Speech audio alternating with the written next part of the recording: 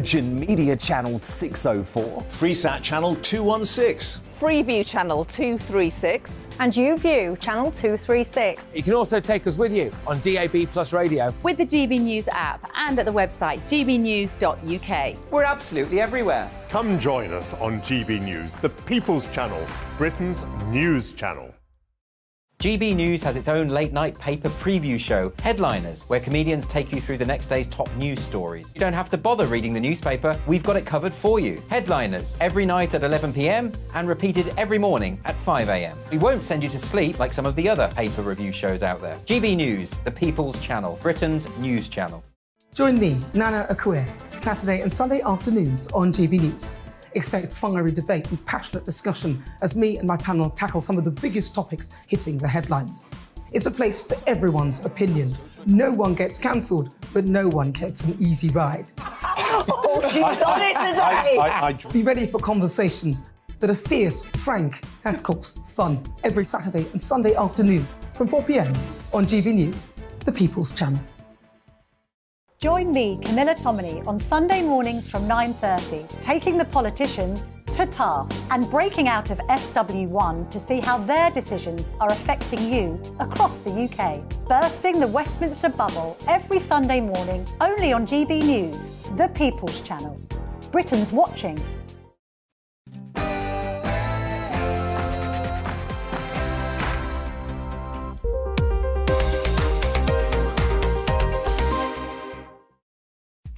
And a very good morning and welcome to GB News Live Spring Budget Special. I'm Mark Longhurst and today we're bringing you 4 hours of live coverage of the budget, and let's not forget Prime Minister's questions too, so lots of number crunching and probably the odd political crunch too.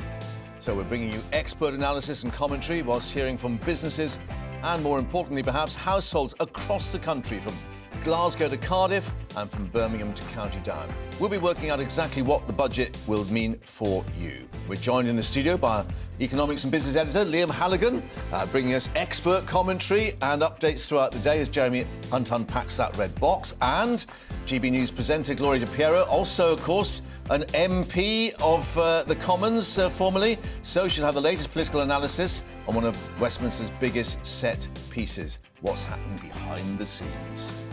And remember, we want to hear from you too. What do you want to see in the budget? Email gbviews@gbnews.uk. We'll reflect on some of those later in the programme and get all your various views in the programme. Before that, though, let's get the latest headlines. Bethany's waiting for us.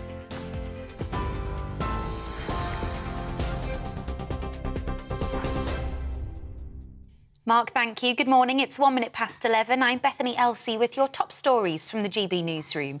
Jeremy Hunt's first budget as Chancellor will include a major expansion of childcare support, aiming to increase the workforce and boost financial growth. There are reports the plan will include 30 hours of free childcare for 1- and 2-year-olds in England.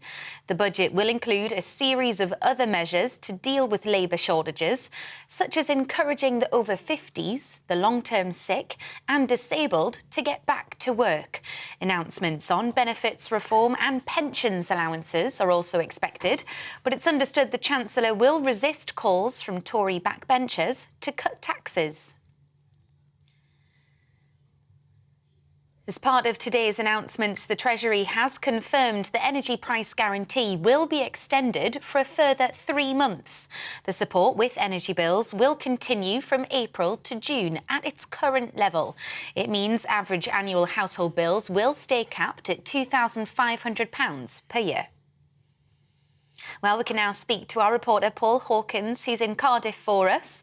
Paul, what are people there hoping for from today's budget?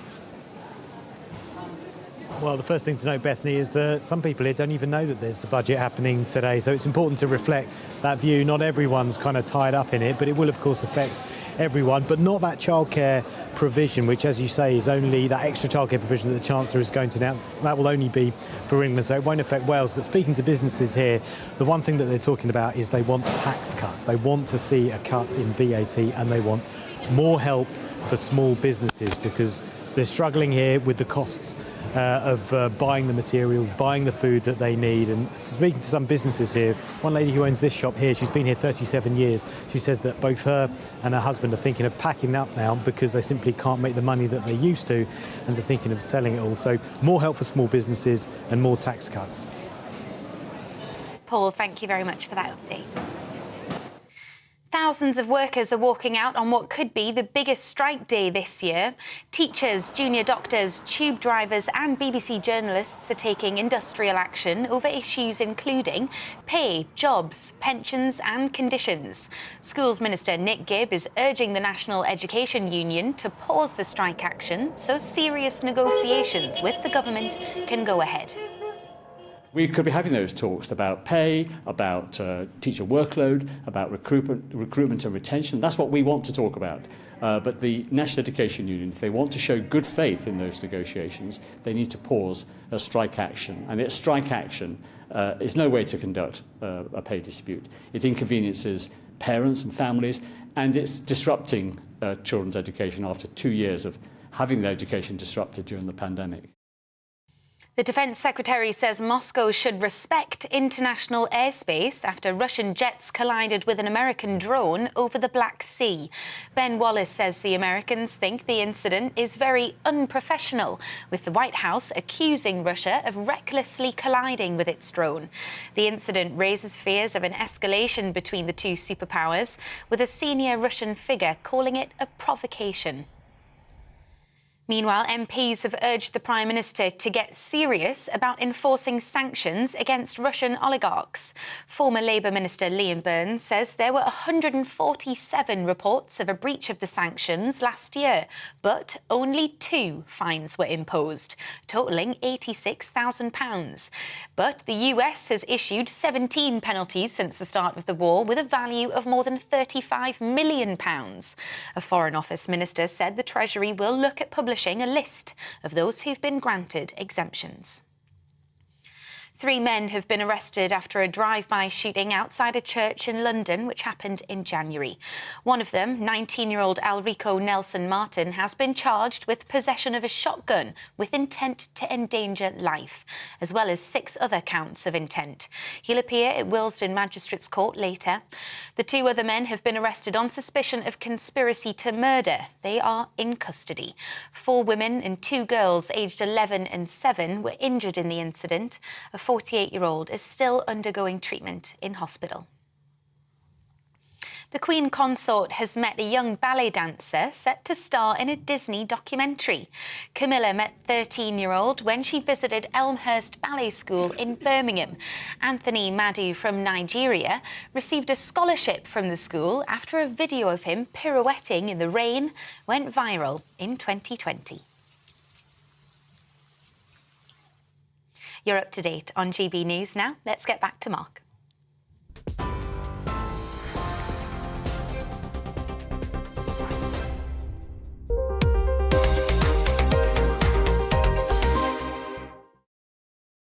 Bethany, thanks very much indeed. And welcome to GB News Live's Budget Special with me, Mark Longhurst. Shortly, we're crossing to Westminster because it's PMQs today as well, Prime Minister's Questions, bringing you all the latest from Parliament in the run-up to the spring budget then. And let's first hear from our economics and business editor, Liam Halligan, and our GB News presenter, former MP, of course, Gloria Di Piero, with us across the day. Welcome to you both. Got the top team for you in today. What more could you want? Got the old band back together.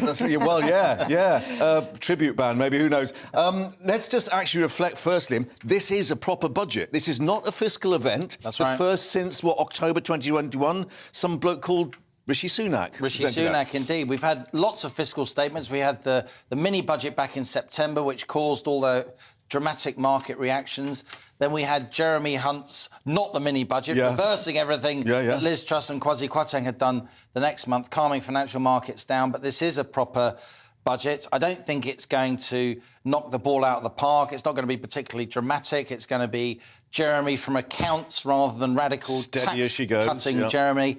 Because the Tories are, amidst the cost of living crisis, at a time when so many ordinary households, hard-working mums and dads, men and women, are trying to make ends meet. It will be all about competency, showing that they can be trusted with the national accounts, with managing the economy, trying to say that Labour are coming up with unfunded spending commitments, which, in fairness to Labour, they're being very careful not to do. Fall in that so trap, I don't think this is going to be a dramatic budget statement, but there'll be lots and lots of detail of vital importance to GB News viewers and listeners. Yeah, and the PR operation already underway. Budget for growth, or back to work budget is the sort of titles they're working already. But in terms of political sort of aspect, we've got PMQs as well today. Which is the least interesting PMQs of the year. Because he can't do anything, can he? Really? Normally, it's the highlight of every week when you get that bare pit of the Commons, but actually every MP in that chamber, and by the way, there's not enough of them all to sit in that chamber. Everybody who is in there is just thinking, come on, let's get to the real event at 12:30. Yeah. But an important aspect about the political dimension of the budget, that is that the Prime Minister and the Chancellor are not only looking at what Sir Keir Starmer might do, it's the Tory backbenchers as well, in terms of this whole issue of cutting tax, corporation tax as well, and how much pressure the Chancellor and the Prime Minister will be from those Tory backbenchers. Yeah, and I think both party leaders are emphasising, and Liam referred to this, sort of responsibility and competence. I think the big question is whether that is enough when people are hurting so much and families are in so much pain at the moment, because you get a chance to tell a political story today. I think the childcare thing will go down very, very well. Yes, actually, because that will genuinely help people, particularly those who are actually already in work and who are really, it's a massive cost for those. Well, it's £15,000 is one of the figures they come up with. I mean, it's extortionate. That will really help. It's primarily mums, isn't it? Let's face it, who are already in work. Yeah. But and encouraging others to get to work. That's the question. Will it? Yeah. And this is a key to what he's trying to do, and that's get growth going. Because we've had the IMF, we had the Bank of England saying the real worry is going ahead, a year, 2, 3 years, is getting growth going in this economy. We do need to get growth going. You won't want to emphasise that too much, because that's what Liz Truss wanted to do, and we can't say that anything that she said was correct, because that would be a political heresy reversal. Yeah. He's not going to engender growth by cutting taxes. He's going to allow corporation tax to go up from 19 to 25%, the first increase in that tax since the days of Dennis Healey back in the 1970s with the big eyebrows. Making the pip squeak. Silly Billy and all the rest of it. Labour will back them on that, won't they? Labour will back them. Labour will back them. So the growth isn't going to come from lower taxes, and indeed tax thresholds on income tax will remain frozen until 2028. Fiscal drag. Dragging more and more people into that top rate of tax as wages go up, but the band stays at 50 grand. So he's going to have to say his growth is coming from, as we've been discussing, getting people back into the workforce, be it people on benefits. There'll be more stringent tests on benefit entitlement, which will be extremely controversial, and showing that the Tories have got a caring, sharing side as well. Cuddly Tories, the nice party. They are going to help particularly young couples who are in work, struggling to make ends meet, because the cost of childcare in this country, by international standards, is pretty extortionate. Yeah. As we heard, 15,000 a year some are paying. Just to focus on this political difficulty of corporation tax, going up to 25%. So that's already in place. Yeah, that was a law passed last year. Was he going to freeze that? Is it the case that with all these sort of various schemes were being suggested that might be coming through into enterprise zones and investment tax breaks, that basically that 25% rate will be punitive?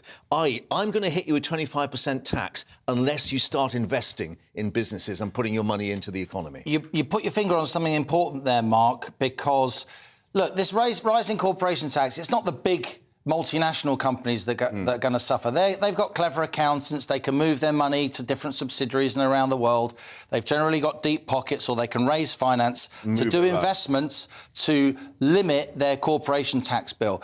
If you're running a small and medium-sized company employing between 10 and 100 people, these are half our companies, Mark, that employ 2/3 of our people, then you haven't got those deep pockets. It's hard to raise finance to get investment to offset your tax bill. You will just be hit with a 6 percentage point increase in your tax bill, taking that off your margin. And for many small and medium-sized enterprises, that's Mark, the profit. The companies that we spent taxpayers' money on keeping alive during lockdown, their margin is 6% if they're lucky. And Labour, of course, will say, when Jeremy Hunt tries to portray this as a budget for growth, well, hang on a minute. You've been in power for 13 years. Who else is to blame if we have anaemic growth?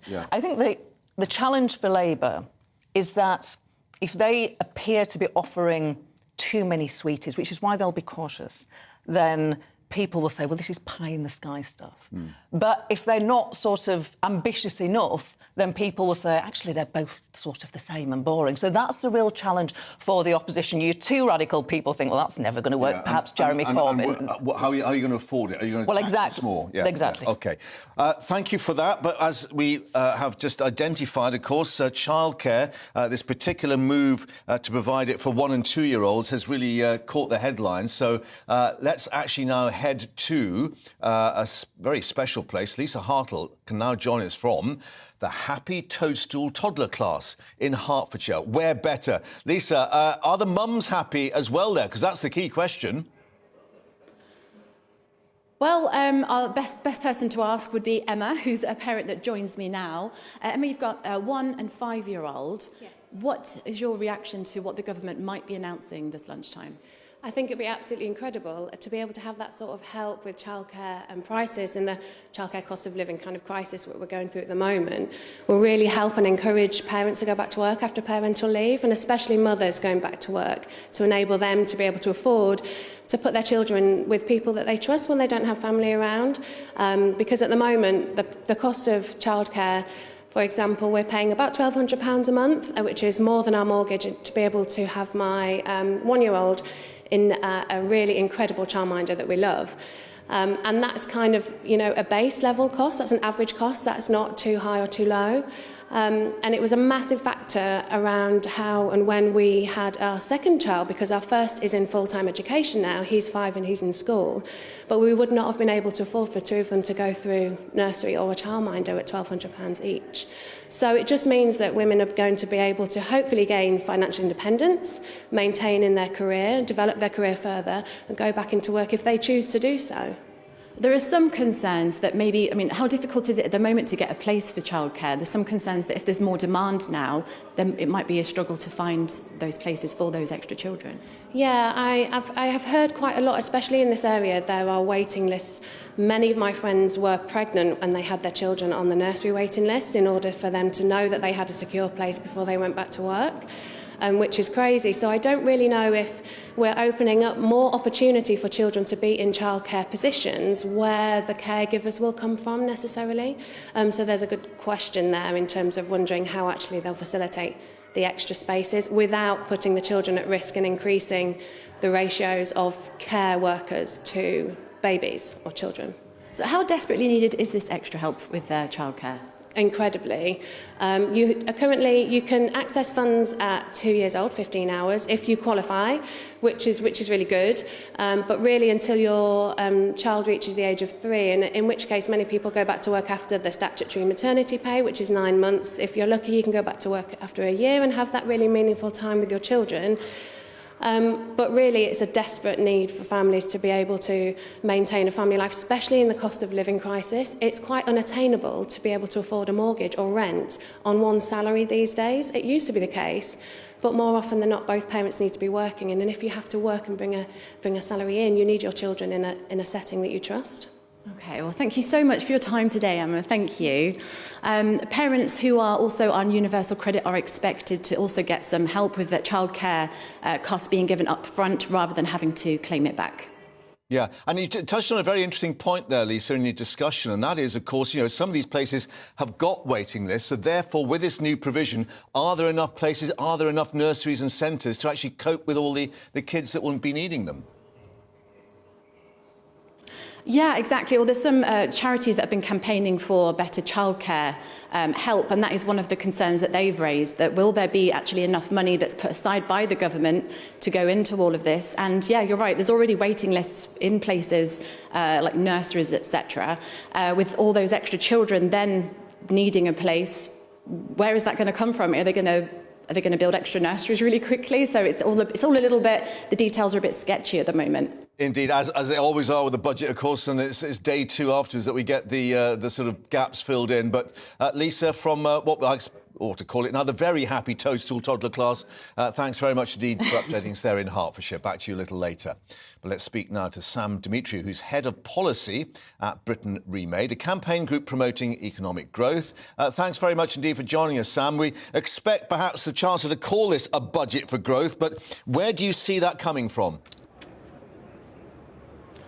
I think the big change in the budget that's been trailed in the press today is the move to full expensing. So this is a really, really powerful investment tax break that's going to replace the sort of temporary super deduction. This is probably going to last for about 3 years, and there's really, really good evidence from the US, from similar schemes in the UK and around the world, that this can boost growth. At the moment, while the UK has traditionally had a very low corporate tax rate by international standards, the actual treatment of that, what comprises that sort of 19 or 25%, as it will be after today, it is not particularly friendly. So the OECD, if you look at countries in the OECD and you look at where we are in terms of investment friendliness, in terms of how the tax regime works, well, we have a low corporate tax rate. When it comes to capital allowances, which is what businesses do when they invest, they deduct a payment over a number of years on a big project like a new machine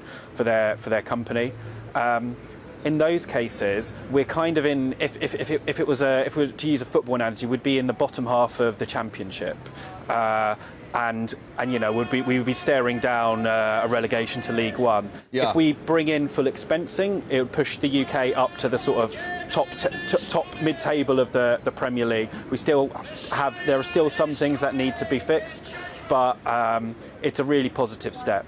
OK, well, let's actually reflect on whether Jeremy Hunt then is the centre forward that we need to actually bring that about. Because, of course, we've got the OBR, the Office of Budget Responsibility, actually sort of marking his homework now, which we've not had since October 2021. Of course, it was something Kwasi Kwarteng and Liz Truss didn't want to happen. And they will obviously then pass judgment as to whether growth is expected, because we've had these warnings from the Institute for Fiscal Studies that, you know, the next 2 years, 3 years, the medium term, there is no growth expected. Yeah, I think we're expecting a more favourable hearing from the OBR this time. We've had some things improve in recent weeks. Over the recent months, energy prices falling a bit, which improves the fiscal situation. So he has a bit of room to manoeuvre, but not much. And that's why you know, we have to focus on those reforms that are either free, in terms of things like getting the planning system to work a lot better. You know, we've got these big projects, investments up and down the country, whether it's big renewable energy projects, housing developments, which we might hear something on the budget today about, and you know, people struggling with the cost of premises. We were talking about childcare, for instance, earlier. Yes. You know, the cost of a premises for childcare is a really, really big part of that. So doing those sort of cheap or free reforms is going to be really important, and it's also going to be really important to prioritise those tax cuts that deliver the most growth bang for your buck. But clearly there's a political aspect to this as well, and that's the Tory backbenchers who say, you know, we want tax cuts, and in their terms they're thinking about, you know, the money in your pocket. And of course we've got the personal allowances, as Liam has explained, this fiscal drag that effectively you're going to be taxed even more from this April onwards, no matter what he does today. Yeah, fiscal drag. So as more and more people are dragged into higher tax rates on inflation, that's going to be a growing issue, especially when you have lots of pinch points in the tax system. So if you once you hit about 100k, which more and more people are hitting, not because they're making loads and loads of money, but because their inflation has driven everything up, they face a sort of 60% tax rate. I think discussed on GB News yesterday. We're talking about there was a discussion where talking about some people with many children getting 80, 90% tax rates if they have various child tax credits as well, and tax-free childcare, I should say. Yeah. So that is a problem that's really going to be needing to be addressed in the long term. Sam, thank you very much indeed. With the voices off, of course, as well. Thanks for coping with that. And we'll maybe get back to you a little later, see what you make of what we've heard. And we'll be hearing from lots of people, including, of course, across the country coming up with our spring budget special. A Chancellor due to make his announcements around 12:30. But don't forget, we've also got PMQs coming up as well, with the Prime Minister and the Leader of the Opposition. All that coming up. Stay with us here on GB News.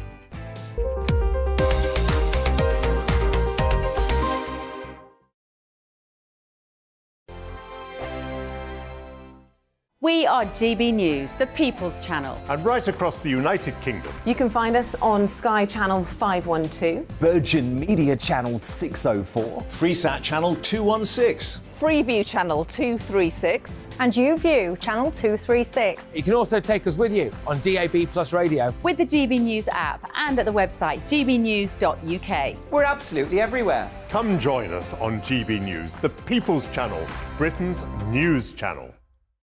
Monday to Thursday, 9 p.m. till 11 p.m. Join me, Dan Wootton. I'll bring you the sharpest takes and hottest debates. Do you not believe in prison? I don't believe in prison. I'm completely stunned. I guarantee you there'll be no spin, no bias, no censorship. I actually was personally quite offended by it. And no reason to go to bed. So I guess they've always been quite woke. That's Dan Wootton tonight on TV, radio and online. Monday to Thursday from 9 p.m. till 11 p.m. on GB News. The People's Channel, Britain's news channel. Hello, I'm Michelle Dewberry, and you can join me every weekday 6 till 7 on Jubes and Kerr. You're an inspiration to us all. Clip that bit up. Well, you are. That's my ringtone. My political ambitions those days are gone, I can tell you. She's only teasing. Go on. He's probably going to want to lay down now. I'll give him 2 minutes to have one. Let's respectfully disagree. That's what we like on Jubes and Kerr. Come and join us. GB News, the People's Channel. Michelle Dewberry, weekday evenings at 6 o'clock. I'm Simon Evans. Join me on GB News for Headliners at 11 p.m. What's the scoop? I'll be joined by 2 of the country's top comedians. That's right. As we take a look at tomorrow's newspapers tonight. We're going to get into trouble. If it's a big story, we'll be covering it. Spill some tea on him. There we go. But we'll also have some fun. I wouldn't stick up a bank. My father didn't love me. So anyway. Headliners every night from 11 on GB News, the People's Channel, Britain's news channel. It's all about family, being in people's living rooms, all the interaction and getting to know who our viewers and listeners are. When I was young, my dad used to say, no, stop arguing. I wanted an outlet that would enable me to give my opinion. People are going through a really hard time right now, and I know that you don't feel like you're being listened to by the establishment. I came to GB News because it's the People's Channel, and I want the audience to have their say on the events of the day. We're dynamic. We do something different. Democracy shows that the wisdom of the nation is in its people. I get to travel to find out what the story is from a personal perspective. The British people aren't fools. We know when we're not being told the full story. We've got to work out how Britain moves forward from this. It's the best country in the world. The establishment had their chance. Now we're here to represent your views. Britain's watching. Britain's watching. Britain's watching. We're proud to be GB News, The People's Channel, Britain's news channel.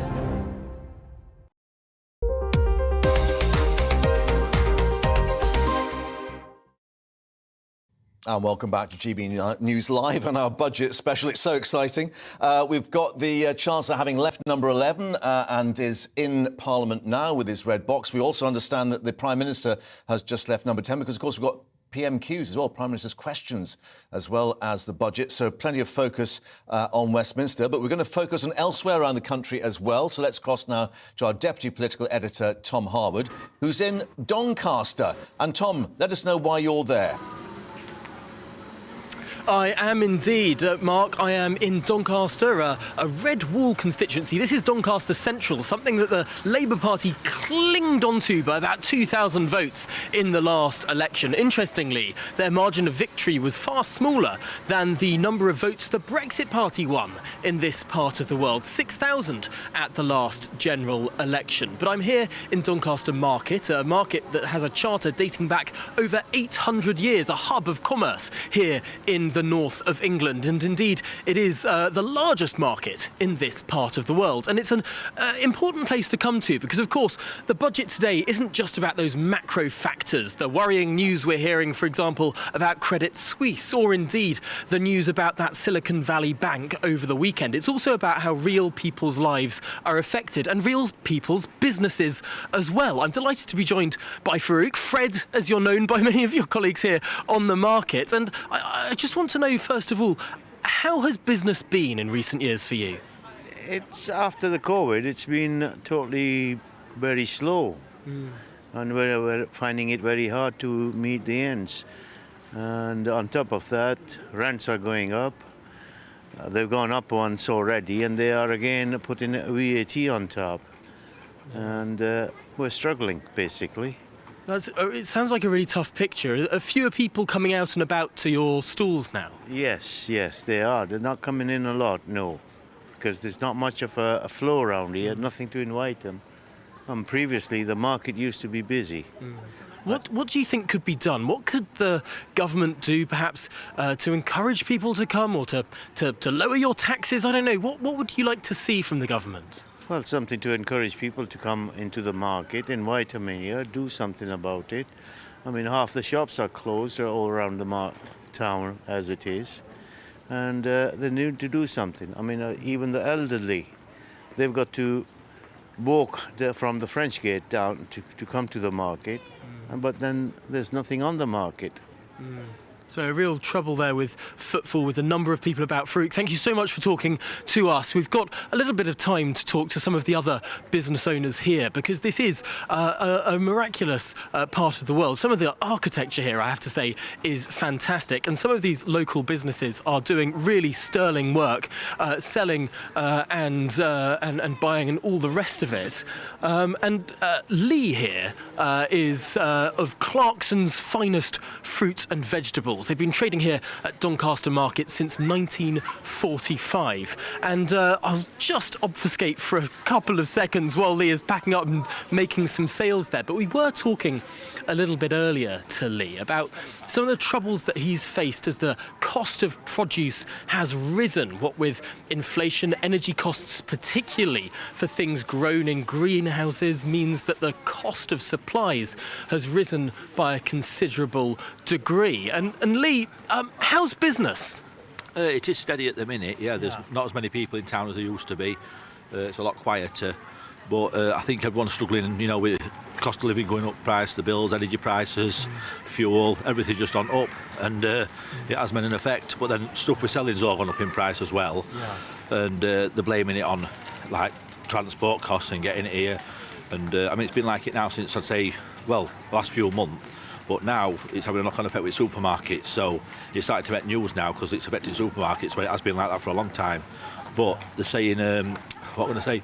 Hopefully, we hope it's going to get better when English stuff starts growing. But it's all stuff coming in from abroad. What's rising costs are getting here, I suppose, and growing it. But they blame everything. They blame it on climate change. They blame it on price of fuel. They blame it on energy prices. It's just everything. They're throwing everything, and stuff's just going up and up. And hopefully it's got to come back down again because people aren't going to survive. Like wages are going up, but it's not going up as much as everything else. So inflation there, the biggest concern for you as a business. Interesting as well to hear that things are affecting you before it was affecting supermarkets. But you're saying that only when it gets to supermarkets, the media really cares about it. Well, it is really, They're not bothered about small businesses, really, are they? It is. It's like not just fruit and veg in supermarkets, it's everything. I've got someone I know who's got a game shop, they've run it with computer games, flower shop, like Mother's Day this weekend. You walk in a supermarket, they'll have flowers, giving them away. And I think it's like Christmas time with fruit and veg. They do all veg, they must be selling it at a loss because you can't buy it for what they're selling it at to get people in shops. But it has a knock-on effect with us. But other countries, you're not allowed to do that. You can't sell things at a loss in other countries. But here, supermarkets just do it.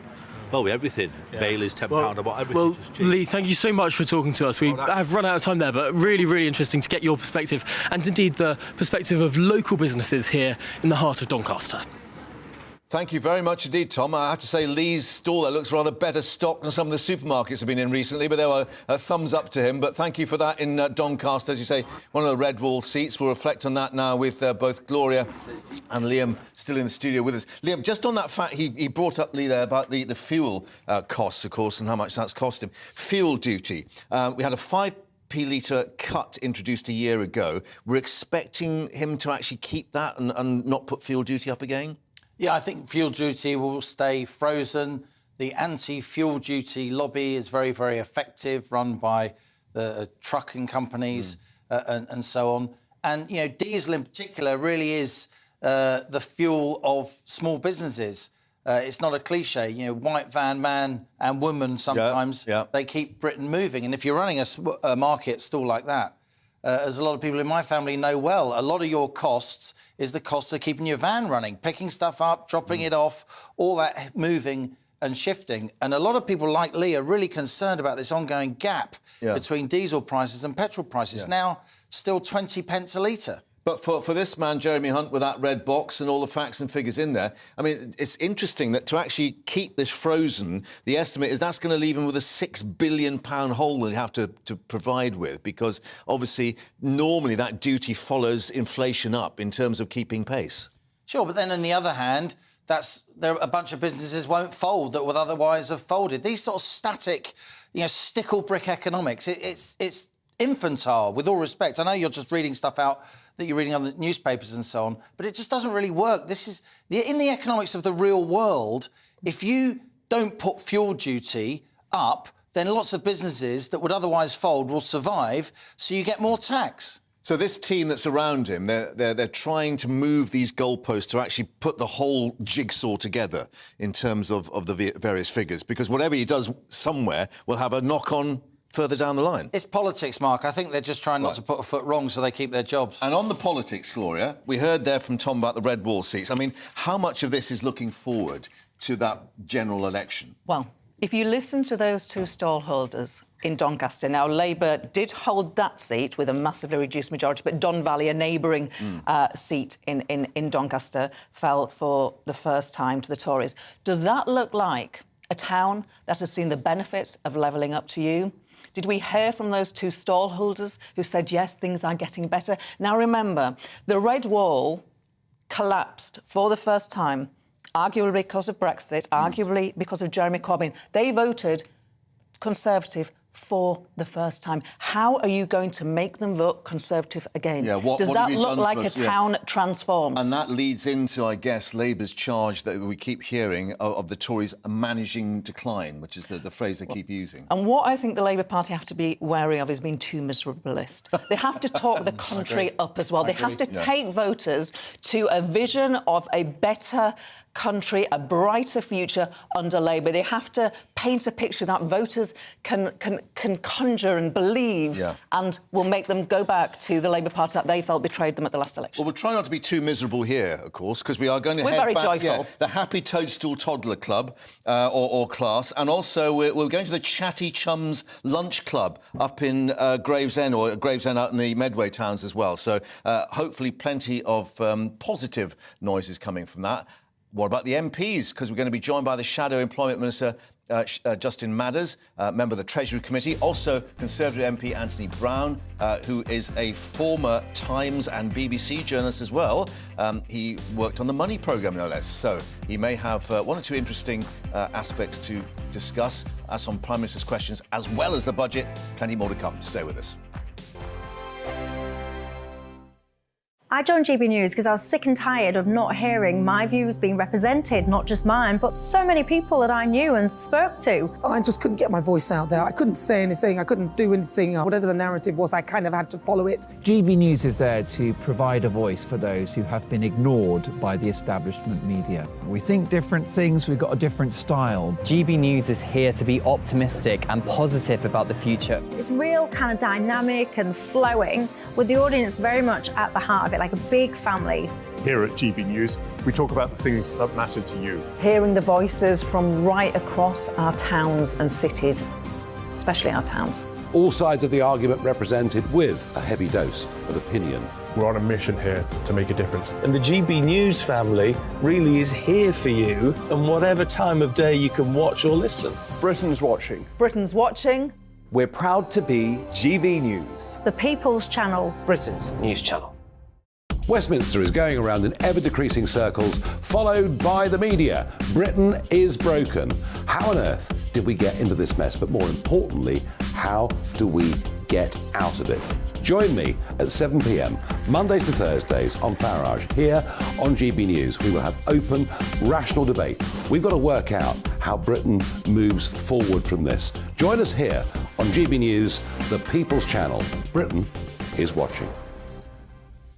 You've probably seen politicians interviewed 1,000 times, but we do it differently. We find out who they really are, we don't shout, we chat, and hopefully we bring a bit of light, not just heat. Did you know Kate Moss? Apparently. Do you have a pair of jeans or a pair of jeans? No, of course I don't. What would I do with them? My friends are like, oh my God, what's she doing now? Join me every Sunday at 6 for Gloria Meets, only on GB News, the People's Channel, Britain's news channel. I'm Jacob Rees-Mogg, the Member of Parliament for North East Somerset and a former government minister. For years, I've walked the corridors of power in both Westminster and the City of London. I campaigned in the largest democratic vote in our island's story. I know this country has so much to be proud of. We need to have the arguments, the discussions on how we make it better. The wisdom of the nation is in its people. Vox Populi, Vox Dei. That's why I'm joining the People's Channel. Join me Monday to Thursday at 8 p.m. on GB News, Britain's news channel. I'm Mark White. As GB News Home and Security Editor, I cover those key issues that are so important to you. Our authorities, our communities doing all they can to combat violent crime. With the public services under unbearable strain, why are we still failing to control our borders? Defence, the first priority of any government, has been continually hollowed out. Can we trust our politicians to protect the armed forces? Join me, Mark White, on GB News.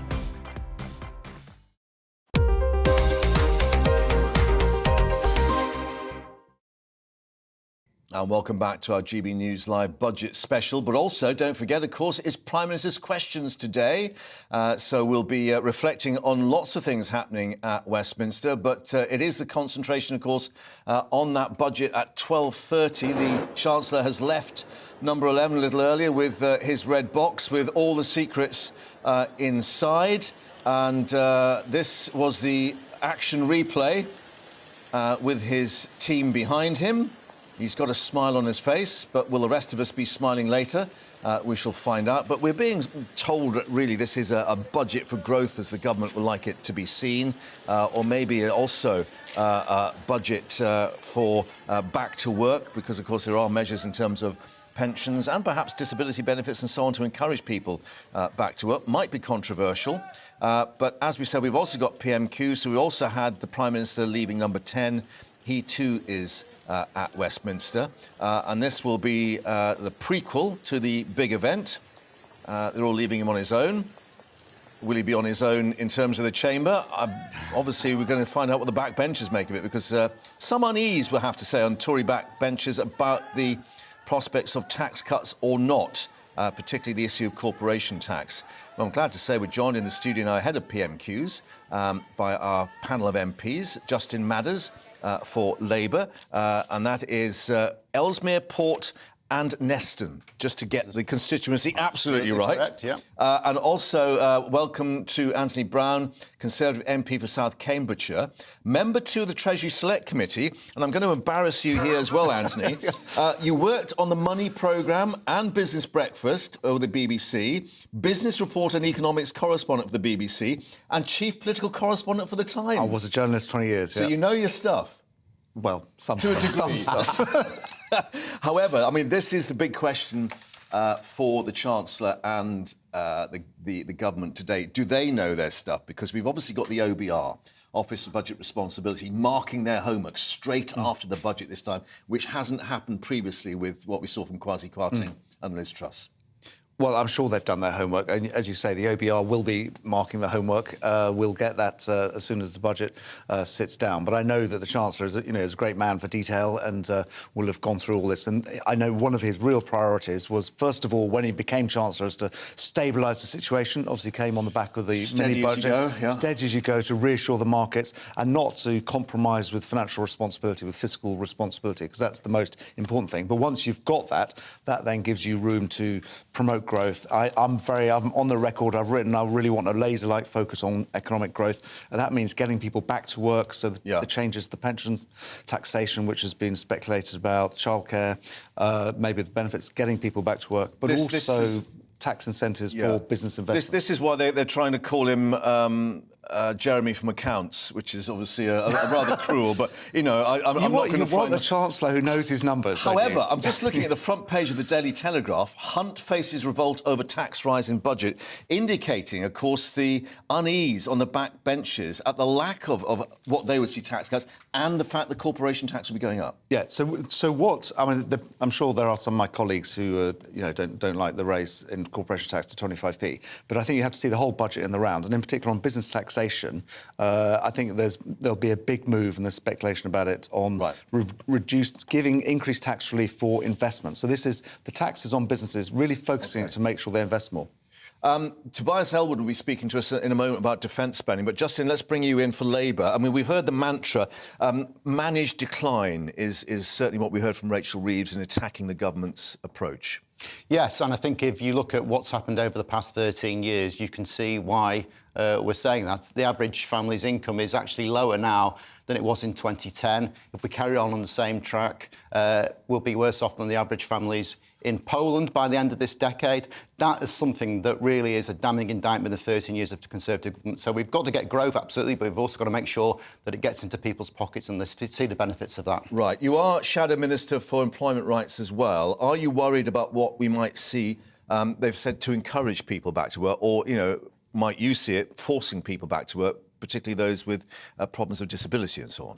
Well, I think the disability employment gap is something that has been widening in recent years, but actually it's about a conversation between those who are unable to work for various reasons and the employer, and actually getting people back into work is a big part of economic success. One of the things that would help in that is reducing the massive record NHS waiting list, of course. Yeah, and obviously in terms of getting the various conditions addressed by doctors and so on, but clearly junior doctors still on strike today, as others are. Gentlemen, from the moment, thank you for that. Stay with us, of course, as our panel, but let's actually now reflect. The Chancellor will be addressing defence spending too in the announcements today, and that has been ramped up recently, that $5 billion earmarked for the Ministry of Defence over the next 2 years. So let's speak now to Conservative MP Tobias Elwood joining us, Chair of the Defence Select Committee.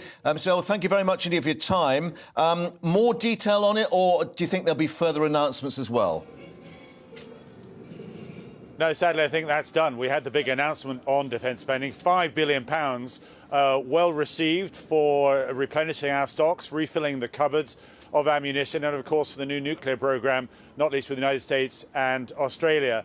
But I do warn that we're entering a very dangerous decade. The government even spells this out in no uncertain terms, that we're entering a new era of instability. And I'm quite surprised, indeed baffled, that the government could say how difficult the world is going to become, how challenging it's going to be, not just in Ukraine, but beyond. Yeah. And yet we are deciding not to spend any further in defence. Our Army, our Air Force, our Navy are simply too small for the job they're currently doing, let alone what's coming over the horizon. Yeah, $5 billion sounds a huge amount, but when one actually examines the cost of those subs, and of course we are going to be building those at Barrow and Furness, that's not going to go very far, is it, $5 billion? No, don't forget what happened in the last integrated review. We saw cuts to our tank fleets, cut to our armoured fighting vehicles, cut to our size of the British Army, and yet here we are trying to be an exemplar on the international stage. Countries look to us for leadership, and there is I have to say, a very 1930s feel to the world right now, where international institutions such as the UN can't hold errant nations like Russia and China together.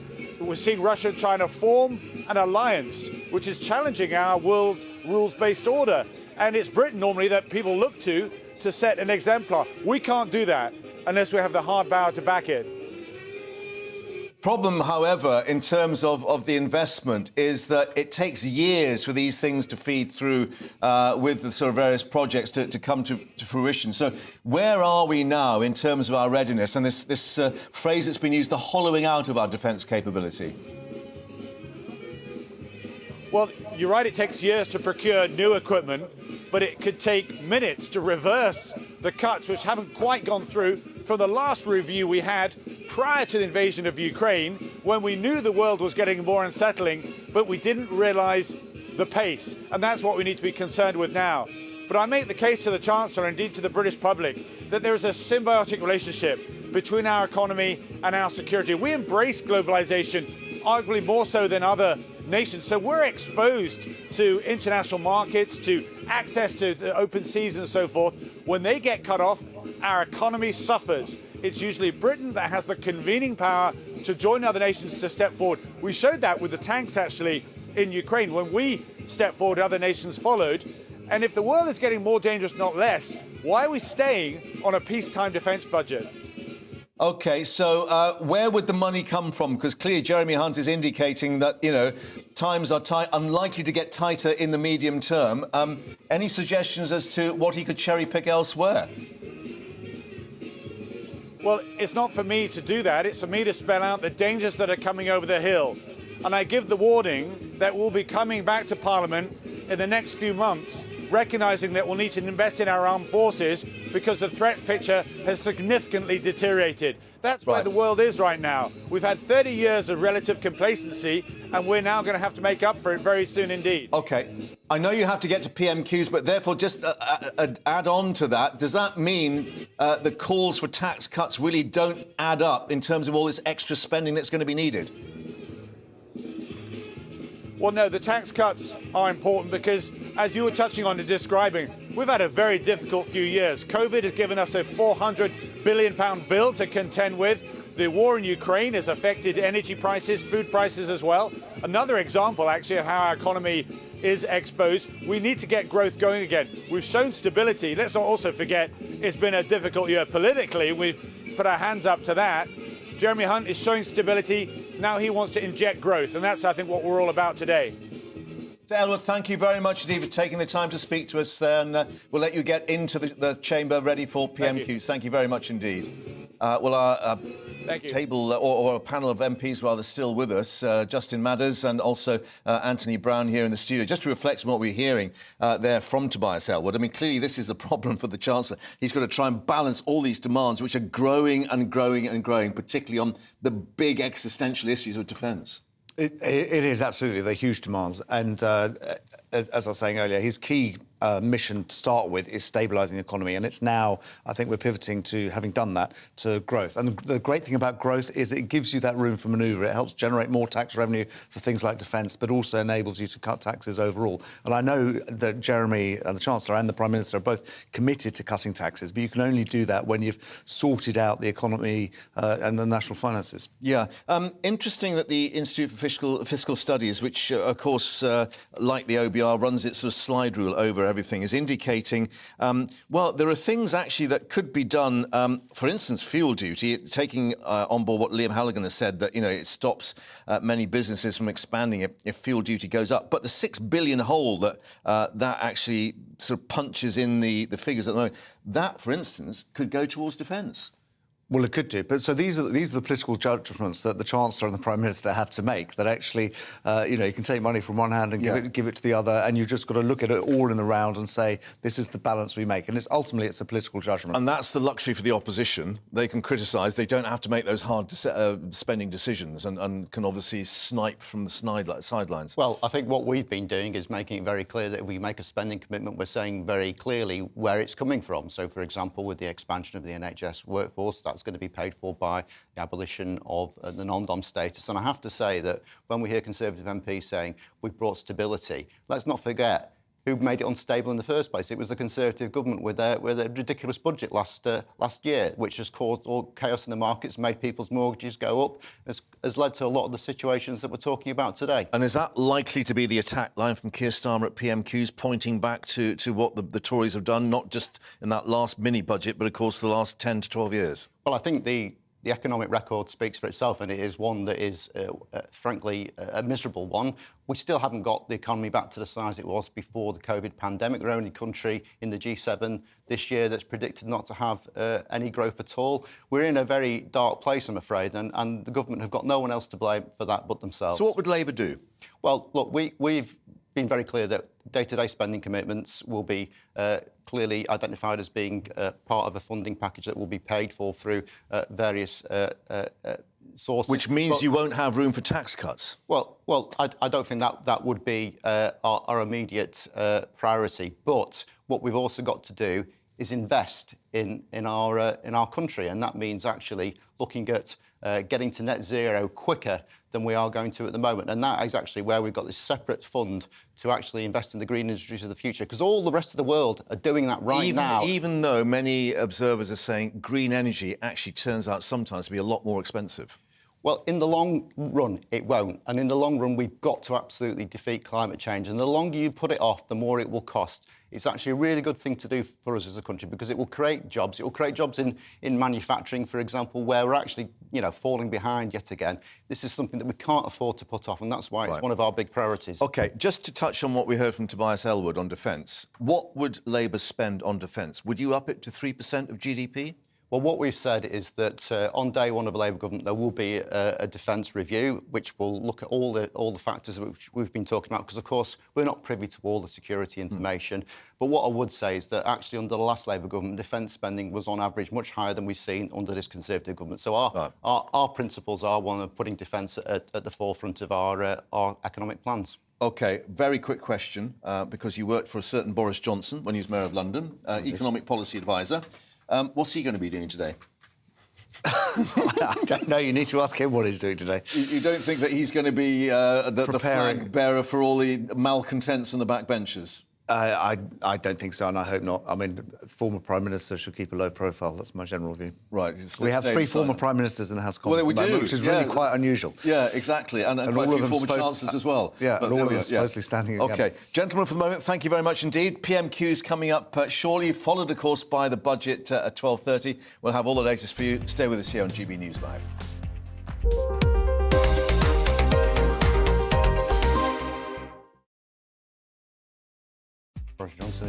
So, just to alert you that we have the details coming up of PMQs. The Prime Minister is already there. This is the chamber.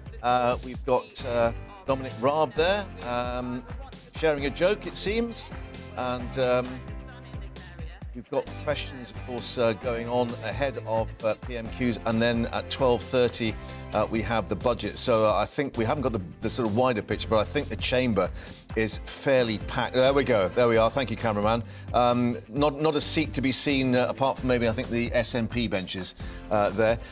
Just give us a sense of the occasion on this, and thank you very much for both being with us here in the studio. We'll miss PMQs. We'll race back to the budget. You will. Yeah. OK. So the budget's such a great time where you don't intervene on the Chancellor. Everyone's meant to listen. And I know this is going to be a really...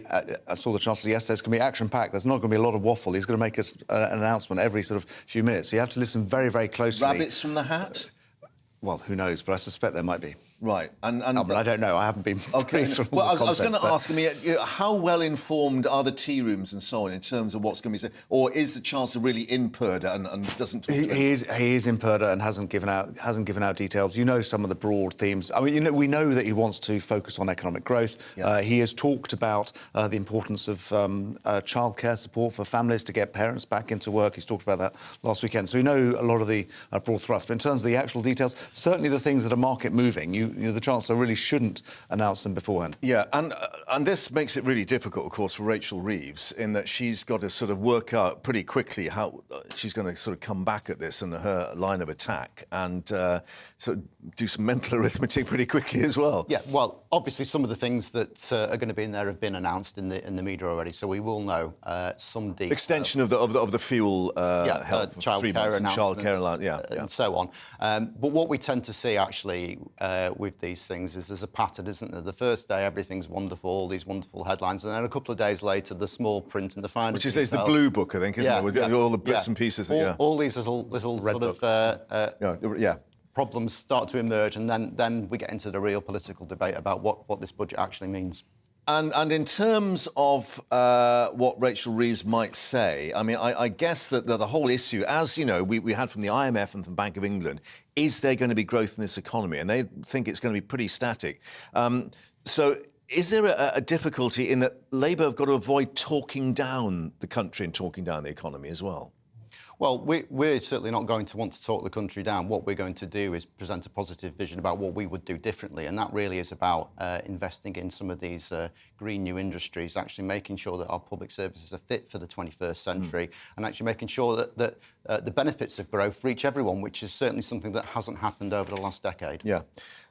Going back, Anthony, to your previous role as the Money Programme, Business Breakfast and so on, what about the presentation of this? I mean, this is the key as well, isn't it? It's not just what's in the detail, it's the way you present it. It is very much so. And you know, historically, Chancellors of budgets have often wanted to do a bit of flourish. I think it was Norman Lamont who had his glass of whiskey there, and it's the one time you're allowed to drink Rishi alcohol. Sunak, non-drinker, of course. Well, we didn't have he whiskey isn't. last time. I'd be very surprised if Jeremy Hunt was drinking alcohol in the chamber today. I think what you'll get is a very business-like budget. I mean, it's a serious time. We've got to get a return to economic growth. It's not a time for sort of... I don't think this is a time for sort of entertainment, as it were. What we want to know is, you know, what's the plan for growth? What are you going to do to drive economic growth? It's the big challenge we have as a country. Although our track record, actually, Justin pointed out the IMF forecast for this year, and actually the outcome last year, we were the fastest growing economy in the G7 last year and the year before. Which is what Labour want us to be, of course. Yes. Yeah. The reason, of course, that we were the fastest growing last year is because we were the biggest loser 2 years in a row. 2020. 2 years in a row. Well, you can spin it as you like. We had a bigger crash than anyone else. That's why we were able to get since back 2010, we've grown faster than Italy and France and Japan, and the same level as Germany. An interesting point on presentation. The government's not going to be able to spin this one because the OBR is going to be on their back. 36% increase. And they are rigorously independent. Yeah. That is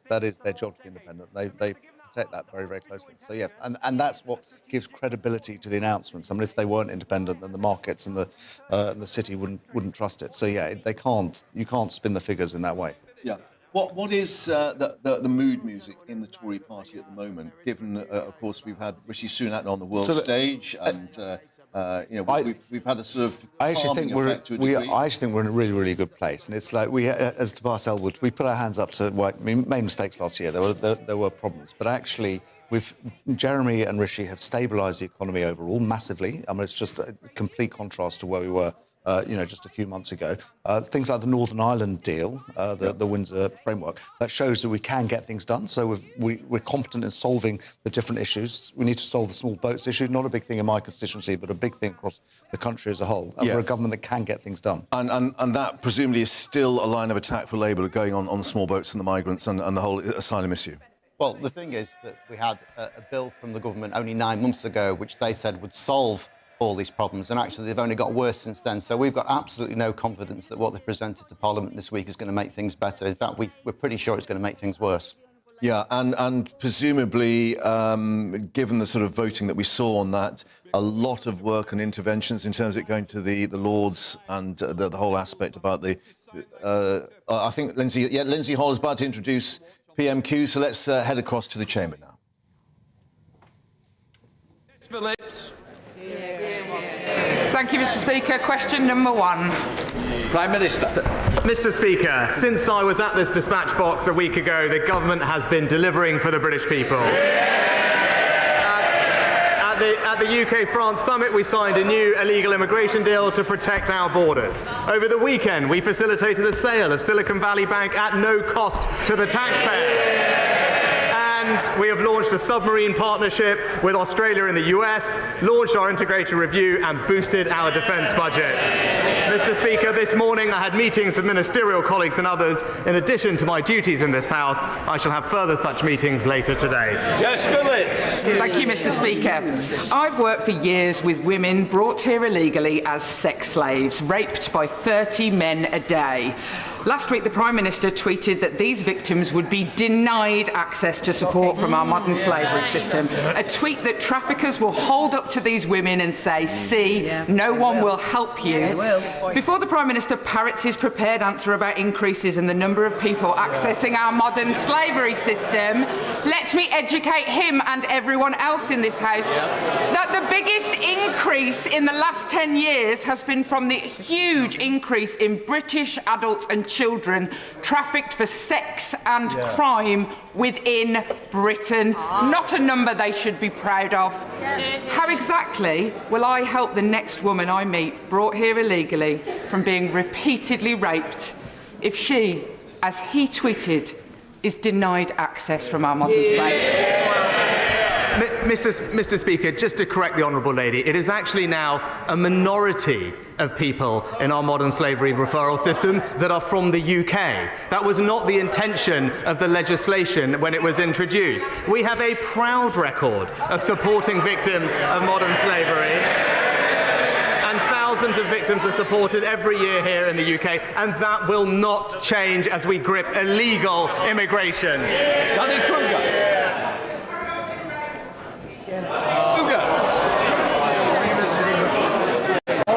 Mr. Speaker, on Monday, the Home Secretary said that in recent decades the immigration to this country has been too high, and all the benches opposite howled their disapproval. They want higher immigration, not lower.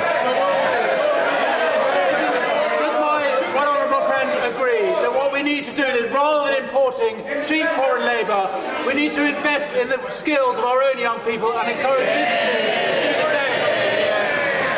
Well, Mr. Speaker, my honourable friend is right that we do need to encourage long-term investment in the domestic workforce. We'll hear more from this in the Chancellor later this afternoon, but the Department for Work and Pensions is directing support at sectors with labour shortages like construction and social care, and our new skills boot camps are part of a dramatic rebooting of our skills system to support workers to get the skills that they need. We now come to the Leader of the Opposition, Keir Starmer. Thank you, Mr. Speaker. Last summer, the Prime Minister claimed he wanted to protect free speech and put a stop to no platforming. So how concerned was he by last week's campaign by Tory MPs to cancel a broadcaster?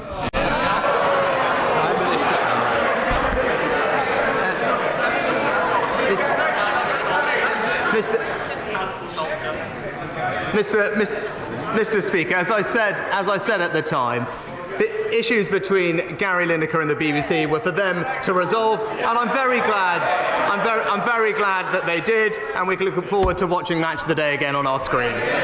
Keir Starmer. Mr. Speaker, the sight of them howling with rage over a tweet, signing greening letters in their dozens, desperately trying to cancel a football highlight show. That should have been laughable.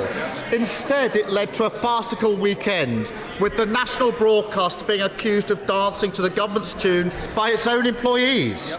Rather than blame everyone else, why doesn't he take some responsibility, stand up to his snowflake MPs waging war on free speech?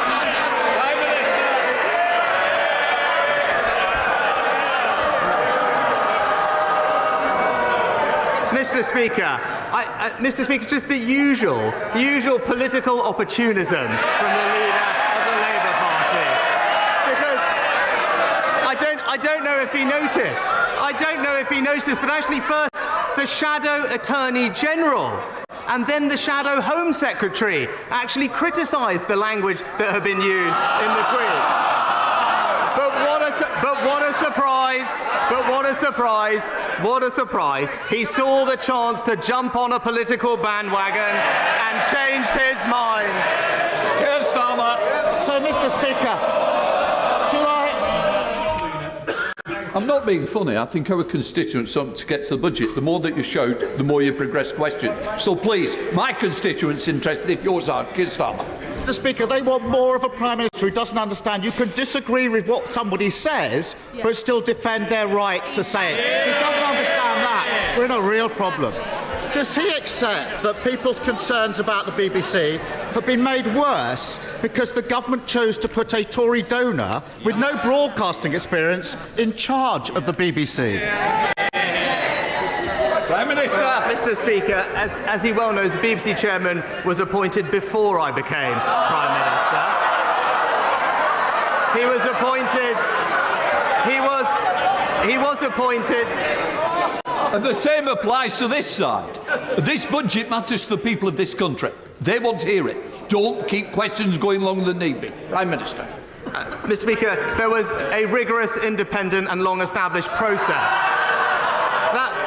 That appointment was supported by expert panel members, as well as the cross-party DCMS Select Committee. Now, it's right. That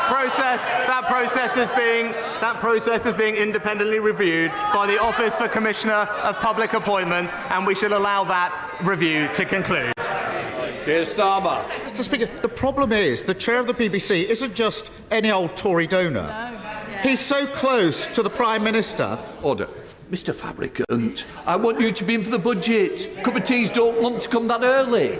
Mr. Speaker, he's no ordinary Tory donor. He's so close to the Prime Minister, he's been described as his mentor. Yeah. He helped arrange an £800,000 credit line for the former Prime Minister, a minor detail he forgot to tell the Select Committee, which scrutinised his appointment.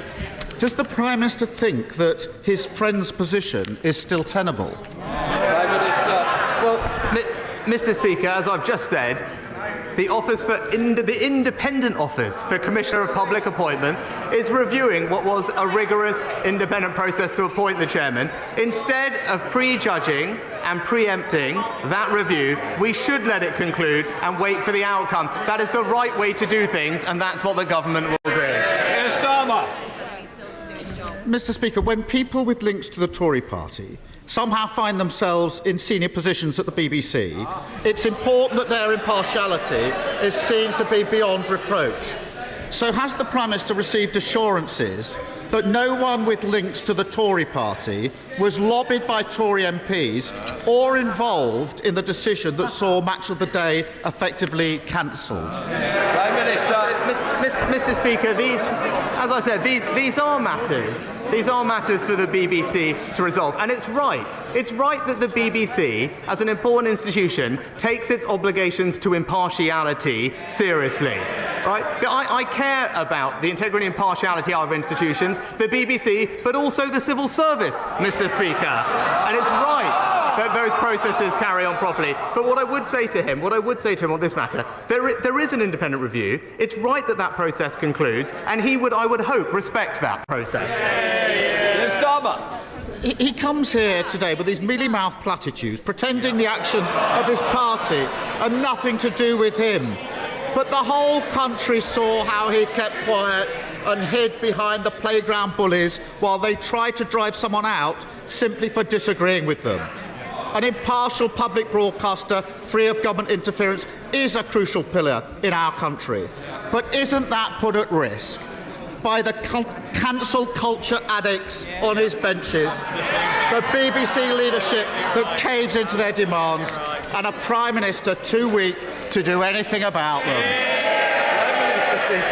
Mr. Speaker, we're not going to take any lectures on cancel culture from the party opposite.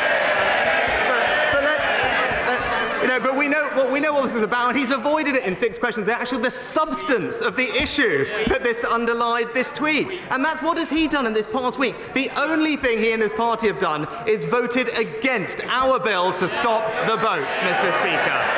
Siding with people smugglers over the British people. That's the substance of what's happened. Instead, what have we done is conclude a new migration deal with France, Mr. Speaker. We've managed to sign a new defence partnership with our allies, the US and Australia. We've protected British start-ups and we have boosted defence spending. And that, Mr. Speaker, is what delivering for Britain looks like.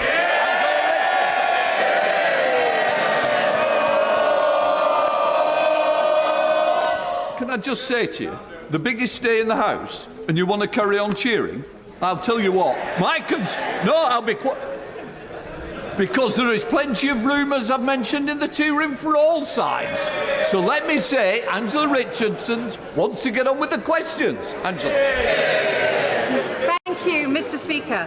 For decades, Surrey Research Park in Guildford has been home to our pioneering space sector, with Surrey Satellite Technology Limited and now Surrey Space Centre's spacecraft project, which recently received £300,000 to train and recruit dedicated space engineers and create facilities to trial space-related technology. Will my right honourable friend join with me in welcoming this investment? And when his diary allows, will he come and visit Guildford to celebrate successful local innovation and job creation? Well, I can reassure my honourable friend that we are continuing to invest in the UK's thriving space sector, including in her constituency. A new £6.5 million scheme to support high-impact projects. Space South Central, as she knows, is already the leading regional space cluster in the UK. There's more investment coming, and I look forward to either visiting myself or the Minister of State for Science, Innovation and Technology to make sure that her companies get the recognition they deserve. SNP leader Stephen Flynn. Mr. Speaker, on Monday, as households in Scotland were awakening to freezing temperatures, they were met with the news that the electricity grid had been upgraded in order to meet the power demands of the Prime Minister's new swimming pool. So may I ask him, was it whilst he was taking a leisurely dip that he decided to leave households drowning in their energy bills? Prime Minister. Mr. Speaker, thanks to the actions of this government, what we have provided is over £1,300 to help families with their energy bills over the last year. Now, I won't want to preempt what the Chancellor is going to say later, but this is a government that is committed to continuing to help people with the cost of living, and that's what you'll hear later on. Stephen Flynn. You've got to wonder what planet he's on, Mr. Speaker, because for households in Scotland, energy prices haven't been frozen at £2,500. Indeed, the average bill in Scotland has been closer to £3,500, a near tripling in just under 2 years. But worse than that, the Chancellor is about to get to his feet and announce that the £400 energy rebate is about to be scrapped for everyone, not just in Scotland, but right across these aisles. So is it not the case that the Tories aren't freezing energy bills, they're looking to freeze households? Mr. Speaker, actually, the government is delivering for people across the United Kingdom. Energy bills have been our priority, which is why over £1,000 of support, which is benefiting households in every part of our country. But he talks about delivery. It's now clear that we know, because of the SNP, that the trains don't run on time. The police are at breaking point. The police are at breaking point, and the NHS in Scotland experience the longest ever waiting list. Mr. Speaker, that isn't even my assessment. That's what we learned in the SNP's leadership debate last week. Aaron Bell. Thank you, Mr. Speaker. Independent retailers are the lifeblood of our high streets and critical to the regeneration of our town centres, so we should cherish and celebrate the entrepreneurs who set them up and run them. With that in mind, would the Prime Minister join me in congratulating the winners of my recent competition to find Newcastle's best-loved independent shops and market stalls, namely Tony Price Quality Butchers, Mijouli's, Cheeky Cheesecakes, and the overall winner, Anasma Greek Bakery, who only opened in January 2021 and are already expanding to a second site.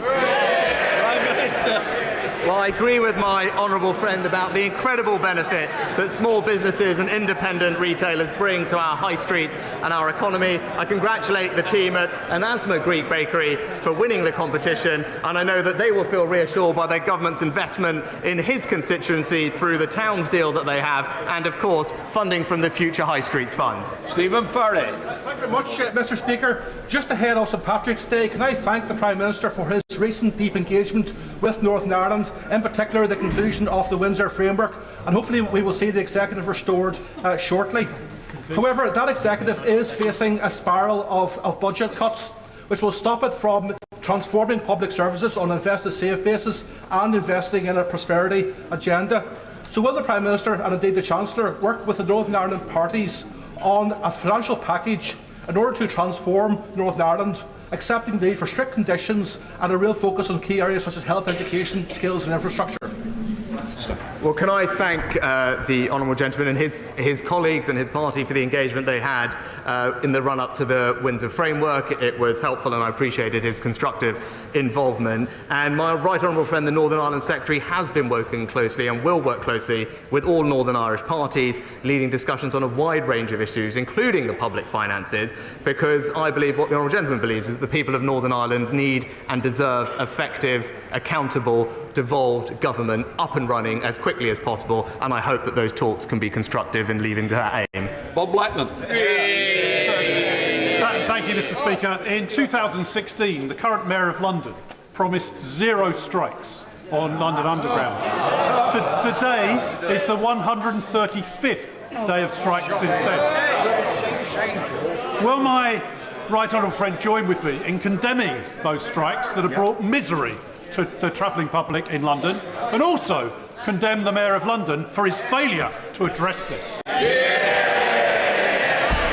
Mr. Speaker, my honourable friend is absolutely right about the misery being inflicted on Londoners by the incompetent running of TfL. It's worth bearing in mind, not only do the party opposite vote against our minimum service levels, which will provide respite for the hard-working British public, that the Mayor of London, since the pandemic, has received £6 billion of additional funding for transport services. So for us to be in the situation that we find ourselves in today is simply unacceptable. Thank you, Mr. Speaker. An investigation reported in The Guardian and the BBC revealed that in the last year, on more than 450 instances, sewage was leaking into cancer wards, maternity units and A&E departments. Without urgent action, the legacy of this Conservative government on the NHS will be an image of a nurse cleaning up sewage around a patient in a crumbling hospital. Will the Prime Minister commit to that pledge of building 40 hospitals by 2030, including in West Hertfordshire, and will he establish a fund to repair those hospitals that are in a dire state of disrepair? Mr. Speaker, we are investing record sums in NHS Capital to upgrade dozens of hospitals across the country, but in particular to build 40 new hospitals, and we are committed in particular to a new hospital scheme at West Hertfordshire Hospital NHS Trust as part of that programme, and the programme is working closely with the Trust on their plans in line with the approach that we have taken nationally. Mark Plitchard. Speaker, does the Prime Minister agree with me that agri-tech is a vital part of the UK economy, and in particular the excellent work of the Crop and Environment Research Centre at Harper Adams University in Shropshire? I know he has a busy schedule, but could he dispatch the Secretary of State to come and look at that research centre, and in particular the women leading science and maths at Harper Adams, and indeed leading the world? Well, Mr. Speaker, I agree with my honourable friend, and in particular Harper Adams is a fantastic example of the type of innovation and skills provision that we need in our agri-tech sector, and that's why I'm pleased post-Brexit that we can introduce the gene editing bill, Mr. Speaker, which will help drive productivity and efficiency in our agricultural sector even further. Speaker, the government promised the 40 new hospitals 3 years ago, and the Prime Minister's just expressed his intention to proceed again. 2 years ago, in St Mary's Paddington Hospital serving my constituency, a ward ceiling fell in during floods, the eye hospital was closed by a fire, and the birth centre and maternity wards are threatened by structural problems. This week, Trust managers said the infrastructure is having an increasing impact on staff and patients. We just can't afford to continue to waste money on failing buildings. But the hospital is waiting for the commitment from the government for the funding under the New Hospitals programme. Will today be the day that the Prime Minister commits to that specifically? Mr. Speaker, as I said in my previous answer, the government is committed to the New Hospitals programme. We've committed record sums to NHS Capital, not just for that programme, but for smaller scale upgrades across the country, and those conversations with her trust and others are happening in the same way across the country, and I look forward to those conversations continuing. Nicky Aitken. Mr. Speaker, governments at all levels, national and local, should always strive to deliver value for money for the taxpayer, particularly in a cost of living crisis. Therefore, does the Prime Minister share my astonishment that my local Labour-led Westminster Council voted last week to raise council tax by 2%, council tenants' rents by 7%, and increase allowances for its senior councillors by up to a staggering 45%.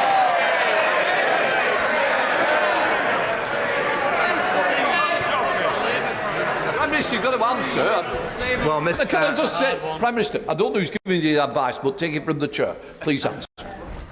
Mr. Speaker, it is disappointing to see that I think it's been just under a year that the now Labour-run Westminster Council has put its own councillors' pay ahead of everything else. I can't quite believe the figures that we heard from Honourable Friend. A staggering, an eye-watering 45% pay increase when people across our country and indeed the ward are suffering cost of living pressures. It's clear, Mr. Speaker, that it's only Conservative-run councils that deliver for their residents. Thank you, Mr. Speaker. Mr. Speaker, every child in the UK is entitled to free NHS dental treatment, but with 80% of practices not accepting children as new patients, is the Prime Minister proud of his record on our children's dental health? Mr. Speaker, we're investing £3 billion in NHS dentistry, and because of the reforms to the contract, there will be about 10% more activity this year above contracted levels. There are 500 more dentists in the NHS today, but also, I think, almost a 45% increase in the amount of dental care being provided to children. Eric Thomas. Mr. Speaker, 5 years ago, £40 million of public funds were set aside for brain tumour research, but recent government figures suggest that a little as a quarter of that money has been deployed to researchers. The mechanism to distribute research funding effectively is broken. As a result, the brain tumour community has not seen the breakthroughs in treatment and survival rates that many of us believe they should have. Does my friend the Prime Minister agree with me that a unique, complex disease needs a unique response? And in what is Brain Tumour Awareness Month, will he make brain cancer a critical research priority across all cancers? Well, can I thank my honourable friend for his thoughtful and powerful question. He's absolutely right about the importance of medical research being expedited so we can deliver better care for the people who are affected. I'll make sure that he gets a meeting with the relevant minister so we can ensure that that funding gets out to the people who need it and we can bring relief to them as quickly as we can. Joanna Chung. Thank you, Mr. Speaker. With the encouragement of the British government, female prosecutors and female judges in Afghanistan stood up for the rule of law and for a more inclusive and equal nation. Those left behind are in mortal danger. Last year, I met with senior officials at the Foreign Office who were open to making a specific case for at least some of these women to be relocated to the United Kingdom, but nothing has happened since then. This dire situation requires a Prime Ministerial intervention. So I'm not asking to meet the Prime Minister's officials or his ministers. I'm asking him directly, will he meet with me to see what we can do for these women? Prime Minister. I'm very happy to meet with the Honourable Lady, and she will know that we take our obligations to those who helped and served in Afghanistan extremely seriously, both through the ARAP scheme and the ACRS scheme. We have already brought 20,000 refugees from Afghanistan to the UK. We've worked closely with the UNHCR and others on those legal routes, but I'd be happy to meet with her to ensure that we're targeting our compassion, our generosity on the people who most need it and not those who are coming here illegally. Caroline Ansell. Mr. Speaker, at the height of the pandemic, centre-assessed grades allowed our young people to move forward with their lives. Lara, my very brave young constituent, is now battling cancer and will not sit the GCSE exams she has worked so hard for and could be left with only a certificate of recognition. In exceptional circumstances such as these, why can't the same principle apply? Would my right honourable friend, the Prime Minister, look compassionately at this situation? Prime Minister. Start by sending my best wishes to Lara and thanking my honourable friend for raising her case in Parliament. Of course, it's incredibly upsetting and challenging for children and young people to be diagnosed with a serious illness, and especially so close to their exams. Now, there are allowances that are made, and in the first instance, students will speak to their school or their college to make those reasonable adjustments, but I'll be happy to make sure that we work with my honourable friend to find a resolution in Lara's case. Dr. Rupahat. Mr. Speaker, I welcome the PM's numeracy drive, but did he know that some 7.1 million adults in England are functionally illiterate? It's often diagnosed late in life, like with TV's J Blades, if at all. So would he thank the entirely voluntary Read Easy, who are turning this round at just £250 cost per new reader, and commit to a national strategy for eradicating this problem that's costing our economy $25 billion a year in lost competitiveness? Well, Mr. Speaker, I agree with the Honourable Lady. Literacy and numeracy are critical for adults to be able to participate both in society and the economy. I'm happy to praise Read Easy for the work that they do. I look forward to learning more about them. But the best way to solve this problem is to ensure that our young children get the reading skills and training and education that they need. And I'm so pleased that because of the reforms introduced by this previous Conservative governments, particularly with phonics, we have now marched up the international league table and have some of the best results for reading that we've seen in a very long time. Richard Fuller. Thank you, Mr. Speaker. More than a quarter of the economic output of this country is in sectors overseen by some of our major regulators, such as Ofwat and Ofgem. But historically, there's been very little in the way of oversight to say whether they're doing a good job or a bad job, whether they're achieving international best practice or not. So can the Prime Minister look to see what he can do to address this historical oversight and enable regulators to play their part in ensuring economic growth? Well, Mr. Speaker, as always, my honourable friend makes a very thoughtful point, and he's absolutely right about the importance of our regulators in driving growth, competitive investment in our economy. I know the Chancellor will have something to say on this later on, but he should rest assured that we will keep at it to make sure that there is accountability and oversight of our regulators. We all want to see more growth in our economy, and they need to play their part in delivering it. Reb Stringer.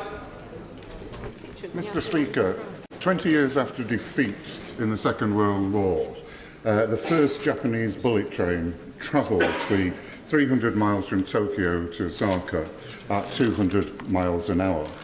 Isn't it a measure of the government's incompetence, yes, lack of commitment to the regions, lack of commitment to infrastructure, that it is now expected that 24 years after a Conservative Transport Secretary announced that HS2 would happen, that Birmingham, Manchester and London will not be linked by that time?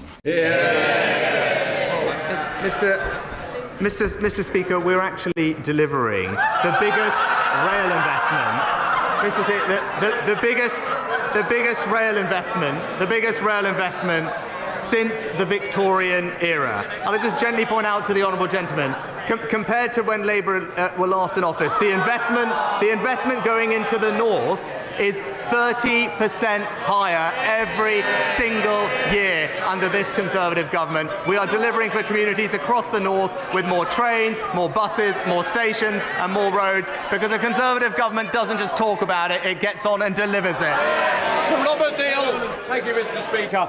I hope very much that later today we'll hear news of help for motorists and small businesses. But for motorists and small businesses in Bromley and the rest of Outer London, they're going to be hard hit later this year by the Mayor of London's stealth tax in the form of an ultra-low emission charge. Costs money and jobs. Isn't it time to revisit the Local Government Act and revise it so that such charges can only be imposed on London boroughs with the consent of the boroughs themselves? Mr. Speaker, my honourable friend makes an excellent point, and it's right that the Mayor of London should listen to the voices of commuters, of families and of small businesses as he inflicts his damaging tax on them. This government will always be on the side of those people, and this budget will deliver for them too. And completes Prime Minister's questions.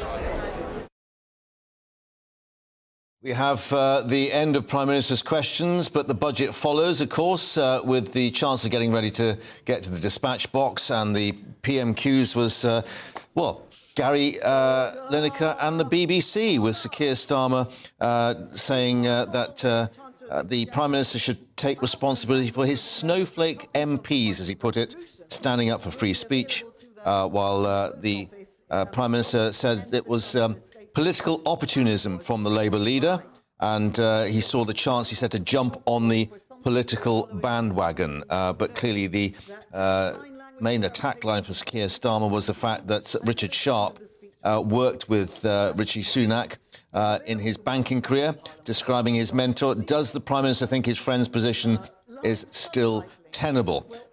Rishi Sunak then replying that, of course, there was a review into the whole affair going on, and that should be actually the correct way forward. We are now awaiting the budget, but just to tell you that the Chancellor has addressed Cabinet already on what he said will be a growth budget. The Number 10 spokesman saying that he had set out an improved economic picture after the autumn statement, explaining that paved the way for a growth budget. Chancellor of the Exchequer now on his feet.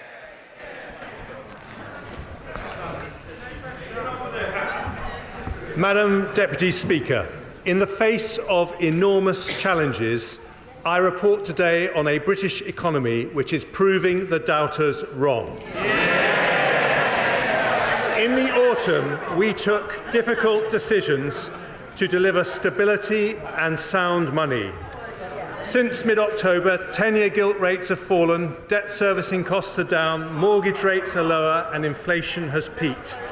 The International Monetary Fund says our approach means the UK economy is on the right track. Yeah. But we remain vigilant and will not hesitate to take whatever steps are necessary for economic stability. Today, the Office for Budget Responsibility forecasts that because of changing international factors and the measures I take, the UK will not now enter a technical recession this year. Yeah. They forecast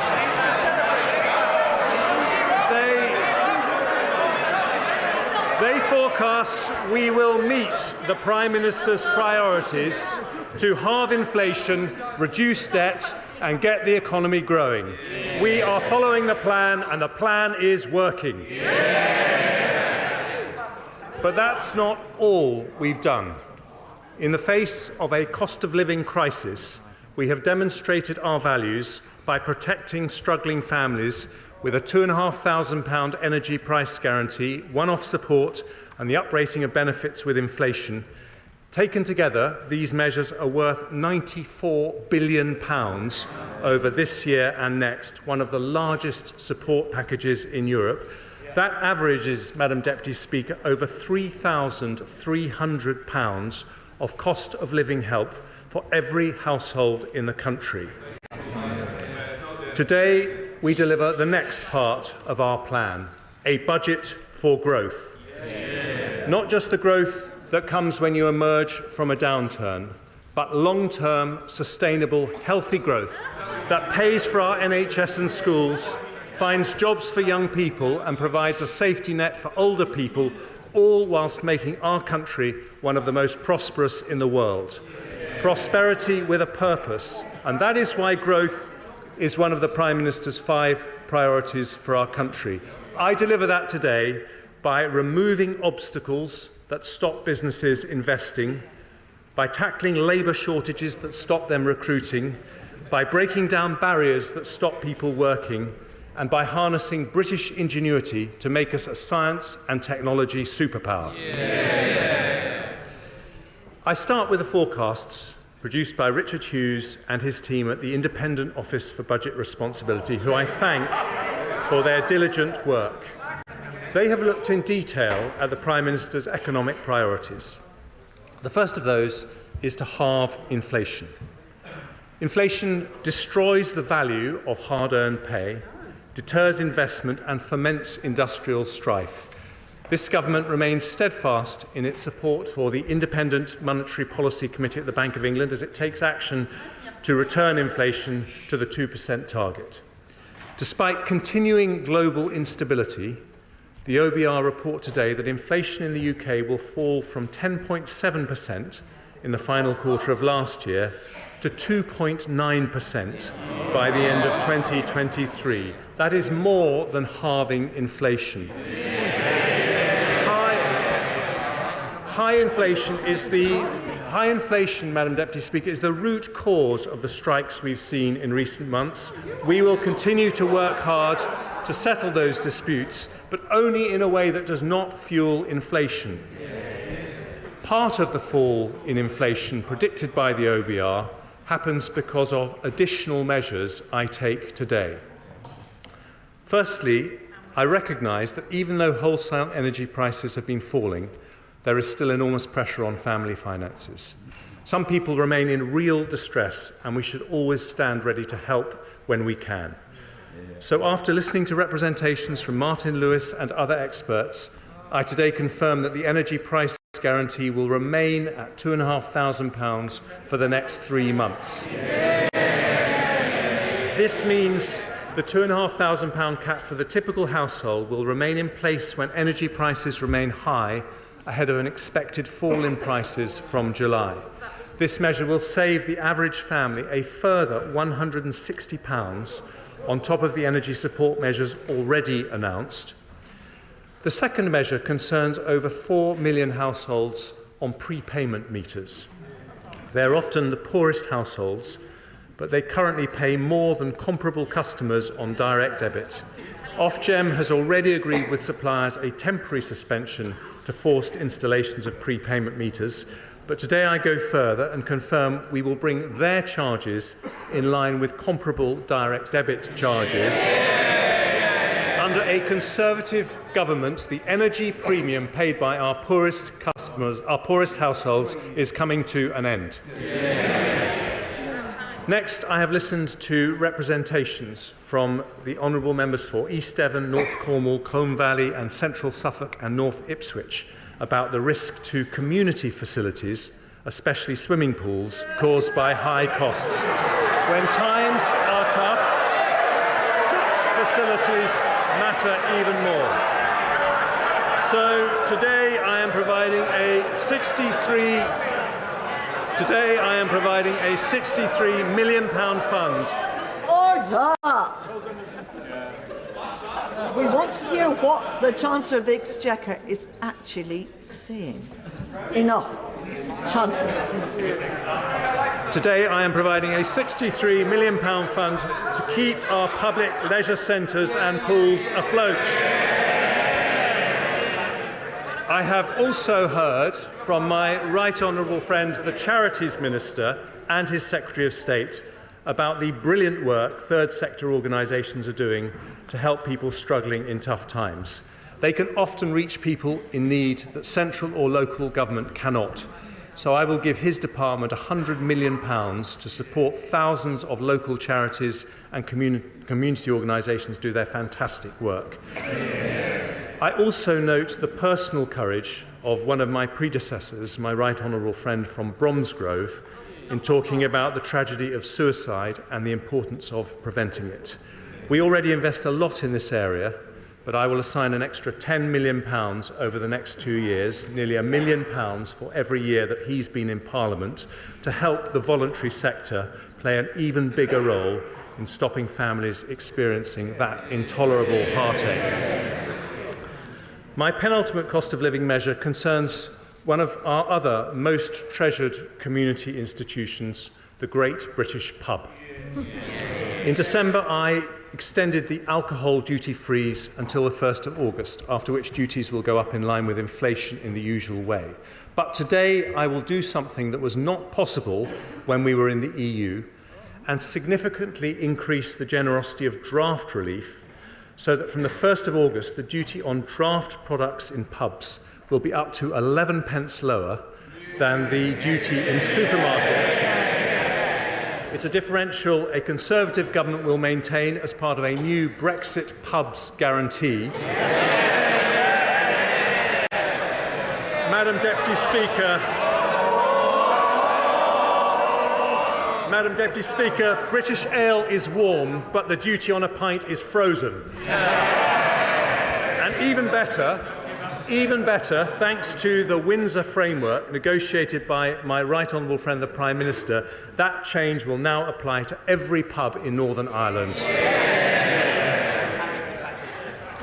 And finally, Madam Deputy Speaker, I've heard the representations from the Honourable Member for Stoke-on-Trent North, my right honourable friend for Witham, and my right honourable friend from South Thanet and the Sun newspaper about the impact on motorists of the planned 11p rise in fuel duty. I noticed the party opposite call for a freeze on this duty. Somehow they forgot to tell the British people they have voted against every single fuel duty freeze for the last 12 years. Because inflation remains high, I have decided now is not the right time to uprate fuel duty with inflation or increase the duty. So here's what I'm going to do for a further 12 months. I'm going to maintain the 5p cut and I'm going to freeze fuel duty too. That saves the average driver £100 next year and around £200 since the 5p cut was introduced. Our energy price guarantee, fuel duty and duty on a pint all frozen in today's budget.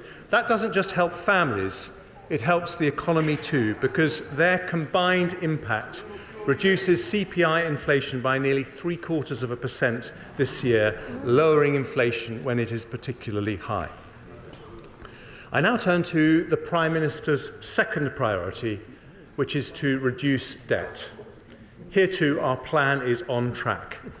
Underlying debt is forecast to be 92.4% of GDP next year, then 97.3%, 94.6%, 94.8%, before falling to 94.6% in 27-28. We are meeting the debt priority.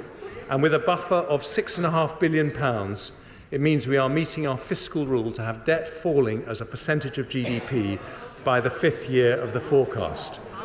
As a proportion of GDP, our debt remains lower than the USA, Canada, France, Italy and Japan. And because of the decisions I take today and the improved outlook for public finances, underlying debt in 5 years' time is now forecast to be nearly 3 percentage points of GDP lower than it was in the autumn. That means more money for our public services and a lower burden for future generations, deeply held conservative values which we put into practice today. At the autumn statement, I also announced that public sector net borrowing must be below 3% of GDP over the same period. The OBR confirmed today that we're meeting that rule with a buffer of £39.2 billion. In fact, our deficit falls in every single year of the forecast, with borrowing falling from 5.1% of GDP in 23-24 to 3.2% to 2.8% to 2.2% and 1.7% in 27-28. Even better, in the final 2 years of the forecast, our current budget is in surplus, meaning we only borrow for investment and not for day-to-day spending. Day-to-day departmental spending will grow at 1% a year on average in real terms after 24-25 until the end of the forecast period. Capital plans are maintained at the same level set at the autumn statement. We will uprate tobacco duty and we will freeze the gross gaming duty yield bands. We're also maintaining the starting rate for savings and ISA subscription limits, and we'll bring forward a range of measures to tackle promoters of tax avoidance schemes. Madam Deputy Speaker, taken together, today's measures lead to a slightly lower overall tax burden for the rest of the Parliament compared to the OBR's autumn forecast.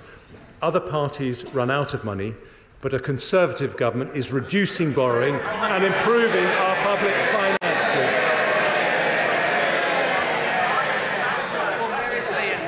By doing so, we are on track to halve inflation, get debt falling and grow our economy, which I turn to next. Growth, Madam Deputy Speaker, is the Prime Minister's third priority and the focus of today's budget.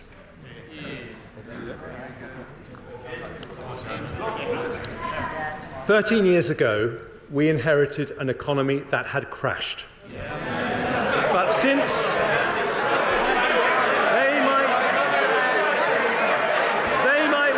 listen to this.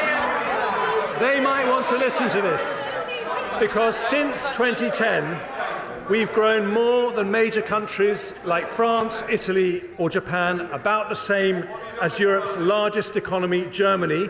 We've halved unemployment, we've cut inequality, we've reduced the number of workless households by 1 million. For the first time ever, because of rises in tax thresholds made by successive Conservative chancellors, people in our country can earn £1,000 a month without paying a penny of tax or national insurance. The party opposite opposed those tax reductions, but they have helped lift 2 million people out of absolute poverty after housing costs, including 400,000 pensioners and 500,000 children. That averages 80 pensioners and 100 children lifted out of poverty for every single day we've been in office. And today we face the future with extraordinary potential. The World Bank said that of all big European countries, we are the best place to do business. Global chief executives say that apart from America and China, we are the best country to invest in. We became the second country in the world to have a stock of foreign direct investment worth $2 trillion. And London has just pipped New York and 53 other global cities to be the best place in the world for female entrepreneurs. Declinists are wrong about our country for another reason, which is our strength in new industries that will shape this century. Over the last 13 years, under Conservative leadership, we have become the world's third trillion-dollar tech economy after the US and China. We've built the largest life sciences sector in Europe, producing a COVID vaccine that saved 6 million lives and a treatment that saved 1 million more. Our film and TV industry has become Europe's largest, with our creative industries growing at twice the rate of the economy. Our advanced manufacturing industries produce around half the world's large civil aircraft wings. And thanks to a clean energy miracle, we have become a world leader in offshore wind. Other parties talk about a green energy revolution. So I gently remind them that nearly 90% of our solar power was installed in the last 13 years, showing it's the Conservatives who fix the roof when the sun is shining.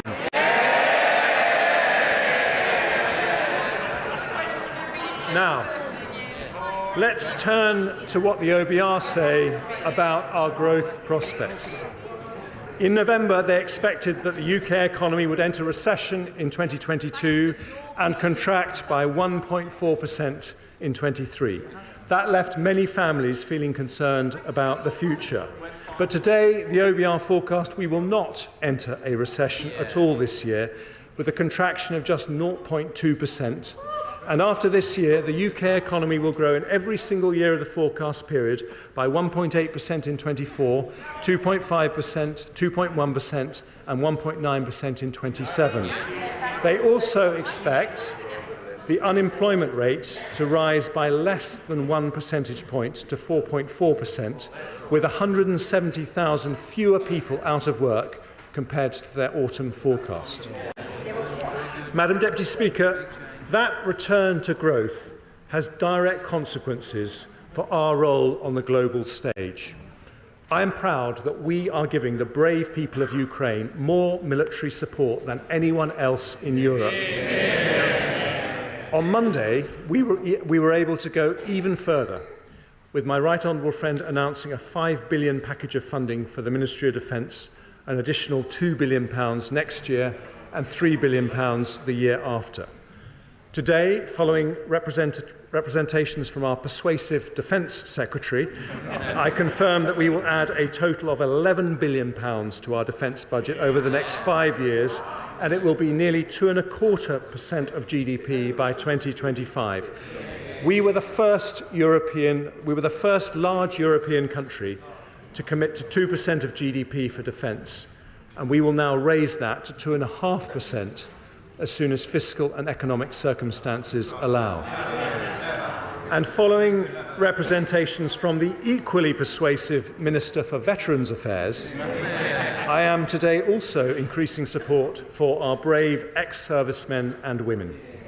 We will provide a package worth over £30 million to increase the capacity of the Office for Veterans Affairs, support veterans with injuries returning from their service, and increase the availability of veteran housing. But to be Europe's biggest defender of democracy, we must build Europe's most dynamic economy. That means tackling our long-standing productivity issues, including two in particular which I address today: lower business investment and higher economic inactivity than other countries. Too often, companies struggle to recruit, and even when they do, output per employee is lower. So today I set out the 4 pillars of our industrial strategy to address these issues. Colleagues will know from my Bloomberg speech, they all conveniently start with the letter E: enterprise, employment, education and everywhere. I start, Madam Deputy Speaker, with everywhere. Our measures, well, they may not want to level up growth across the United Kingdom, but we do. This government was elected on a mandate to level up. We have already allocated nearly £4 billion in over 200 projects across the country through the first 2 rounds of the Levelling Up Fund. A third round will follow. Since we started focusing on levelling up, 70% of the growth in salaried jobs has come from outside London and the South East. And today we take further steps. Canary Wharf and the Liverpool Docks were 2 outstanding regeneration projects that happened under a previous Conservative government. I pay tribute to Lord Heseltine for making them happen because they transformed the lives of thousands of people. They showed what's possible when entrepreneurs, government and local communities come together. So today I announce that we will deliver 12 new investment zones, 12 potential Canary Wharfs. In England, we've identified the following areas as having the potential to host one: West Midlands, Greater Manchester, the North East, South Yorkshire, West Yorkshire, East Midlands, Teesside and once again Liverpool. There will also be at least one in each of Scotland, Wales and Northern Ireland. To be chosen, each area must identify a location where they can offer a bold and imaginative partnership between local government and a university or research institute in a way that catalyses new innovation clusters. If the application is successful, they'll have access to £80 million of support for a range of interventions including skills, infrastructure, tax reliefs and business rates retention. Working together with our formidable Levelling Up Secretary, I also want to give some further support to levelling up areas under the E of everywhere. First, I will invest over £200 million in high-quality local regeneration projects across England, including the regeneration of Tipton Town Centre and the Marsden New Mills redevelopment scheme. I'm also announcing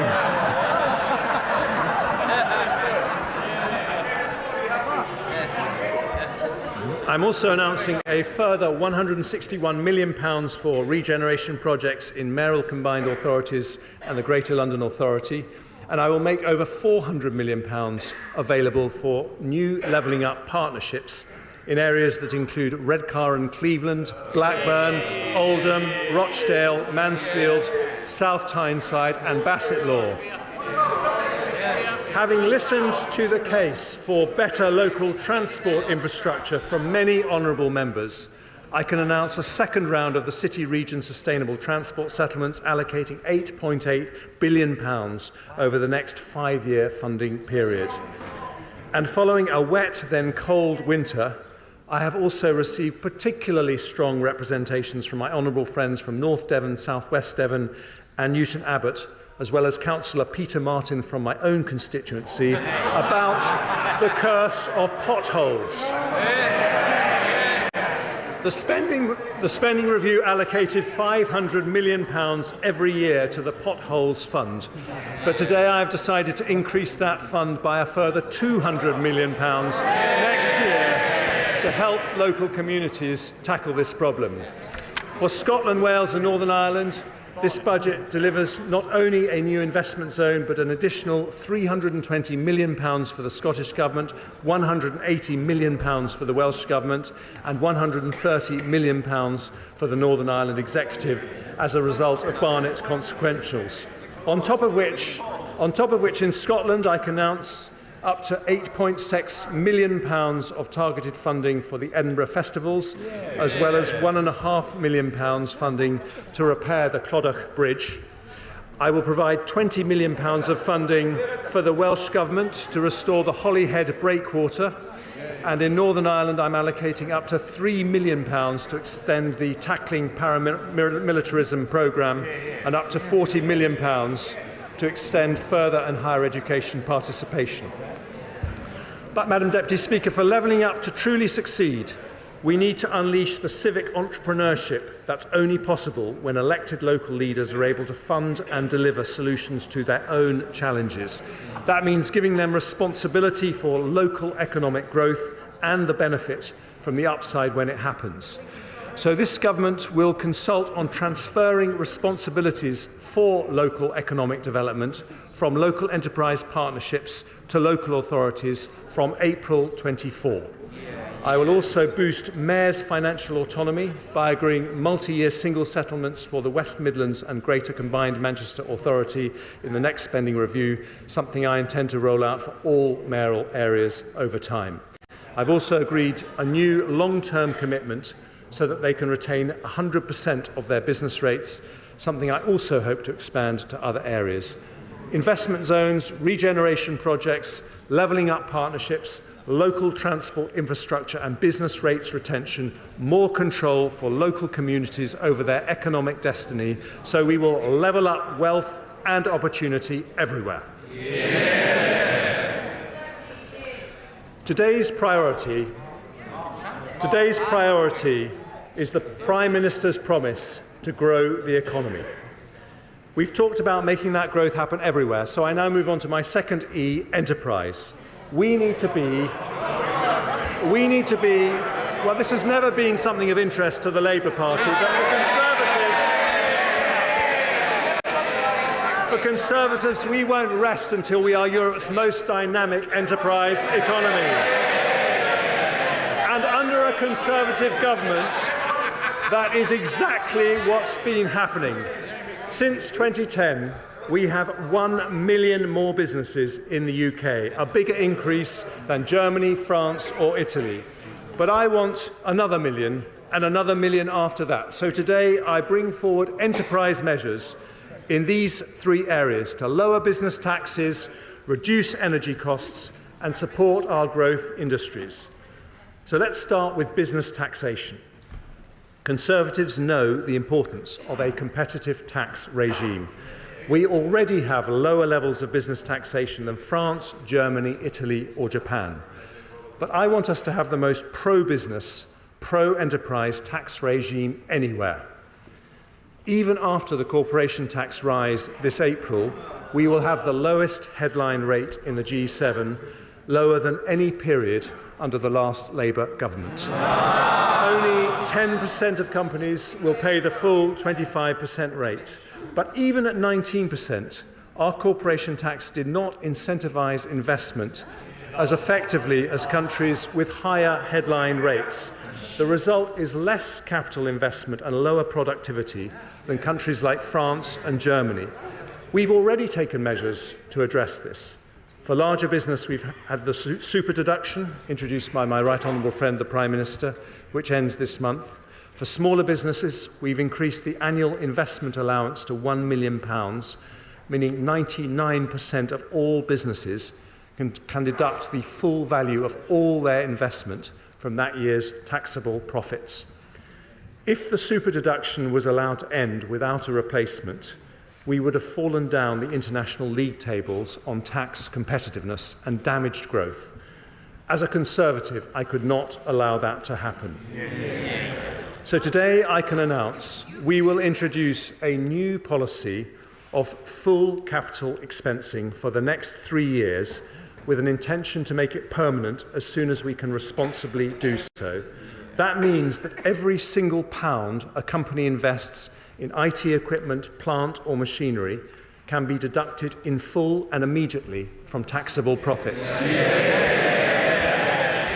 It is a corporation tax cut worth an average of £9 billion a year for every year that it's in place. And its impact on the economy will be huge.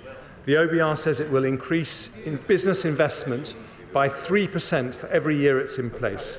This decision makes us the only major European country with full expensing and gives us the joint most generous capital allowance regime of any advanced economy. Madam Deputy Speaker, I understand the party opposite is reviewing business taxes. Let me save them the bother. They put them up, we cut them.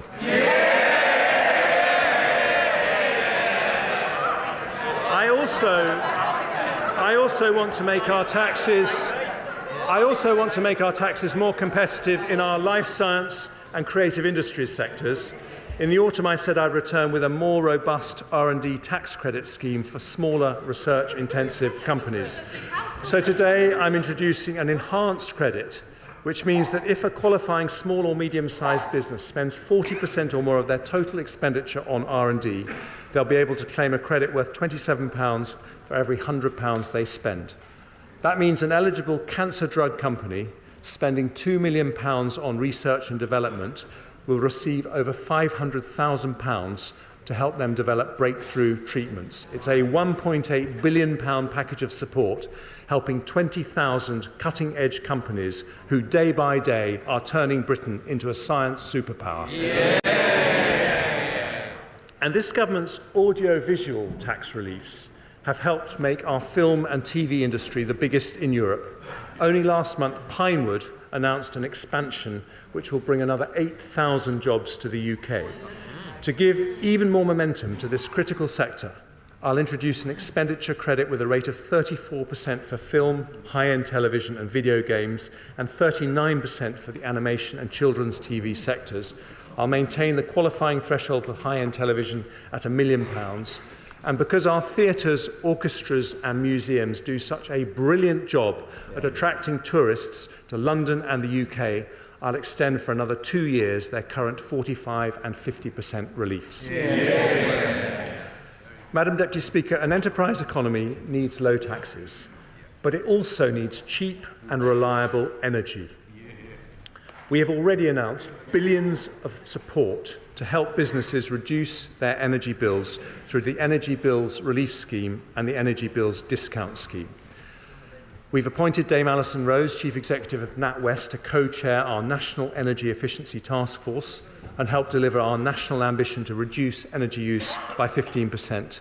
And to support her efforts, I'll extend the Climate Change Agreement Scheme for 2 years to allow eligible businesses £600 million of tax relief on energy efficiency measures.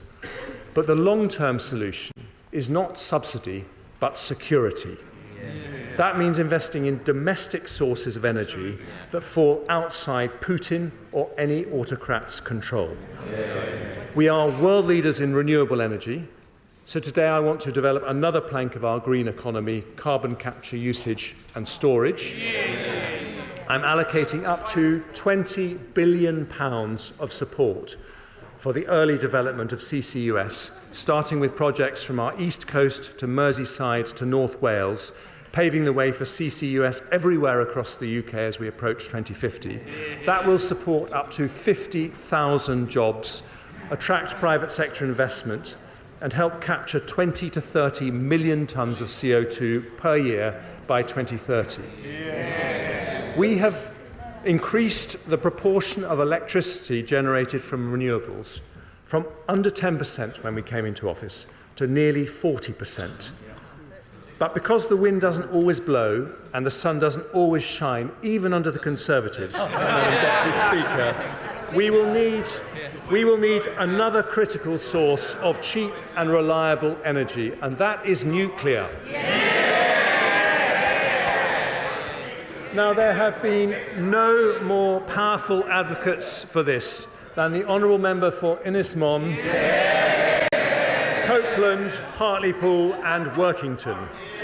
They rightly say that increasing nuclear capacity is vital to meet our net zero obligations. So, to encourage private sector investment into our nuclear programme, I today confirm that, subject to consultation, nuclear power will be classed as environmentally sustainable in our green taxonomy.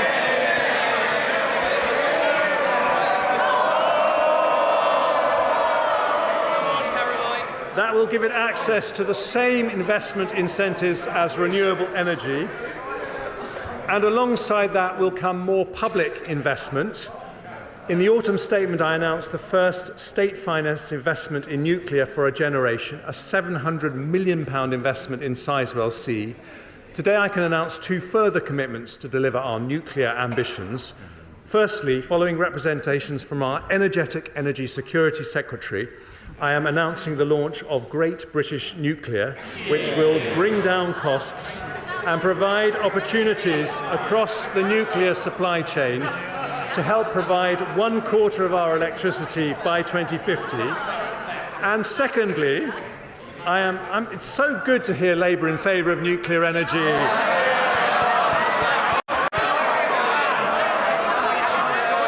Just a shame they never did any. And secondly, I'm launching the first competition for small modular reactors. It will be completed by the end of this year, and if demonstrated as viable, we will co-fund this exciting new technology.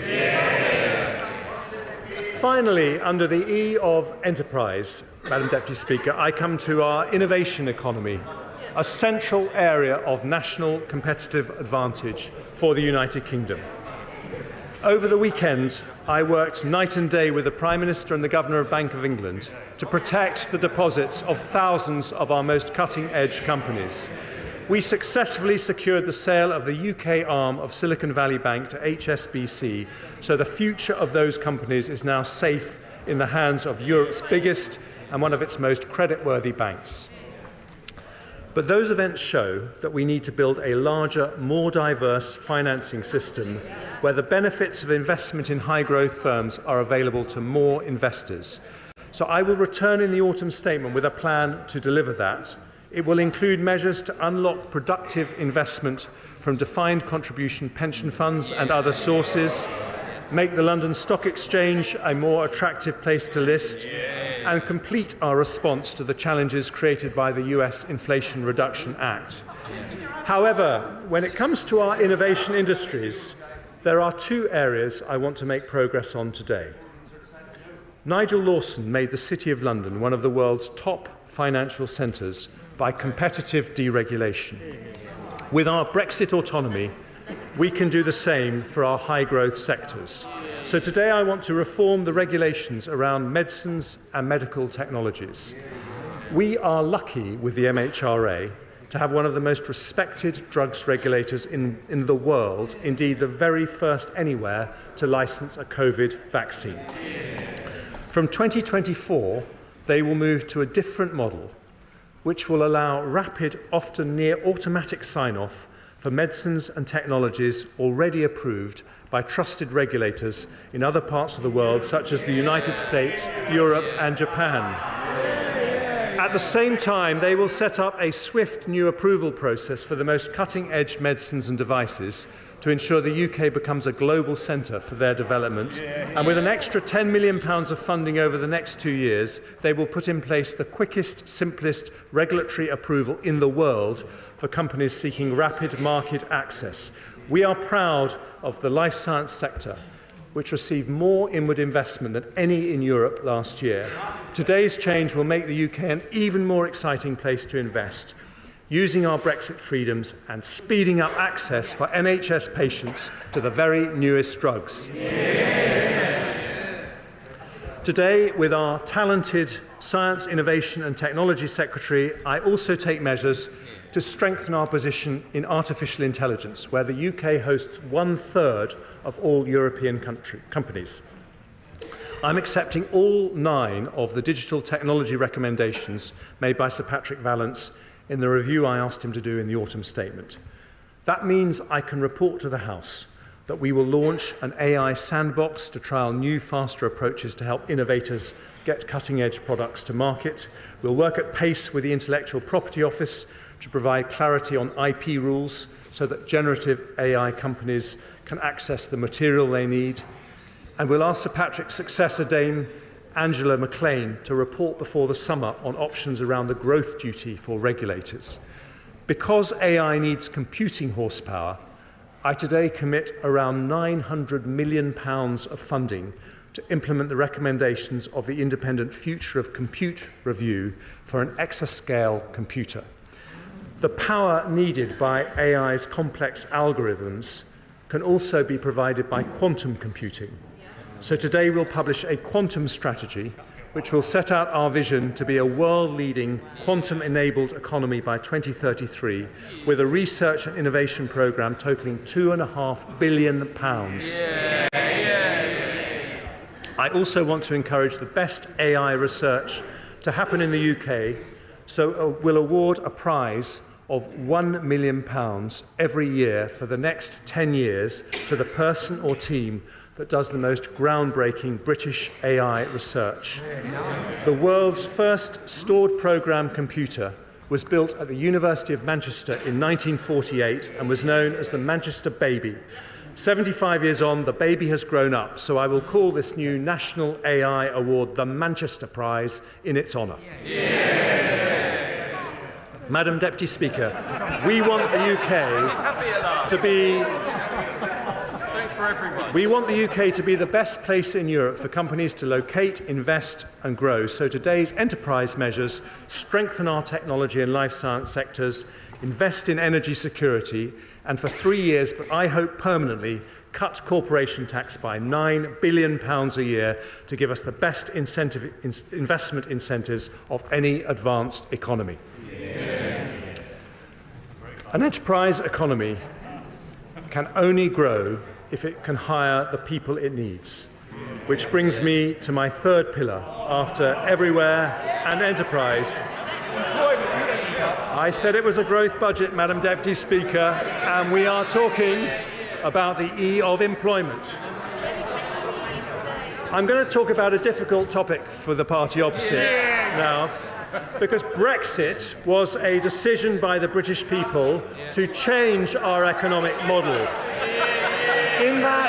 In that historic vote, our country decided to move from a model based on unlimited low-skill migration to one based on high wages and high skills. Today, we show how we will deliver that with a major set of reforms. The OBR say it is the biggest positive supply-side intervention they have ever recognised in their forecast. We have around 1 million vacancies in the economy. But excluding students, there are over 7 million adults of working age who are not in work. That's a potential pool of 7 people for every vacancy. Conservatives believe work is a virtue. We agree with the road haulage king Eddie Stobart, who said the only place success comes before work is the dictionary. So today I bring forward reforms to remove the barriers that stop people who want to from working. And I start with over 2 million people who are inactive due to a disability or long-term sickness. Thanks to the reforms courageously introduced by the Right Honourable Member for Chingford and Woodford Green, the number of disabled people in work has risen by 2 million since 2013. But even after that, we could fill half the vacancies in the economy with people who say they would like to work despite being inactive due to sickness or disability. With Zoom, Teams and new working models that make it easier to work from home, this is possible now more than ever. So for that reason, the ever-diligent Work and Pensions Secretary today takes the next step in his groundbreaking work on tackling economic inactivity. I thank him for that. And today we publish a white paper on disability benefits reform. It is the biggest change to our welfare system in a decade. His plans will abolish the work capability assessment in Great Britain and separate benefit entitlement from an individual's ability to work. As a result, disabled benefit claimants will always be able to seek work without fear of losing financial support. Today, I'm going further by announcing that in England and Wales, after listening to representations from the Centre for Social Justice and others, we will fund a new programme called Universal Support. This is a new voluntary employment scheme for disabled people where the government will spend up to £4,000 a person to help them find appropriate jobs and put in place the support they need. It will fund 50,000 places every single year. We also want to help those who are forced to leave work because of a health condition such as a back pain or a mental health issue.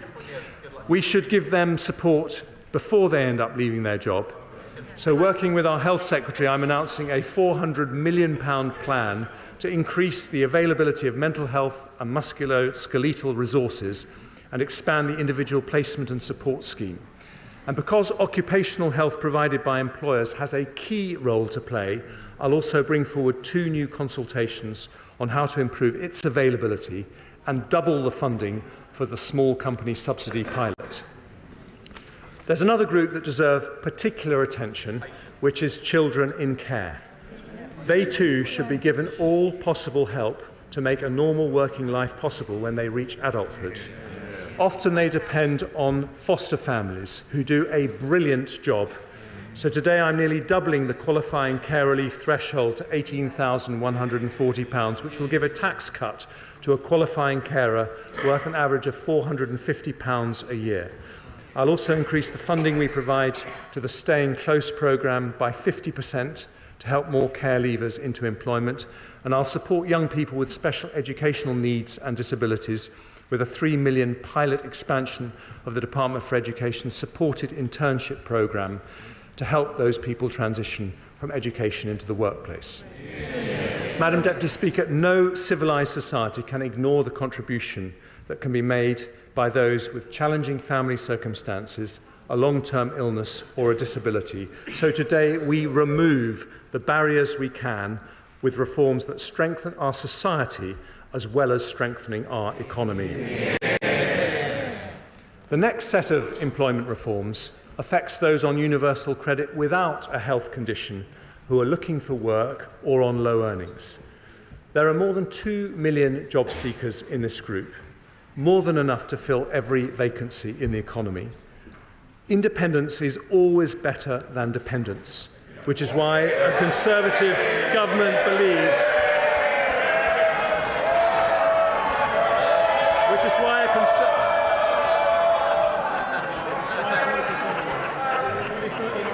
with some exceptions, Madam Deputy Speaker, independence is always better than dependence, which is why a Conservative government believes those who can work should.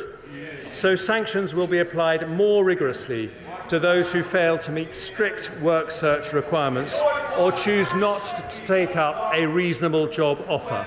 And for those working low hours, we will increase the administrative earnings threshold from the equivalent of 15 hours to 18 hours at national living wage for an individual claimant, meaning that anyone working below this level will receive more work coach support alongside a more intensive conditionality regime. The next group of workers I want to support are those aged over 50. My younger officials have termed these people older workers, although as a 56-year-old myself, I prefer the term experienced.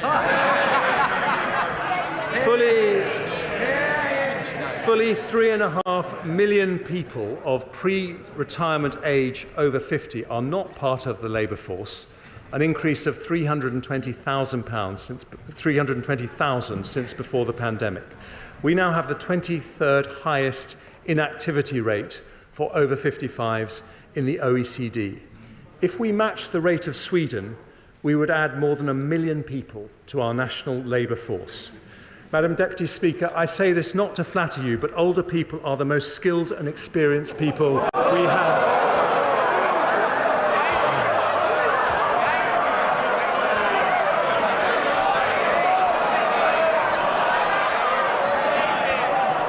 No No country can thrive. No country can thrive if it turns its back on such a wealth of talent and ability.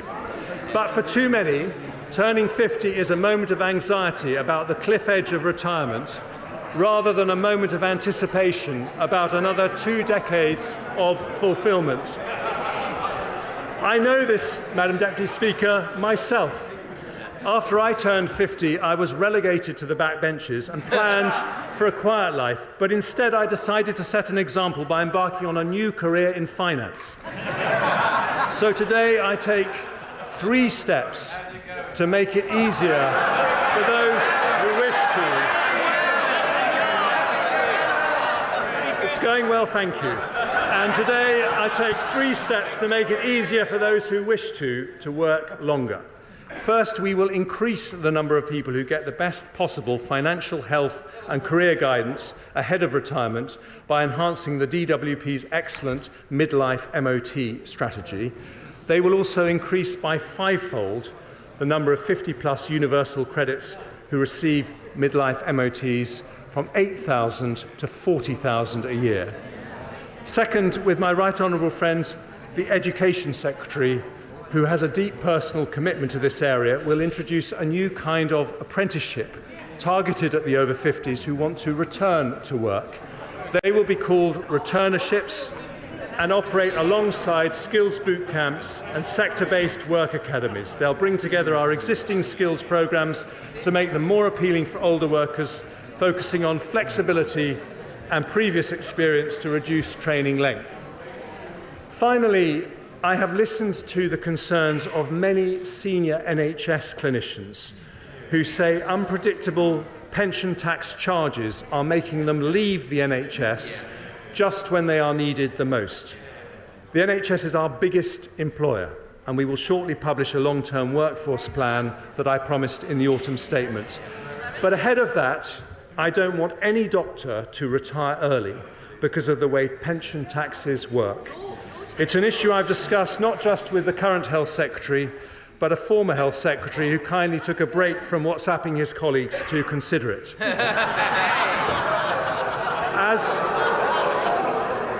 As Chancellor, I have realised the issue goes wider than doctors. No one should be pushed out of the workforce for tax reasons. So today I will increase the pension's annual tax-free allowance by 50%, from 40,000 to 60,000. Some have also asked me to increase the lifetime allowance from its £1 million limit. But I've decided not to do that. Instead, I will go further and abolish the lifetime allowance altogether.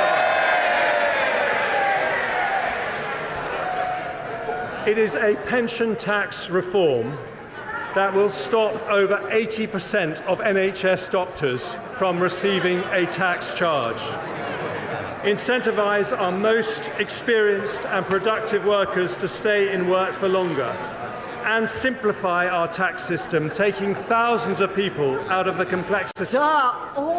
Order. Just because the Chancellor of the Exchequer is either unpopular or popular, we still have to keep the noise down because we still have to hear what he has to say. He has more to say. Chancellor of the Exchequer. Thank you, Madam Deputy Speaker. This is a comprehensive plan to remove the barriers to work facing those on benefits, those with health conditions and older workers. That is the E of the employment pillar of today's growth budget. Which brings me to the final pillar of our growth plan. After employment, enterprise and everywhere, I turn to the E of education. Over more than a decade, this Conservative government has driven improvement in our education system.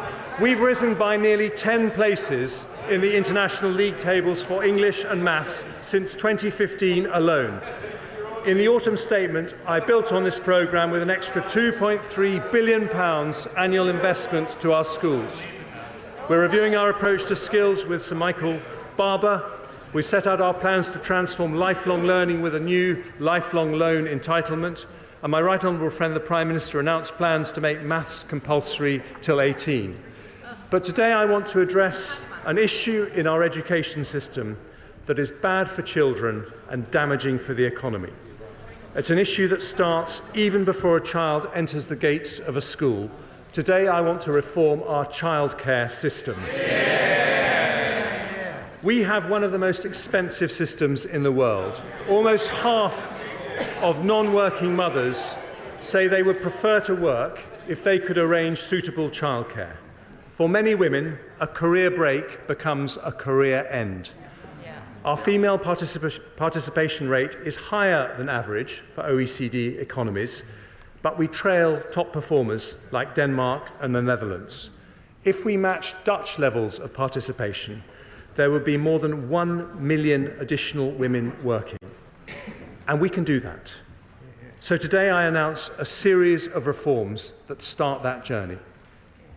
I begin with the supply of childcare. We've seen a significant decline in childminders over recent years, down 9% in England in just 1 year. But childminders are a vital way to deliver affordable and flexible care, and we need more of them. So I've listened to representations from my honourable friend from Stroud and decided to address this by piloting incentive payments of £600 for childminders who sign up to the profession, rising to £1,200 for those who join through an agency. I've also heard many concerns about cost pressures facing the sector. We know this is making it hard to hire staff and raising prices for parents, with around 2/3 of childcare providers increasing fees last year alone. So we'll increase the funding paid to nurseries providing free childcare under the Hours offer by £204 million from this September, rising to £288 million next year. That's an average of a 30% increase in the 2-year-old rate this year, just as the sector has requested. I will also offer providers more flexibility in how they operate in line with other parts of the UK. So alongside that additional funding, we will change minimum staff-to-child ratios from 1:4 to 1:5 for 2-year-olds in England, as happens in Scotland, although the new ratios will remain optional with no obligation on either childminders or parents to adopt them. I want to help the 700,000 parents on universal credit who, until the reforms I announced today, had limited requirements to look for work. Many remain out of work because they cannot afford the upfront payment necessary to access subsidised childcare. So for any parents who are moving into work or want to increase their hours, we will pay the childcare costs up front. And we will increase the maximum they can claim to £951 for one child and £1,630 for 2 children, an increase of almost 50%.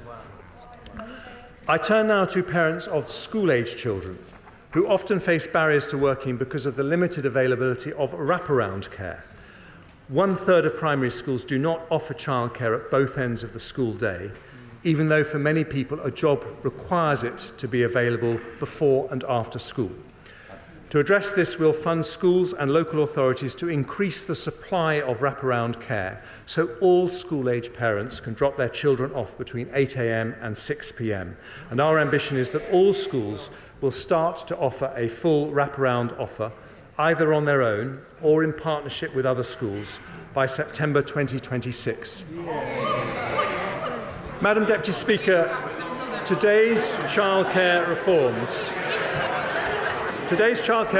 will increase the availability of childcare, reduce costs and increase the number of parents able to use it. Taken together with earlier Conservative reforms, they amount to the most significant improvements to childcare provision in a decade. But if we really want to remove the barriers to work, we need to go further for parents who have a child under 3. For them, childcare remains just too expensive. In 2010, there was barely any free childcare for under 5s. A Conservative-led government changed that with free childcare for 3- and 4-year-olds in England. It was a landmark reform, but not a complete one. I don't want any parent with a child under 5 to be prevented from working if they want to, because it's damaging to our economy and unfair mainly to women. So today I announce that in eligible households where all adults are working at least 16 hours, we will introduce 30 hours of free childcare, not just for 3- and 4-year-olds, but for every single child over the age of 9 months. The 30-hour offer will now start from the moment maternity or paternity leave ends. It's a package worth, on average, £6,500 every year for a family with a 2-year-old child using 35 hours of childcare every week, and reduces their childcare costs by nearly 60%. Because it is such a large reform, we will introduce it in stages to ensure there is enough supply in the market. Working parents of 2-year-olds will be able to access 15 hours of free care from April 2024, helping around 500,000 parents. From September 24, that 15 hours will be extended to all children from 9 months up, meaning a total of nearly 1 million parents will be eligible. And from September 25, every single working parent of under 5s will have access to 30 hours free childcare per week. Madam Deputy Speaker. Mr. Perkins, stop it.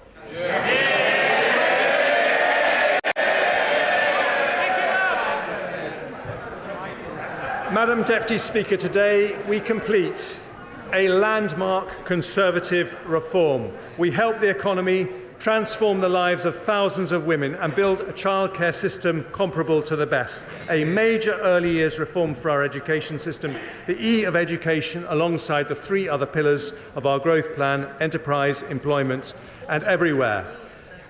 So, Madam Deputy Speaker, in November we delivered stability. Today it's growth. We tackle the 2 biggest barriers that stop businesses growing: investment incentives and labour supply. The best investment incentives in Europe, the biggest ever employment package, for disabled people more help, for older people barriers removed, for families feeling the pinch, fuel duty frozen, beer duty cut, energy bills capped, and for parents 30 hours of free childcare for all under 5s. Today we build for the future, with inflation down, debt falling and growth up. The declinists are wrong and the optimists are right. We stick to the plan because the plan is working, and I commend this statement to the House.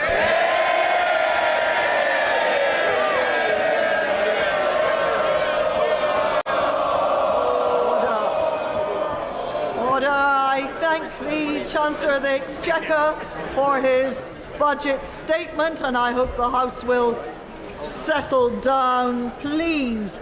Under Standing Order number 51, the first motion entitled, certainly the bad behaviours now on this side of the House. I think a little bit of decorum, please, while we go through the necessary parts of the procedure. Under Standing Order number 51, the first motion entitled Provisional Collection of Taxes must be decided without debate. Will the Chancellor of the Exchequer please move formally? Chancellor, well, somebody, just say formally. Thank you, Chancellor. I'm just putting your motions. The question is that, pursuant to Section 5 of the Provisional Collection of Taxes Act 1968, provisional statutory effect shall be given to the following motions. A. Stamp duty land tax transaction funded with the assistance of a subsidy, motion number 39. B. Fuel duties accepted machines, motion number 44. C. Rates of tobacco products duty, motion number 46. D. Late payment interest. Well, just to explain to you that the Deputy Speaker here is going through some parliamentary business to actually get the budget statement through with all the various parts which are quite detailed, but we are going to hear from Sir Keir Starmer fairly shortly in terms of Labour's reaction. Just to give you the headline, a budget for growth, said the Chancellor. We will not be entering a technical recession, he said. The OBR forecast was for inflation to reduce from 10.7 to 2.9% by the end of the year. But despite no technical recession, the OBR indicating there would still be a contraction in the economy, 0.2%. so we're not out of the woods yet. In terms of the headlines, we've got tobacco tax going up, 15 quid a packet now, it'll probably cost, or £13 a packet rather, although there is a reduction in the duty on draft beer at the pub, which was a Brexit plus, he said, and then in terms of fuel duty, in terms of the pumps, that will remain frozen, so no increase in fuel duty. And in terms of the corporation tax, that will go up to 25%. But Sir Keir Starmer now to answer for Labour. Thank you, Madam Deputy Speaker. And can I say it's good to see you back in the chair? Looking radiant. So, for all the hype, a budget for growth that downgrades the growth forecast. His opening boast was that things aren't quite as bad now as they were in October last year after the kamikaze budget. And the more that he pretends everything is fine, the more he shows just how out of touch they are. After 13 years of his government, our economy needed major surgery. But like millions across our country, this budget leaves us stuck in the waiting room with only a sticking plaster to hand. A country set on a path of managed decline, falling behind our competitors, the sick man of Europe once again. This was a day for ambition, for bringing us together with purpose and intent, for unlocking the pride that is in every community, matching their belief in the possibilities of the future. But, Madam Deputy Speaker, after today, we know the Tory cupboard is as bare as the salad aisle in our supermarket. The lettuces may be out, but the turnips are in. A hopelessly divided party caught between a rock of decline and a hard place of their own economic recklessness, dressing up stagnation as stability as their expiry date looms ever closer. And the figures published today spell it out. A year of stagnation. Growth non-existent. According to the IMF, the worst performing country in the G7 this year. A prediction today confirmed by the OBR, and growth downgraded in years to come. This is a failure you can measure not just in the figures, but in the empty pockets of working people right across the country. 13 years without wage growth. 13 years no better off. 13 years stuck in a doom loop of lower growth, higher taxes and broken public services. Madam Speaker, our OBR makes clear today things don't look any better in the long run. No. A broken labour market holding back our prospects. 7 million on the NHS waiting lists. Ill health and disability on the rise. And the consequences, as we've just heard, deferred to the future. The classic short-term sticking plaster cycle. Decisions cynically ducked today. Pain for working people tomorrow. It doesn't have to be like this. Britain has enormous potential. On science, innovation, technology, we should be leading, not lagging. We need an industrial strategy that removes barriers to investment. And the announcements today are nowhere near the mark. The lowest investment in the G7. That's their record. All our competitors know this. They're gearing up for an almighty race for the opportunities of tomorrow. And we've got to be on the start line, not back in the changing room, tying our laces. Now, he mentioned the war in Ukraine. And of course, on this side of the House, we stand with Ukraine and we stand with the government's response to Putin's brutality. We'll look carefully at the details of the military spending announced and we will support them. But what we cannot accept is the use of the war as a blanket excuse for failure. Our economy has weak foundation. Global crisis hit Britain more than other countries. Wages in this country are lower now in real terms than they were 13 years ago. The average French family is a tenth richer. The average German family a fifth richer. Countries which face the same pandemic, countries which face the same war. And the war didn't ban onshore wind. The war didn't scrap our home insulation scheme. The war didn't run down our gas storage facilities. They did. Decisions which hurt working people battling the cost of living crisis right now. It's been the same story for the whole 13 years. Always the sticking plaster, never the cure, and today's budget does nothing to change that. Again, we see a failure to grip the long-term challenges. Order! People shouldn't just be speaking while the Leader of the Opposition is delivering his report. They should be listening. Now, we will now listen to the Leader of the Opposition. Today's budget changes nothing. Again, we see a failure to grip the long-term challenges.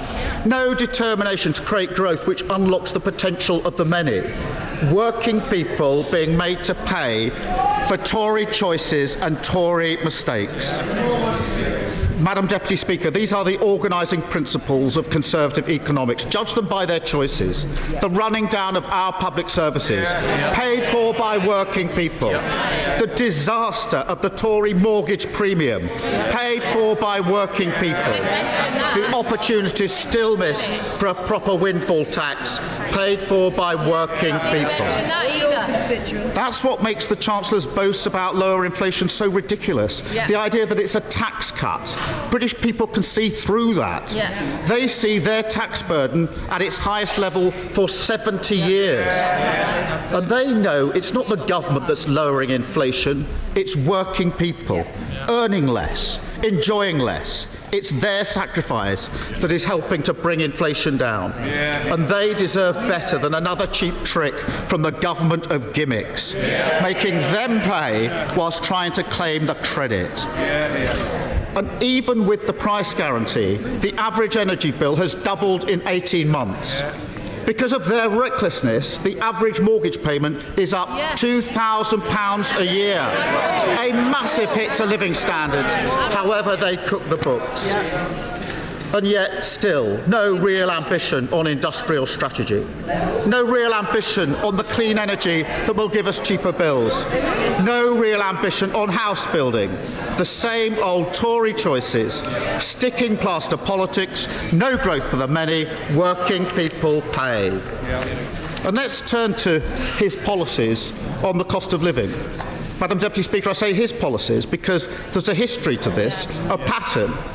Over the course of the whole cost of living crisis, time and again, it's Labour who bring the government not just to its senses, but to our position. Who first pushed for the energy price guarantee? Labour. Who first called for a proper windfall tax? Labour. Who first stood by people on prepayment meters? Labour. And who first said we should freeze the price guarantee this April? Labour. And we can go on, because it's also Labour that first committed to extending the fuel duty cut, a policy that in January he dismissed as part of a dossier that he published.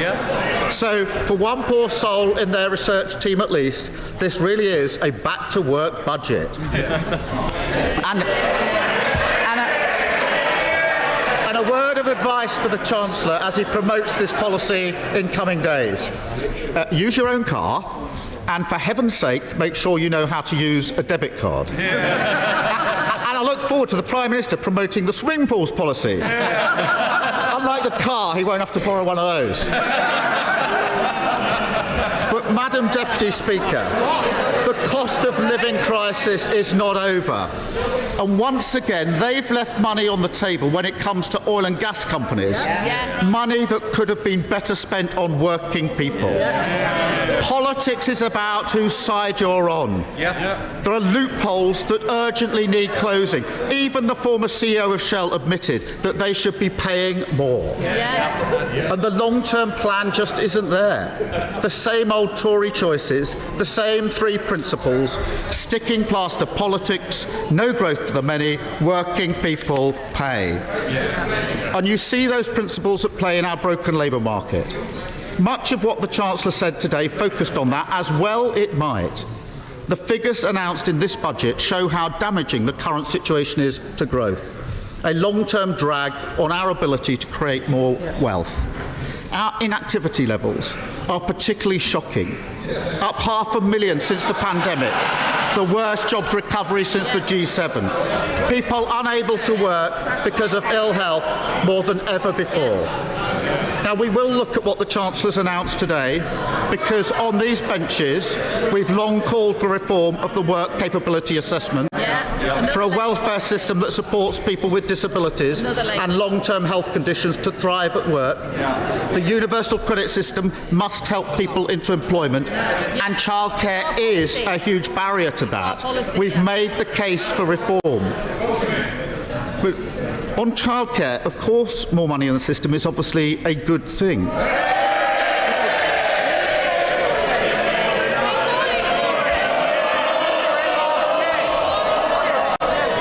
They obviously didn't listen to when he said he's actually going to do it. They won't be here. And we've seen the Tories expand so-called free hours before. And as parents up and down the country know, it's no use having more free hours if you can't access them. And it pushes the cost for parents outside the offer. That's what we've seen before. And on pensions, he made a big spending commitment, which will benefit those with the broadest shoulders, where many people are struggling to save into their pension. We needed a fix for doctors. But the announcement today is a huge giveaway to some of the very wealthiest. The only permanent tax cut in the budget is for the richest 1%. How can that possibly be a priority for this government? The truth is, our labour market is the cast iron example of an economy with weak foundations. Our crisis in participation simply hasn't happened elsewhere, not to this extent. It's a feature of Tory Britain, and global excuses won't wash. We need a wider reform agenda. Instead of making working people pay, we need to make work pay. Move on from growth that's based on insecure, low-paid jobs to growth which comes from good work, from strong employment rights that can deliver higher productivity, growth from the many, for the many, that makes people better off in all parts of our country. I welcome his announcement on devolution deals. The principle that we should push power out of Westminster is fully supported on this side of the House. In fact, we want him to go further. Communities beyond Birmingham and Manchester deserve the right powers and the same powers to drive growth as well. But, Madam Deputy Speaker, the Chancellor is a former Health Secretary, a published author on health, no less. He gave me a signed copy of his book. He knows that growth needs an NHS fit for the future. Absolutely. And no country can be fit for work when there are 7 million people on hospital waiting lists. Nothing to say about that. So I was waiting for him to match Labour's ambition. Absolutely. Waiting for him to match our plan to train more doctors and nurses, to tackle the capacity crisis. A policy he publicly praised just 15 days before he became Chancellor. And yet it never came. And Madam Deputy Speaker, if there was ever a symbol of the poverty of ambition, that is it.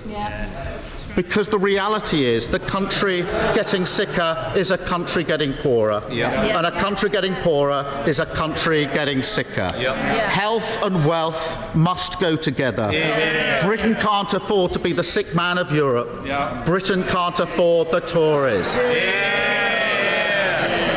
And there is another way. On these benches, we understand institutions must be respected, constraints accepted, that fiscal rules should be sound and followed rigorously, that every pound is precious and must not be wasted. Thank you.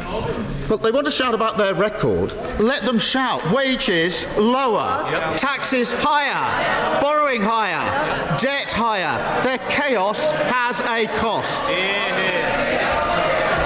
Certainty is vital for the growth we need, essential for businesses and investors in our country. A as we've spelt out, compared with a blanket cut to corporation tax, investment allowances are the right approach. But the question many businesses will ask today is, how long before the wind blows again and we all go through this again? And that's what they don't understand about business investment. Their endless fighting on tax is bad for growth in and of itself. Madam Deputy Speaker, real stability means that taxes don't go up and down like yo-yos. The R&D tax credit regime doesn't get overhauled twice in 6 months. Order. OK, that's enough.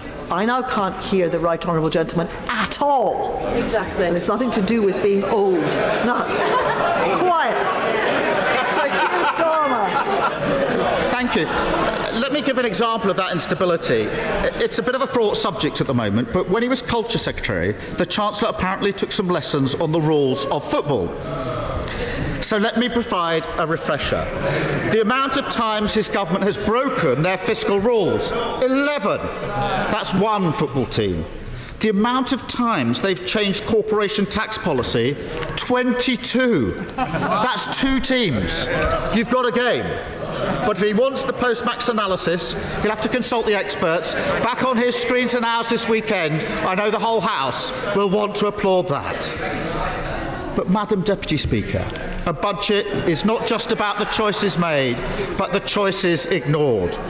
Britain needs more than certainty for growth. That's the least we should expect. We need change, stability and success. Anyone listening to this and worried about NHS waiting lists, any about crime, it's about crime going unpunished. They don't want to hear about the waiting list. They don't want to hear about the crime going unpunished. House building rates falling. Don't want to hear about that either, I suppose, do you? They will have heard very little that makes them feel hopeful about our future.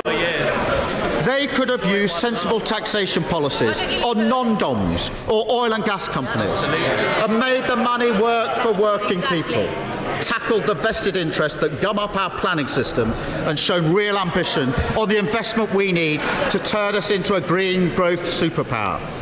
And that was the test today. Can we move beyond the usual sticking plaster solutions, set a new direction for growth that serves the interests of working people?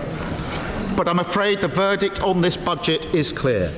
They won't offer change because they can't. And so our course is set. Managed decline, Britain going backwards, the sick man of Europe once again. That's the Britain they've created, and they should look it in the eye. Because today's figures on growth put their failures up in lights.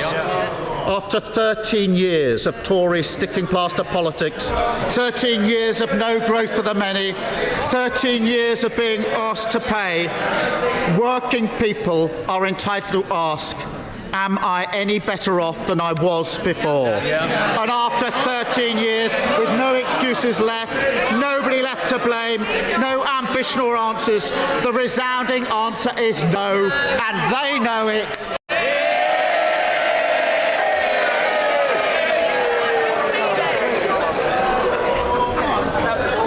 Now we'll just have things like just settle down a bit now, please. And if people are leaving, let's do so quickly and quietly, just out of consideration for everyone else. The Deputy Speaker asking for a bit of calm after what's been quite a marathon session. I think we counted 55 minutes for the Chancellor being on his feet. Liam and Gloria are still with me here in the studio to run our slide rule over what we heard. Budget for growth, said Jeremy Hunt, but to analyse the figures, what growth in terms of this next year? Just to run through that, the OBR forecast, to reiterate, is that we are not entering a technical recession, but that growth would be a 0.2 contraction this year, although we've got inflation down from 10.7 to 2.9% by the end of the year. So not quite out of the woods yet. Not out of the woods, but for me, this is a big macroeconomic takeaway from this budget, if you like. We're not going to enter technical recession. which is pretty astonishing because in November said the OBR said we were going to spend the whole of this year in recession with the economy. IMF and the Bank of England following those. The Bank of England said the recession would be even longer. Not all that much has changed since November. Frankly, if you're paying attention, I'm not saying economic forecasting is easy, but these are all handbrake turns in economic forecasts, which do change the political weather too, because it gives the Prime Minister and the Chancellor more room for manoeuvre. Proving the doubters wrong. Having said that, if he did have more fiscal headroom because of that improved growth outlook, he didn't spend much of it, at least not where I can see at the moment. I think Jeremy Hunt and Rishi Sunak, they're absolutely determined to be holier than thou. Labour is doing a good job, I think, of convincing people it's not going to make unfunded spending commitments. Keir Starmer and particularly Rachel Reeves, the Shadow Chancellor, are very, very strict on that. I think the real opposition on this budget is going to come from the government's own backbenches with Tory MPs who wanted corporation tax frozen. It's going up. Yes, there's full expensing, but that replaces something called the super deduction, where you got 130% tax break on your investment, not just 100% tax break. And Paul Johnson, the IFS, saying that this is tinkering again. And there is a lot of tinkering on corporation tax as well. I thought it was the whole thing. I thought was pretty low key. Lots and lots of technical detail that, Jeremy frankly, from accounts. we're still getting our teeth into. Right, and Gloria, on the political point, you made a very interesting observation, and that is that when he came out with this abolition of the lifetime allowance on the pension saving, he said to help consultants, particularly in the NHS, at 1,070,000 at the moment, a tax cut for millionaires, effectively. And Keir Starmer was a bit late to pick up on that. If there is a problem with doctors retiring too early because of the limit on how much you can save on your pensions, that would be much cheaper and easier to solve than saying anybody, you can save as much as you want in your pension pot. Now, remember, the majority of people couldn't dream of a pension pot with £1 million in. Yeah. George Osborne, in fact, he wasn't a socialist thing. George Osborne brought that limit down and said, actually, people who are this wealthy should be paying more tax. There will be no tax. No matter how much is saved in your pension. It's a 55% extra tax charge. And again, interesting, Paul Johnson from the IFS saying, as you've just said, this measure, a sledgehammer to crack a nut in terms of using this NHS example to actually sort of explain why he's doing it. I mean, obviously there's an increase from the annual allowance to 40 to 60,000. Well, who can afford that? But, can you imagine putting £60,000 in your pension pot next year? Yeah. Well, I can't, and I'm sure nobody watching can either. And in terms of the line that we're getting from Sir Keir Starmer, he keeps coming back with this line, a sticking plaster. And I guess he's looking more towards the general election than he is actually the nuts and bolts of this particular budget. Yeah, I felt a little bit like Keir Starmer. In fact, I felt a lot like Keir Starmer had written that speech, and that speech had gone through draft and redraft over the past couple of weeks, when I think he should have gone on the politics, gone on the political point, that top line. Why, when Jeremy Hunt rightly said we've got to get our debts down, if you're going to spend a bit of money, would this be a priority? Yeah. Let's just pick up another couple of the headliners. Tobacco duty up, 13 quid a pack now, up 15%. But in terms of a pint of beer down the pub, draft, as he calls it, 11% or 11p lower than the duty in supermarkets, what do you call a Brexit pubs guarantee? In other words, the duty on draft beer in pubs will stay where it is, whereas the duty if you buy your beer in supermarkets, which increasingly people do, not least after lockdown, will go up. British beer may be warm, he said, but the duty on draft beer will be frozen. And crucially, this also applies in Northern Ireland because Northern Ireland, after the so-called Windsor framework, won't be subject to EU rules on these things. I also thought nuclear power was interesting, Mark. He is talking about making nuclear power, atomic energy, environmentally sustainable. That means it attracts more subsidies like other renewable energies. And also, the government is pressing ahead, finally, with giving proper support to Rolls-Royce and others as they develop these small nuclear reactors, much smaller scale nuclear stations, which can be, frankly, built much more quickly than big nuclear stations. And therefore, we don't have to go to the French EDF supplying Hopefully most not. kit at the moment. Given that we invented civilian atomic power, it'd be nice if we could build some more of our own. Can I speak You certainly up? can. Can I speak up for women wine drinkers here? Because most of, as the only woman here, because most of my mates, they're not going to drink. What, you don't drink a pint of bitter? They're not going to drink draft bitter down the pub.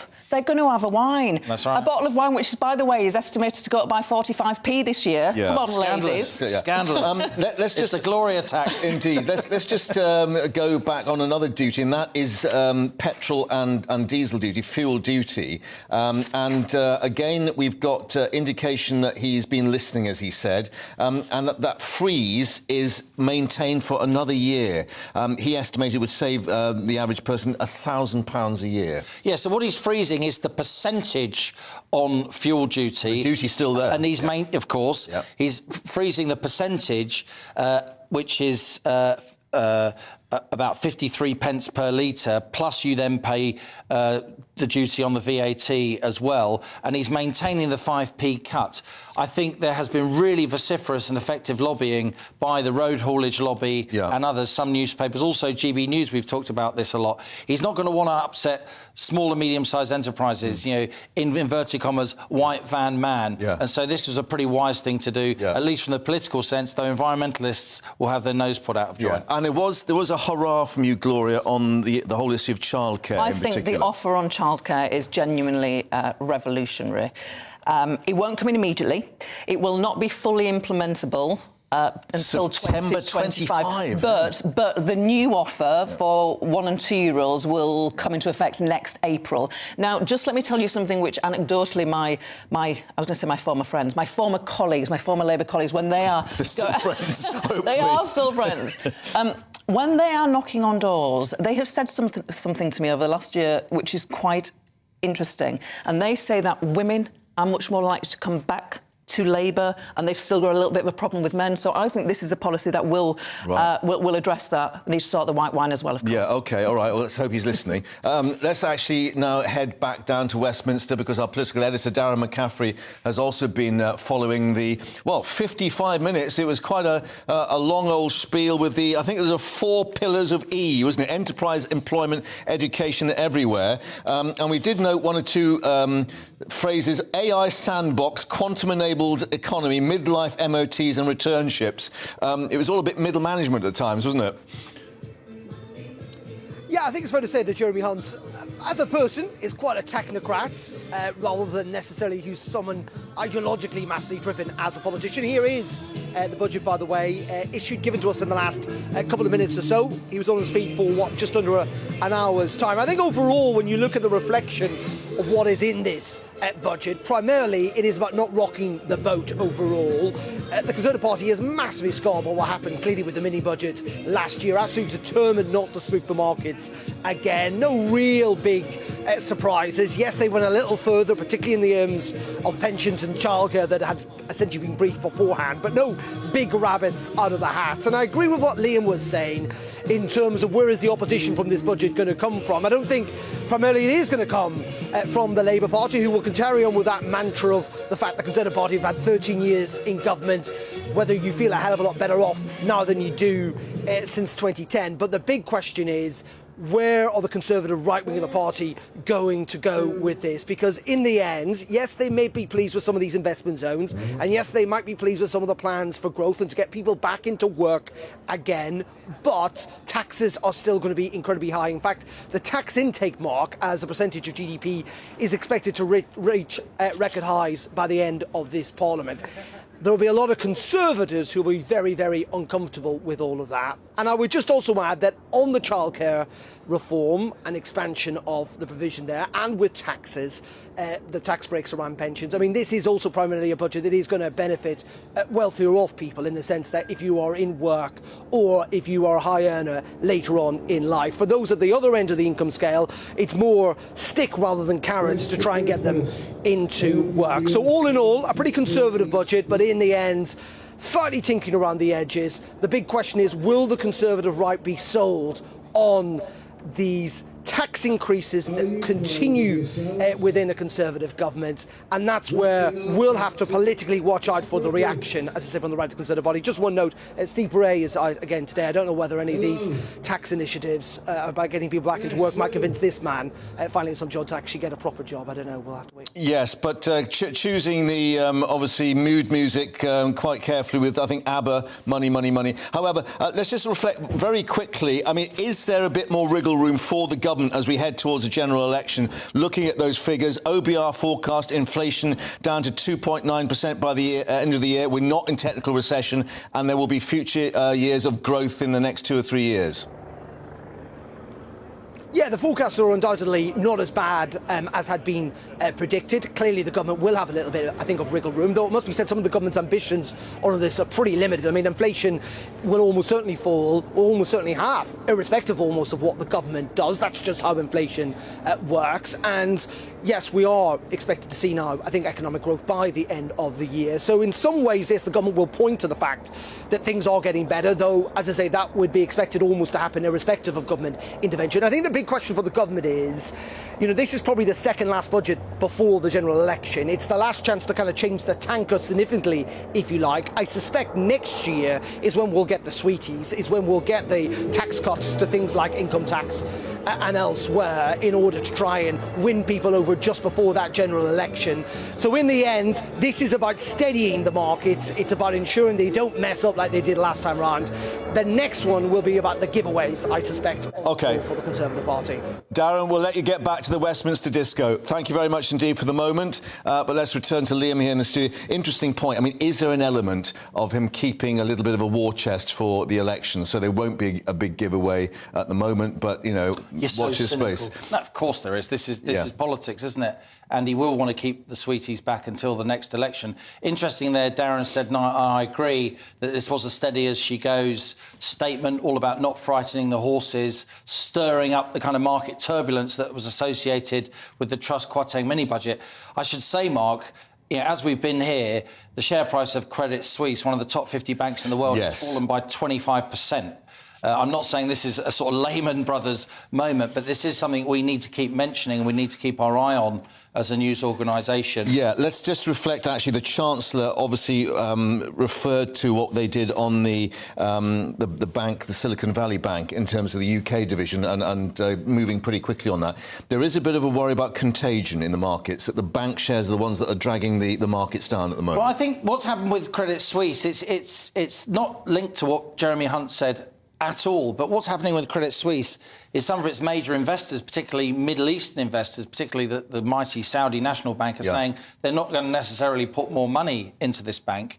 And there are rumours swirling that it is in some difficulty and there may be contagion because it is such a large bank. It's about the same size as NatWest, or obviously nothing to do with NatWest at all. I'm just comparing NatWest because it's something that people have heard of and with comparison size. So we should say that that is happening, and that will be more, the Chancellor will be able to point to that when he talks to his backbenchers over the course of the next 24 hours, the Tory right, if you like, who were looking for tax cuts. He'll be able to say to them, look, you can't expect me to do anything when European financial markets are in turmoil and could get a lot more turbulent. Steady as she goes is what I've done, because steady as she goes is what was needed. Yeah, OK. Liam, thank you for that. Let's actually now just head back to Westminster, because we can now speak to Andrew Griffith, who's the Economic Secretary of the Treasury. I know that you obviously want to talk about the budget. Can I just ask for your thoughts first on what's happening on the markets? Because clearly there's a bit of concern out there with Credit Suisse, bearing in mind that Jeremy Hunt had to take pretty drastic action over the weekend as regards the Silicon Valley Bank. Yeah, I mean, look, you'll be aware, I'm afraid, that it wouldn't be appropriate for ministers to comment on that. The PRA, the Bank of England, obviously monitor the situation closely. They do that at all times. I'm sure they're doing that now.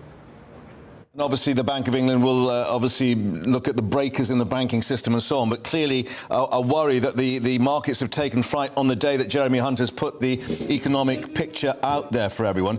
On that picture, the big picture, he's saying that the economy on the right track. However, looking at the details, still a 0.2% contraction this year, according to the OBR. Yeah, but they're confirming that they expect the UK to avoid a recession, to return to growth thereafter, growth of 2.5% by 2025. That shows that the actions that we're taking are working. We've seen inflation forecasts reduce, on track to deliver the Prime Minister's target of halving inflation this year. And this was a budget very much built on those firm foundations and allowing us to look at how we grow the UK economy. And on that, you will know there'll be many Tory backbenchers asking why no tax cuts to try and stimulate that growth, and indeed corporation tax, as feared, staying in place with an increase up to 25%. Yeah, there were lots of measures today that are going to help the economy grow, and they were focused on getting more people back into work, into the workforce, big support for childcare, an extension of that, and also support for those businesses that are investing to reduce their level of tax. So lots there to help the strategy of growing the economy. Paul Johnson from the IFS, the Institute of Fiscal Studies, called the various allowances on business taxes as tinkering. Do you agree with him? Well, it's a £25 billion support. It extends for the next 3 years. It allows businesses to fully expense the cost of those investments that they're going to make to grow. So I don't agree with Paul Johnson at all. I think it's a very much a positive budget for business. There's also support for the fastest growing parts of our economy, whether that's artificial intelligence, quantum or massive processing computing. And as I said, lots of measures to help get people either back into the workforce or stay there longer. So removing the caps on pensions, so hospital consultants can continue to cut those waiting lists, and a big package for parents to allow them to have childcare from 9 months right up until the point their child starts school. Now, this is a proper budget, not a fiscal event, so therefore the OBR, the Office for Budget Responsibility, will be marking the Chancellor's homework. We're just getting more from them, and they're saying that living standards still expected to fall by the largest amount since records began, real household disposable income per person to fall by a cumulative 5.7% over the next 2 financial years up to 2024. This is not going to make people feel any better, is it? Well, there's a lot here that's going to help people with the cost of living. Freezing fuel duty for the 13th successive year. The reduction in the Brexit pub guarantee that's going to reduce the price of a pint in a pub compared with buying the same drink in a supermarket, and obviously extending the energy price guarantee into the summer to protect people from their energy bills. So we've come from some very difficult circumstances during COVID, and then subsequently during the consequences of Putin's war in Ukraine. We've put the equivalent of £6,000 per person to support the economy, to support households, and there's more help with the cost of living there from the Chancellor today. As you say, the draft beer, those enjoying a pint of bitter will be celebrating tonight, perhaps. Can I just ask a question on behalf of my colleague here, Gloria? Why are you putting wine up when you're putting it down for beer? Well, we've frozen all alcohol duties until August, so there's no increase in duty until then. Thereafter, we're moving to a new method of assessing duty that's much more linked to the level of alcohol in the drinks. That's something that we're using, just like the Brexit pub guarantee. That's something that we're able to do because of our Brexit freedoms. So. OK, Andrew Griffith, thank you for bearing with the Westminster disco and going into extra time in your particular match of the day. Thanks very much indeed for your time there at Westminster. So that's the situation there as far as Westminster is concerned. But let's just reflect on the various figures that we've got. the confirmed plans to increase corporation tax, as we were sort of telling you, perhaps that's going ahead from 19 to 25% from April for those companies earning over £250,000 in profit, we should add, over £250,000. Well, earlier this year, of course, Liam had gone to Clevedon Fasteners, you remember, that manufacturer in Sutton Coldfield, making rivets and bolts. But Managing Director Steve Hardman saying that a rise in corporation tax could actually kill off his business. The government's taking the support that we have been getting on energy away. The corporation tax is apparently going to go up if they're stupid enough to do it. And so all of those things are going to combine to make April and the subsequent months very, very difficult. It's typical of governments of all colours, I'm afraid.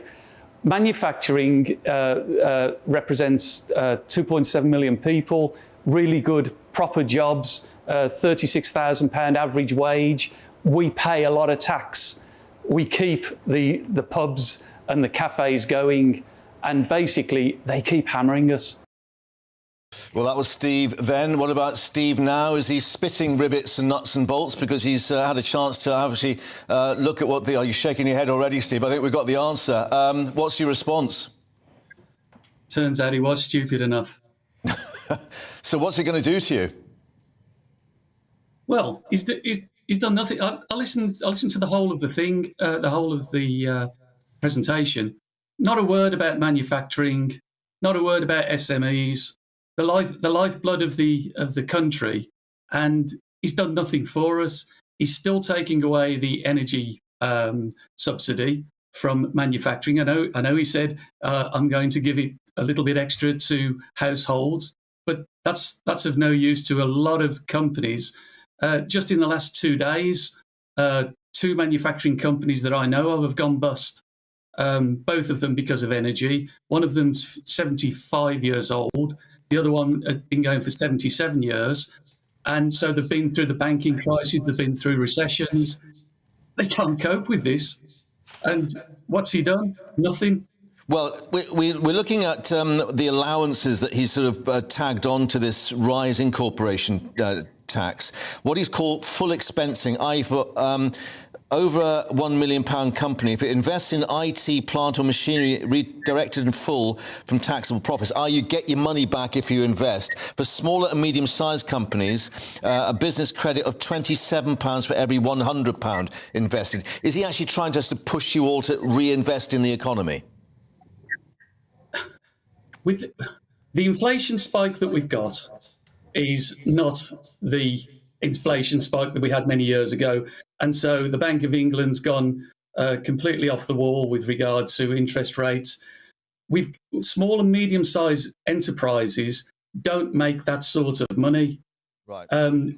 If you look at the balance sheets of many small and medium-sized enterprises, we've got bounce-back loans and we've got C-bills loans, £78 billion worth sitting on our books. The simple thing would have been to, instead of it being on the corporation tax, for us to be able to convert those things into actual plant and machinery. So, for instance, at Clevedon, we could have bought a CHP unit, that's a combined heat and power unit, which would have, one, reduced the cost of our energy, but would have also meant that we would have been adding something to the grid and taking pressure off the grid. They just don't have any joined-up thinking.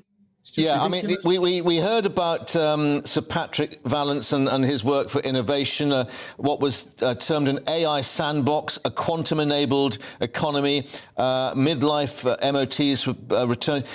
Do you think, actually, he's not really got his eye on the ball in terms of the engine room of the economy, which is, as you perhaps would put it, the old-fashioned manufacturing companies? No. I don't. There's a lot of manufacturing companies in this country who just make basic products. And from that point of view, we're getting no help. The people who are going to be doing AI and the really, really clever things, that's fantastic, but they need an enormous amount of input in order before they start producing the kind of tax return that manufacturing produces. And so from that point of view, he's done absolutely nothing. Thank you for that. Sorry to have been bringing you bad news throughout the last couple of hours, but at least your pint might not be quite so expensive when you head down to the pub to commiserate. Thanks very much indeed. Well, of course, in terms of all the other announcements, we had that one on fuel duty and the Chancellor indicating that because inflation was remaining high, fuel duty frozen again for this next year. So that 5p reduction continuing, he said, saving drivers about £1,000 each over the year, he estimates. Well, let's speak now to Howard Cox, founder of Fair Fuel UK, of course, who's been campaigning for a long time on this issue. Howard, are you reasonably happy? I'm very, very happy indeed. It's been a hell of a battle. I've been doing this for 13 years. We've had a freeze in the last 13 years, and in total a 6p cut. I couldn't be more happier, etc. I mean, obviously, I'd like to see a big cut. I'd like to go further, but I don't think any government has got the risk in them to do that. But fundamentally, yes, I'm very happy, and drivers and logistics companies and van drivers will be actually celebrating this. OK, but there's still a huge difference, isn't there, at the pumps between the price of petrol and diesel, diesel being the lifeblood of our transport industry, and that feeds in then the whole issue of inflation, of course. You're absolutely right, and we've got to get to the bottom. One of the things that I hoped he would mention, which I am disappointed with, is to introduce a pump price regulatory body we call Pump Watch. And I had, through the grapevine, and told by some MPs, people like Andrea Leadsom have been fighting for me on this in Parliament. We had hoped he would actually mention Pump Watch. So that is still a battle that I'm continuing, but I won't be churlish. I'm delighted we've got a fuel duty cut, and the diesel difference, watch me, I'm going to be fighting like mad to find out why and how we can actually reduce it. OK, but there are these sort of apps you can get on your mobile phone now, aren't there, where you can compare petrol prices in terms of your local area and if you're heading out on a journey. So I assume the technology would be there if you wanted to do that on a national basis. Well, that's right. We want to actually produce a voluntary body where all retailers actually, every morning they come in to their forecourts and they actually enter 3 numbers: petrol, diesel and liquid propane gas, LPG. Put those figures in and how much they're paying for it in terms of the wholesale price, linked with the oil price, what their retail prices are, so we can get a true, accurate representation across the country. Because it's not the retailers themselves that are ripping drivers off, it's further up the fuel supply chain. You've only got to see people like Shell, or businesses like Shell and BP, that are actually, no doubt about it, making huge amounts of money out of motorists. Right. However, can I just press you on one point, and that is, we were used to seeing the supermarkets actually bringing the prices down and keeping the rest of the market. I mean, it does seem that the likes of Tesco and even Asda now, sometimes they're even more expensive than the Shell or the Esso garage down the road. Why is that? You're absolutely right, but there's a lot of actually takeover bids going on, etc. I mean, it's Isley Brothers have actually taken over Asda. There's involvement with Co-op, etc. Sainsbury's are looking at different takeovers, etc. And now we're looking actually equity businesses and investors looking after actually the bottom lines of these companies. And where we used to actually see petrol and diesel as lost leaders for people to actually come in and say, if you buy £50 worth of goods or food from their shops, they would get something like 5p off a litre of fuel. We're not seeing that now. I think that model has gone completely, and unfortunately because of that, pump prices will continue to be quite high. OK, well, Howard, thank you very much. Nice to hear someone's relatively happy anyway with today's budget. Thanks for joining us there in Westminster. Just to reiterate, that fuel duty 5p cut is in place for another year. Now, in terms of reaction, what did the Chancellor have to offer for young people, those millennials or Gen Zers, as they're called, and what do they make of the budget? Well, Birmingham, would you believe, the youngest city in Europe, because 40% of the population under the age of 25, an average age of just 34. Lucky people. Let's go now to our West Midlands reporter, a mere strapling about youngster, Jack Garson, who's with students there in the city. And, of course, they've been, I guess, worrying about how they make those loans stretch and indeed how they pay them back once they get into work. That's right. Here in Birmingham, there's over 65,000 students in the city. It's a massive student city with 3 universities just in the immediate kind of vicinity from here. And I'm joined with one student now, Scott Mitchell. Scott, we watched that budget. One of the things, of course, is tackling inflation and how much you spend, I guess, a week on things. How confident are you that the Chancellor is doing something to help you? Very confident. In fact, our rent is considerably an issue with students as prices going up, the rent's going up and things like this. And it's a bit of an issue when it comes to student finance, mainly because we can't always afford the rent on that student finance and we can't always afford food on top of that. I know this year I was a bit short on the rent, and that's where you have your mother and fathers and stuff like that to help, as luckily my mum was able to help contribute to that. And rent was a big issue this year, considerably more than last year, as this year it's like 149 a week, and this year, for next year, sorry, it's about 156. It's considerably ridiculous. I know about student finance, they're going up 2.3%, if I'm not, don't quote me on that, I think it's around about that price, and which is going to be good for maintenance loan, but how much is that actually going to cover for us? And with shops as well, their prices are also going up because of currently of the rise in inflation, stuff like that.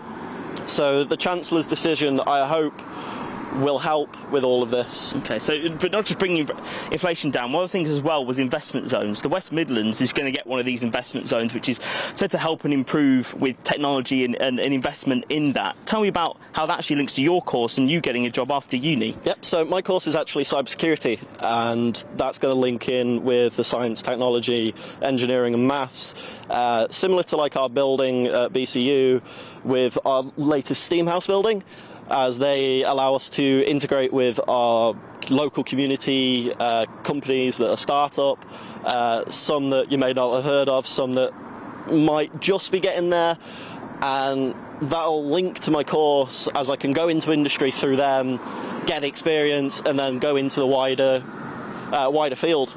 Okay, so inflation, investment, all kind of things that you're quite happy with. One thing, I don't know, as a student, alcohol duties are being frozen. The price of a pint in a pub from August looking like it's going to be 11% less than that in a supermarket. That must please you as well. Definitely, I love a good pint, especially at our lovely Eagle and Ball pub for our student union.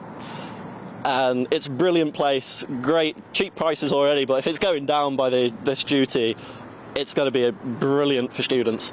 Okay, Scott, thank you so much for joining us this afternoon. So initially, the reaction here from the Chancellor's budget is all quite positive, with the hope that inflation comes down, these students can get a bit more out of that maintenance loan. And perhaps off to celebrate now as a result of that. Thank you very much, Jack, for bringing us the picture there in Birmingham. All you youngsters enjoying yourself there. Now, let's just bring you a bit of reaction coming into the budget, because let's reflect, today is the biggest day of union action so far this year. Mike Clancy, General Secretary of the Prospect Union, members on strike today.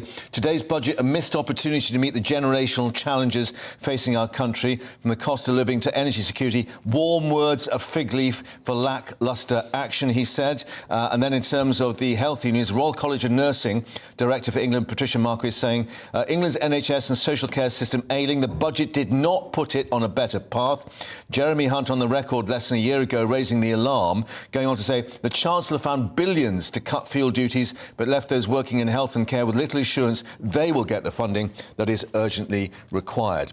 However, we do reflect that the budget's addressed the costs of childcare for working families today. Many parents celebrating because from next April they will receive an extra 30 hours of free childcare for 1- and 2-year-olds, because currently, of course, parents only eligible for that 30 hours for 3- and 4-year-olds. Well, childcare, a key political background, with parents facing some of the highest costs in the world, meaning that even those on middle incomes find it's not worth the cost of working. An estimate that's £15,000 a year for a nursery.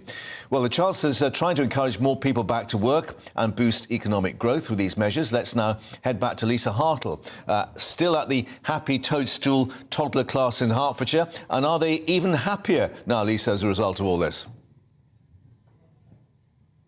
Well, I will ask Sharon, the owner, how happy she is at the Happy Toad store here in Little Haddam. Sharon, obviously you've heard the announcement from the government. Yeah. What do you make from it? Well, I think it's a really good step in the right direction. I work with about 500 families a week here in Hertfordshire at the Happy Toad store, and lots of them are young mums that want to go back to work, but they're finding it really hard to pay the costs, especially for their little ones. So I think the fact that the government are rolling out the money for 1- and 2-year-olds is a really positive step in the right direction. And you were telling me before you've got a few concerns about this?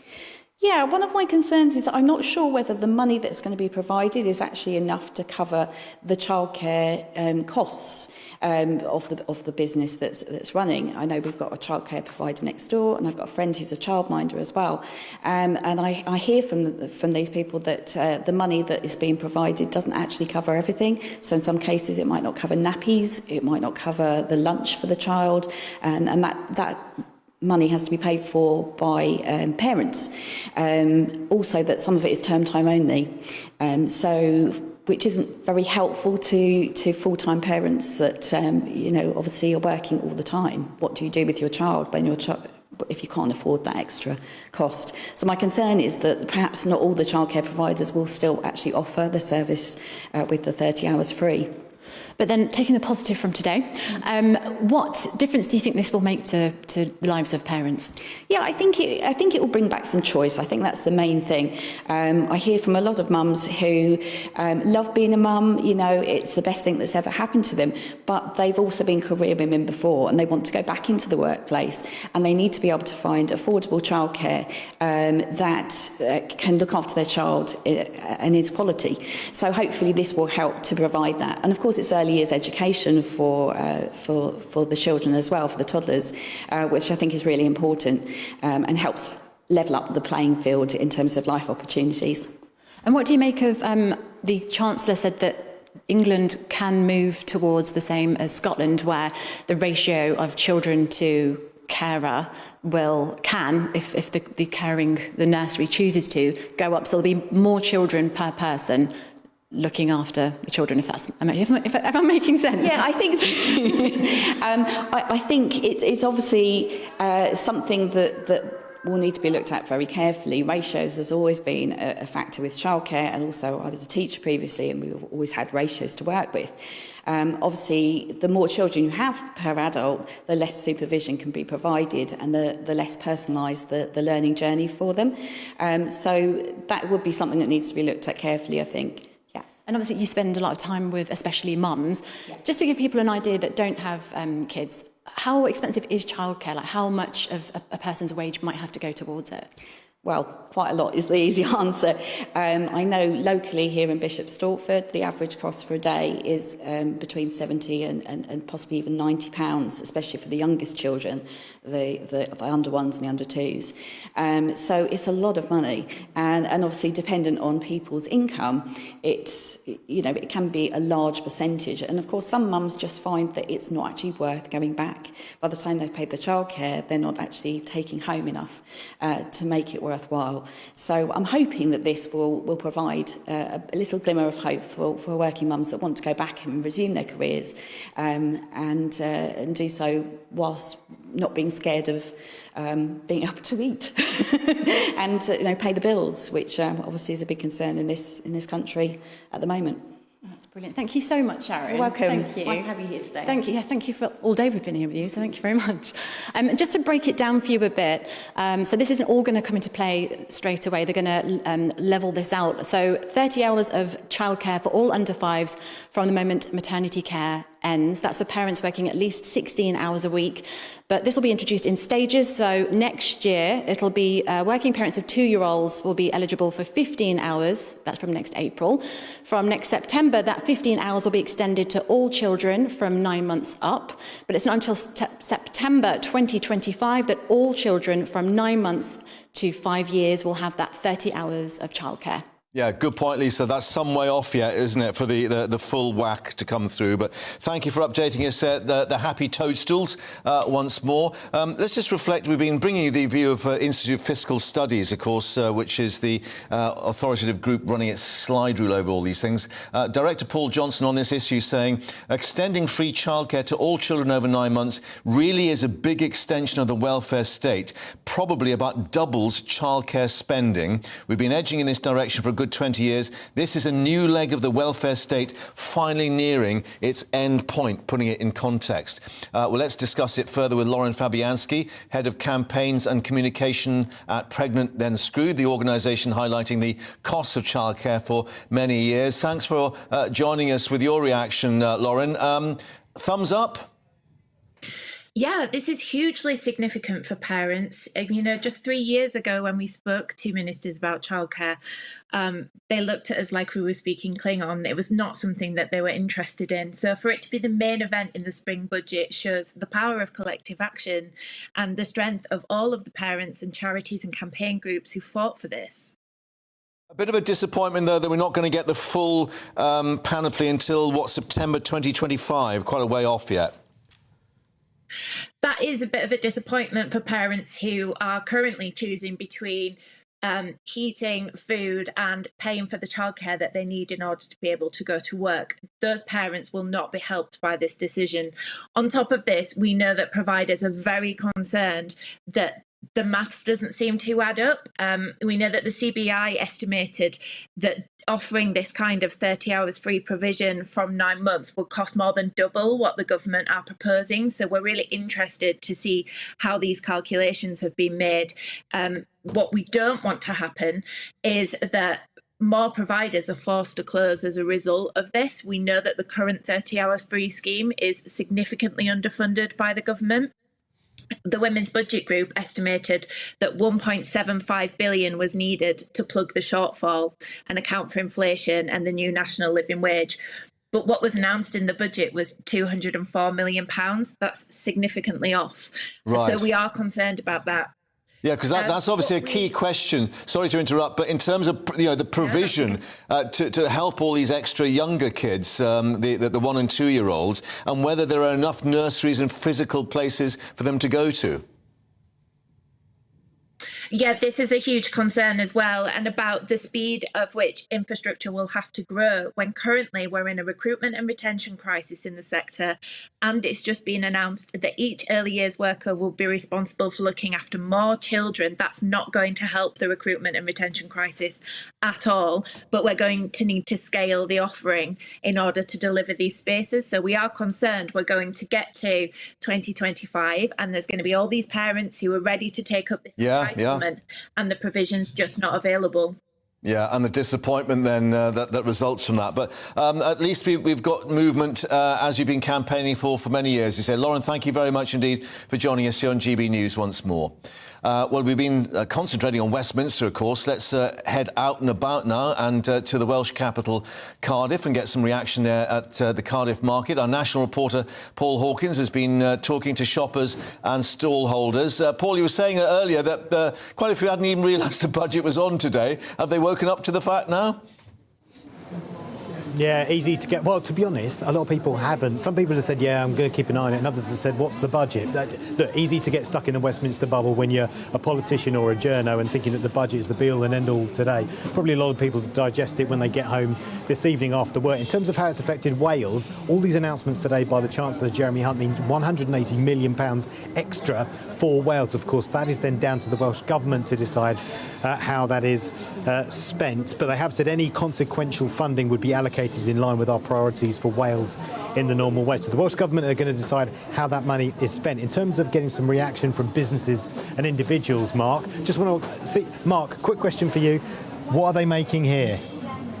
I hope they're making Welsh cakes, because I can see the currants in there. Is that right? Oh.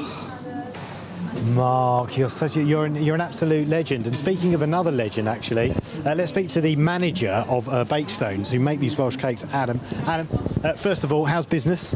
Yeah, it's not too bad, thankfully. Like I say, our products are very reasonably priced, so yeah, we're fortunate that people always come back. Yeah, I told you what was in the budget, what Jeremy Hunt announced earlier. Was there anything that grabbed your ear?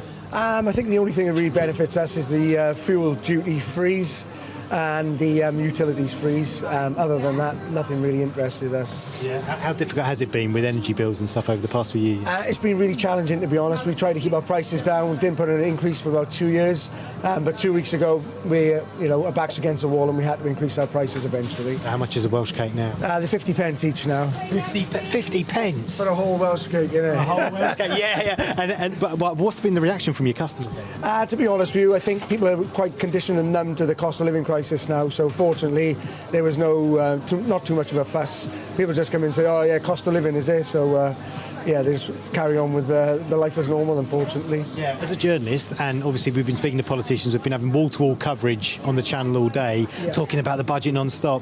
Has that been dominating your thoughts today? I've got to be honest, not really. I think until we really see salaries really increase for people, nominally, not like, these minimum wage increases, but the pound is getting absolutely battered, so the purchasing power is decreasing all the time. So people's wages are never really going up. So until we really see something change in that respect, I don't think anything's ever going to really change. So would you like to have seen Jeremy Hunt announce more money for a lot of people, especially in the public sector that are striking? If we want to get out of the recession, then people need more money, and I definitely want to see more money for doctors, nurses, people on the front line. Because he's saying what should actually happen is inflation should come down instead. Yeah, I think when you print as much money as they printed during the COVID pandemic, then you're always going to get inflation. It's got nothing to do with people's wages. And just out of interest, your team of crack Welsh cake commandos have been banging out these cakes all day. How many of these do you sell each day? We probably do about 12 to 1,500 Welsh cakes a day, so we're non-stop. Because companies that make profits over £250,000 now going to get taxed 25%.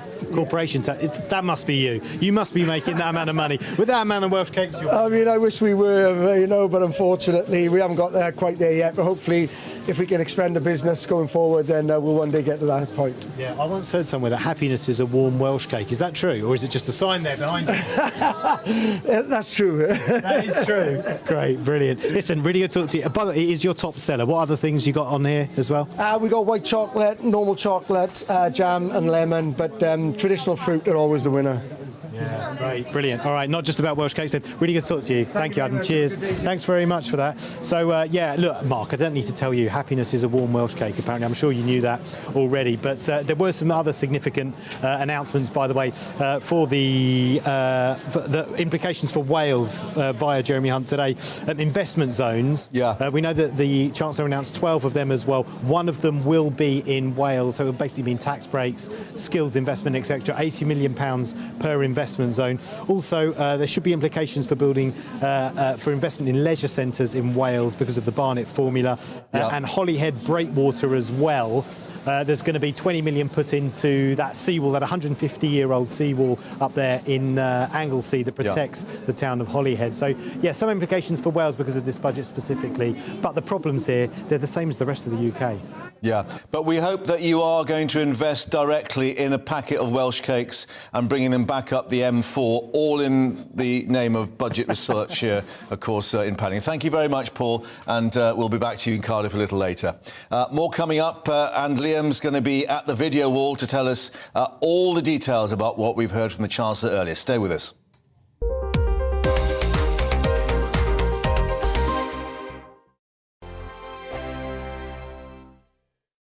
Monday to Thursday nights on GB News. At 6, it's Dubes & Co.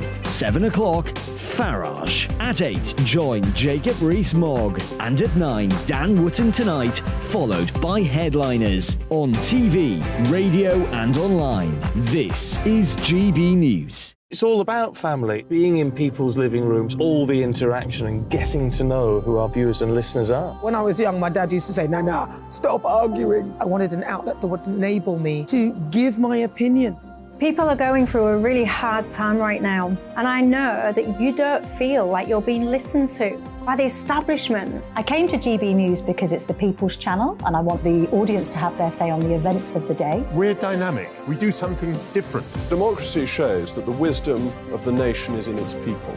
I get to travel to find out what the story is from a personal perspective. The British people aren't fools. We know when we're not being told the full story. We've got to work out how Britain moves forward from this.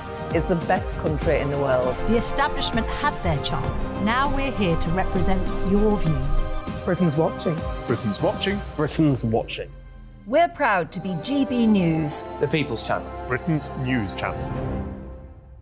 Join me, Patrick Christie's, Monday to Friday, 3 till 6. We tackle the day's news agenda like you've never seen before. It's high tempo, high octane, the most controversial topics, and the best guests. You will not be able to take your eyes and ears off it. I'm not afraid to ask the questions that you really want answered. 3 till 6 p.m, Monday to Friday on GB News, the People's Channel, Britain's news channel. I'm Andrew Doyle. Join me at 7 o'clock every Sunday night for Free Speech Nation, the show where I tackle the week's biggest stories in politics and current affairs with the help of my 2 comedian panellists and a variety of special guests. Free Speech Nation, Sunday nights from 7 on GB News, the People's Channel, Britain's news channel.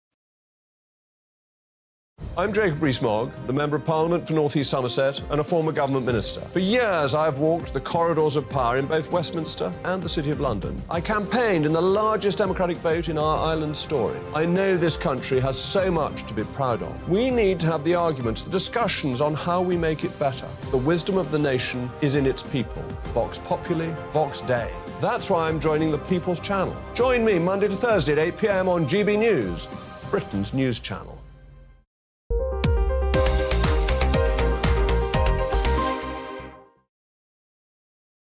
And welcome back to GB News Live and our budget special with the Chancellor Jeremy Hunt, of course, having unveiled all the details. What does it mean for you? We're here to break down all the facts and figures. Liam's with On the Money at the video wall.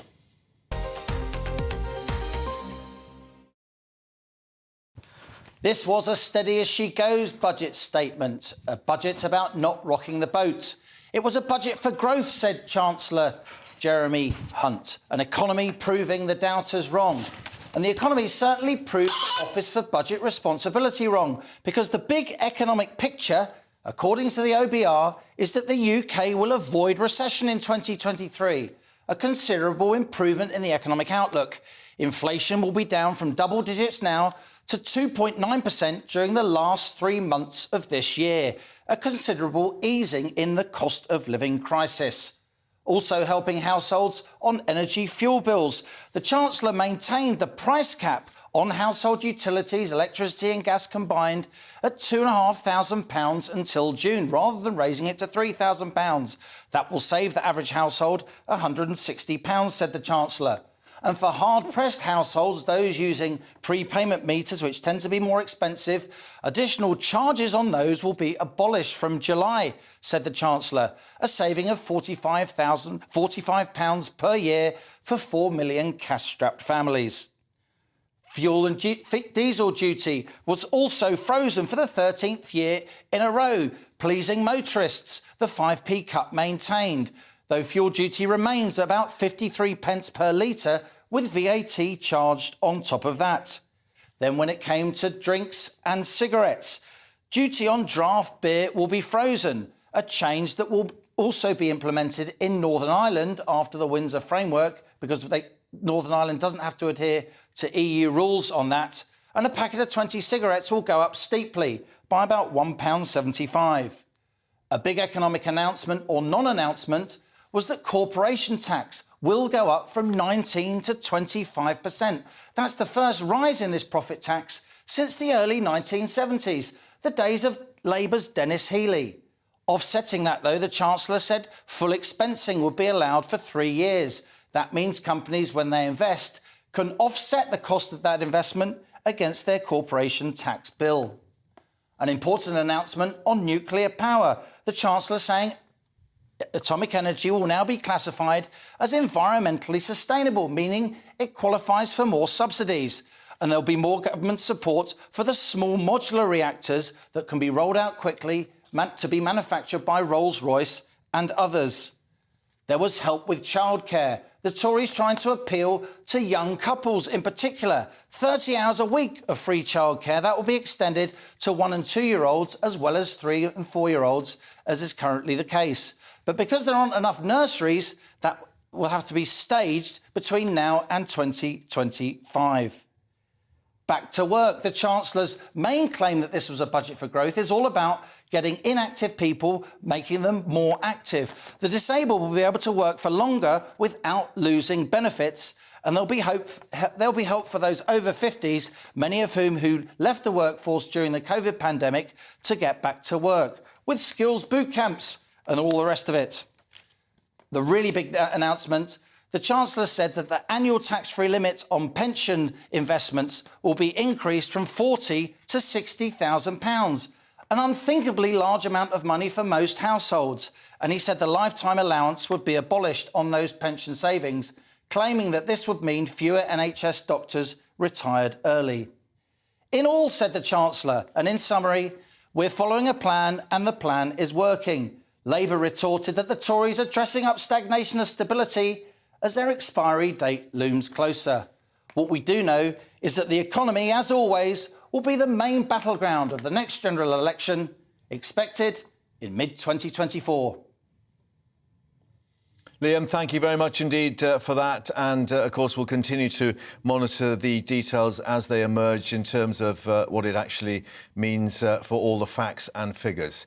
But let's reflect on another announcement now, that there be these 12 new investment zones across the UK, described as potential Canary Wharfs, potentially the West Midlands, Greater Manchester, North East, South Yorkshire, West Yorkshire, East Midlands, Teesside and Liverpool. Also, at least one in each of Scotland, Wales and Northern Ireland. Well, joining us now is Ben Houshan, Conservative Mayor of Tees Valley. Thank you very much indeed for joining us. Have you any details yet as to what it might actually mean on the ground?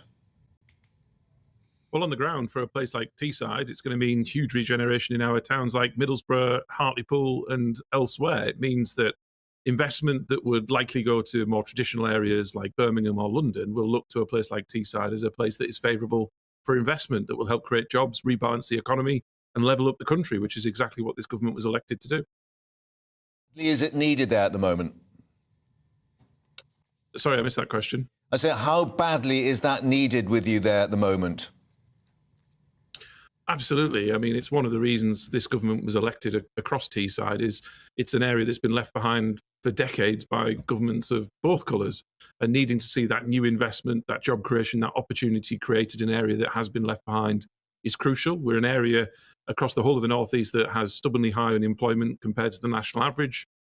Jeremy Hunt today talked about not just as a North East problem, but a UK PLC problem, that we have low levels of business investment.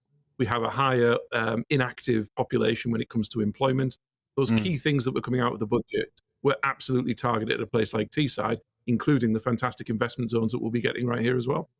OK, and in terms of linking all this together, and, you know, we've heard these phrases about levelling up the Northern Powerhouse. One of the key elements, of course, is transport infrastructure. Given what we've heard on HS2 in terms of linking the North to the Midlands and then London, is that really actually achievable with sort of making sure that your investment zone links up with the rest of the country? Yeah, absolutely. I mean, people often think that we're in the forgotten North. When it comes to transport, actually, you can get on a train from Teesside and be in London in just over 2 hours. Our problem isn't HS2 and connecting everywhere to London, albeit London is a fantastic place. It's actually east-west connectivity. And I've always been on record as saying HS2 is a waste of money. We shouldn't be spending that kind of money when that same amount of money could be felt much more significantly and would have a much better economic impact if, for example, we were to fast forward and deliver Northern Powerhouse Rail. You'd still have change left over to invest many, many millions, if not billions of pounds in other infrastructure across the North, which doesn't just help the North, it levels up the whole of the UK from a PLC point of view. That means more taxes, more people active, fewer people on benefits, more opportunities. That's exactly what we want to see for the whole country. Now, HS2, like I say, is a waste of money. Unfortunately, we haven't seen that scrapped altogether, if it was up to me. But we also do need to look at that northern infrastructure, because without the right infrastructure, we can invest in businesses, we can give people the right skills. But if they don't have the ability to connect to the jobs that are being created because they've managed to get fantastic skills through support with government, then it's all for naught, because we need that connectivity and that infrastructure, particularly transport infrastructure, is essential. Yeah, and getting those, as you say, that east-west transport link, I guess, not just north-south as well. Well, thanks very much indeed for bringing us the view there. And Teesside, as we say, one of the 12 enterprise zones now announced. But let's now get the thoughts of Neil Carberry, Chief Executive of Recruitment and Employment Confederation, joining us. Neil, thank you very much indeed. I'm just looking at what the OBR, Office of Budget Responsibility, is saying, because it's running its slide rule over all these announcements. Basically, they're saying they're not sure how effective the plans will be in boosting the UK workforce. The OBR saying our central estimate of the increase in labour supply is very uncertain. Plausible range could be as high as 240,000 or as low as 55,000. Well, I think today's budget, I think we've seen the government really acknowledge what businesses have been feeling for the last 6 months, both in terms of the slightly more optimistic economic growth figures the OBR have produced by comparison to, say, the Bank of England. Most businesses have been telling me it doesn't feel like a deep recession, it feels like a low and slow kind of year. And in terms of the need to have some long-term plans about how we grow the economy. So you look at investment zones and so forth. I think the biggest slug of that, the OBR, of that new labour supply the OBR have identified, does come from childcare, and I think childcare is a big and important move that businesses have been calling for a long time, because it pays for itself. Ultimately, you have parents staying in jobs that pay more over the long term, and that increased tax return pays for the kind of investment the government's put in today. There are some other challenges. There was precious little on skills, and I think proper reform of something like the failed apprenticeship levy would free up more labour supply into key skills roles. And I think it is important that we put the flag up for infrastructure. Government does need to keep investing in our infrastructure. You heard from Ben Houchin a moment ago about the importance of east-west rail to getting people to work. Local buses matter, of course, but so does HS2, and the government's decision to cancel that was catastrophic for growth in large areas of the country. We did hear from manufacturing in the Midlands saying nothing much for them, and yet we've got all these announcements about AI sandboxes, quantum-enabled economies, midlife MOTs and returnships. Are they concentrating on the right thing? You know, should it still be about banging metal and nuts and bolts? Well, I don't think it should just be about banging metal and nuts and bolts. It's not. We don't want our jobs for the boys industrial strategy. But any good industrial strategy has to assume that businesses drive growth, not government. I do feel that government talked the language of an industrial strategy today, and they haven't for a while, so that's super welcome. But the details weren't there. There was a lot of picking winners. And actually, what we're looking for are the things that will enable businesses to invest. The real measure of this budget is, does it get foreign investors thinking the UK is the right place to go again? And does it get British businesses thinking now's the time to invest? Clearly, corporation tax is going up. But the full expensing of investment, actually, if you're going to do something for British manufacturing, that's actually quite a good move. OK, Neil, thank you for that assessment and joining us here in GB News. Let's head back here for a final thought now from Gloria on this, because, of course, it's not just about the facts and figures. It's about the political message that's sent. You know, he wanted this as a budget for growth, and clearly there's going to have to be an assessment in terms of the newspapers tomorrow morning as to whether they give it a thumbs up or not. It's very unusual that we get no surprises in a budget, but actually everything from childcare to pensions. Trailed. It was all trailed. Yeah. So headline writers are going to be thinking, well, what is tomorrow's headline? I tell you what the danger is, that it is the headline from the Office for Budget Responsibility. Living standards are expected to fall by 6% over this financial year. That is the largest two-year fall since records began in the 1950s. And as we just said, maybe only 55,000 jobs are created. Because this is the problem. This is the first budget we've had since, October 21, where the OBR actually marks the Chancellor's homework. Yeah. Exactly. This was an independent unit set up by George Osborne, set up by the Conservative government when they first came into power 13 years ago in 2010. So it's, you know, it is respected by everybody. They are the do not final challenge arbiter. it. They are. And of course, it has been nice to spend time with you, because we are not older, as we learned from Jeremy Hunt, we are experienced. Yes, indeed. And perhaps we could go and have a midlife MOT or a returnship, whatever that is. Last thought, however, in terms of the political message that it's sent, in terms of childcare, the IFS saying, you know, this actually is completing a missing piece of the welfare state. It's absolutely huge. And, you know, you can say, well, it might not be in place in time or, you know, that detail might not be quite right. But now this is in place, I don't think we will ever go backwards. It is seismic, it is historic, and it is life-changing for, I'm going to say parents, but let's face it, many, many women. Bit more than the sticking plaster that Sir Keir Starmer... It's huge, and they should be commended for it. OK, Gloria, thank you for that. Let's actually now just reflect that this has been our budget special. Thanks for being with us. We're back at 12 tomorrow, but don't forget, more reaction coming up with Patrick, so stay with us here on GB News. Thanks for being with us.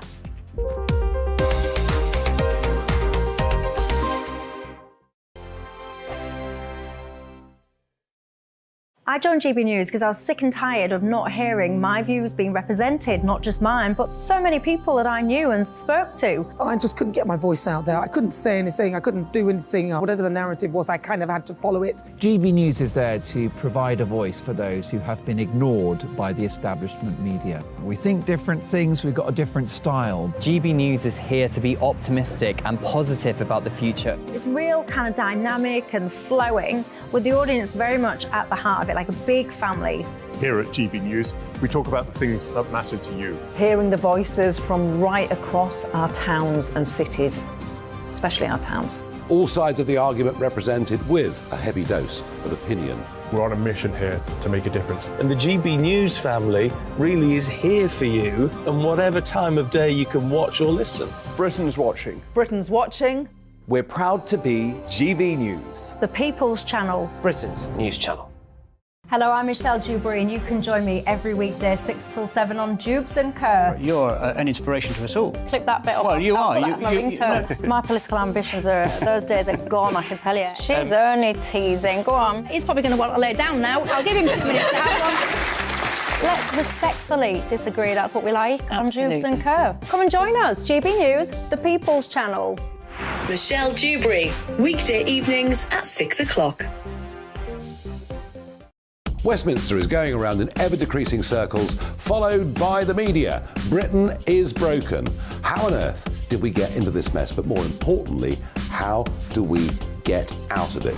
Join me at 7 p.m, Mondays to Thursdays on Farage, here on GB News. We will have open, rational debate. We've got to work out how Britain moves forward from this. Join us here on GB News, the People's Channel. Britain is watching.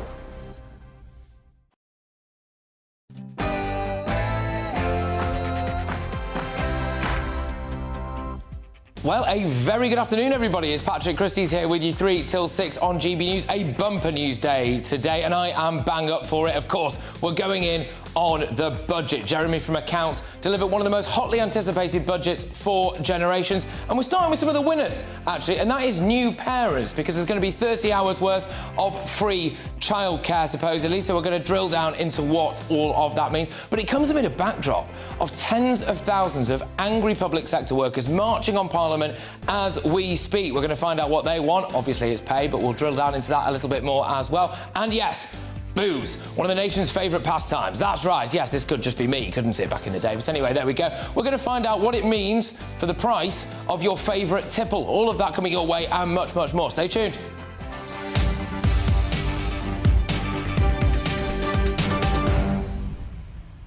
Yes, of course, it's more than just those things as well, because we've got pensions, haven't we? We've got the Labour Party reaction. People are saying that Jeremy Hunt managed to blow Labour out of the water. We're also going to be looking at the price of cigarettes as well. Bad news for smokers like me. So there we go. We'll try and get through it together. Get your emails coming in there. gbviews@gbnews.uk. I want to know, pretty straightforward this, what you make of this budget. Is it good for you? gbviews@gbnews.uk. But right now, it's your headlines.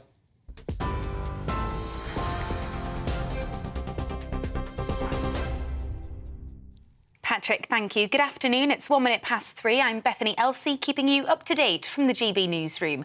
Jeremy Hunt has set out his plan for the economy in his first budget as Chancellor, vowing to encourage millions to rejoin the workforce and boost financial growth. The Chancellor says the Office for Budget Responsibility now forecasts the UK will no longer enter a technical recession this year.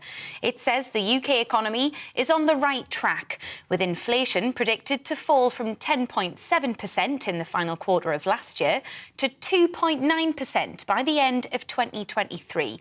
Labour has accused the government of a managed decline of the country and said the budget was just a sticking plaster.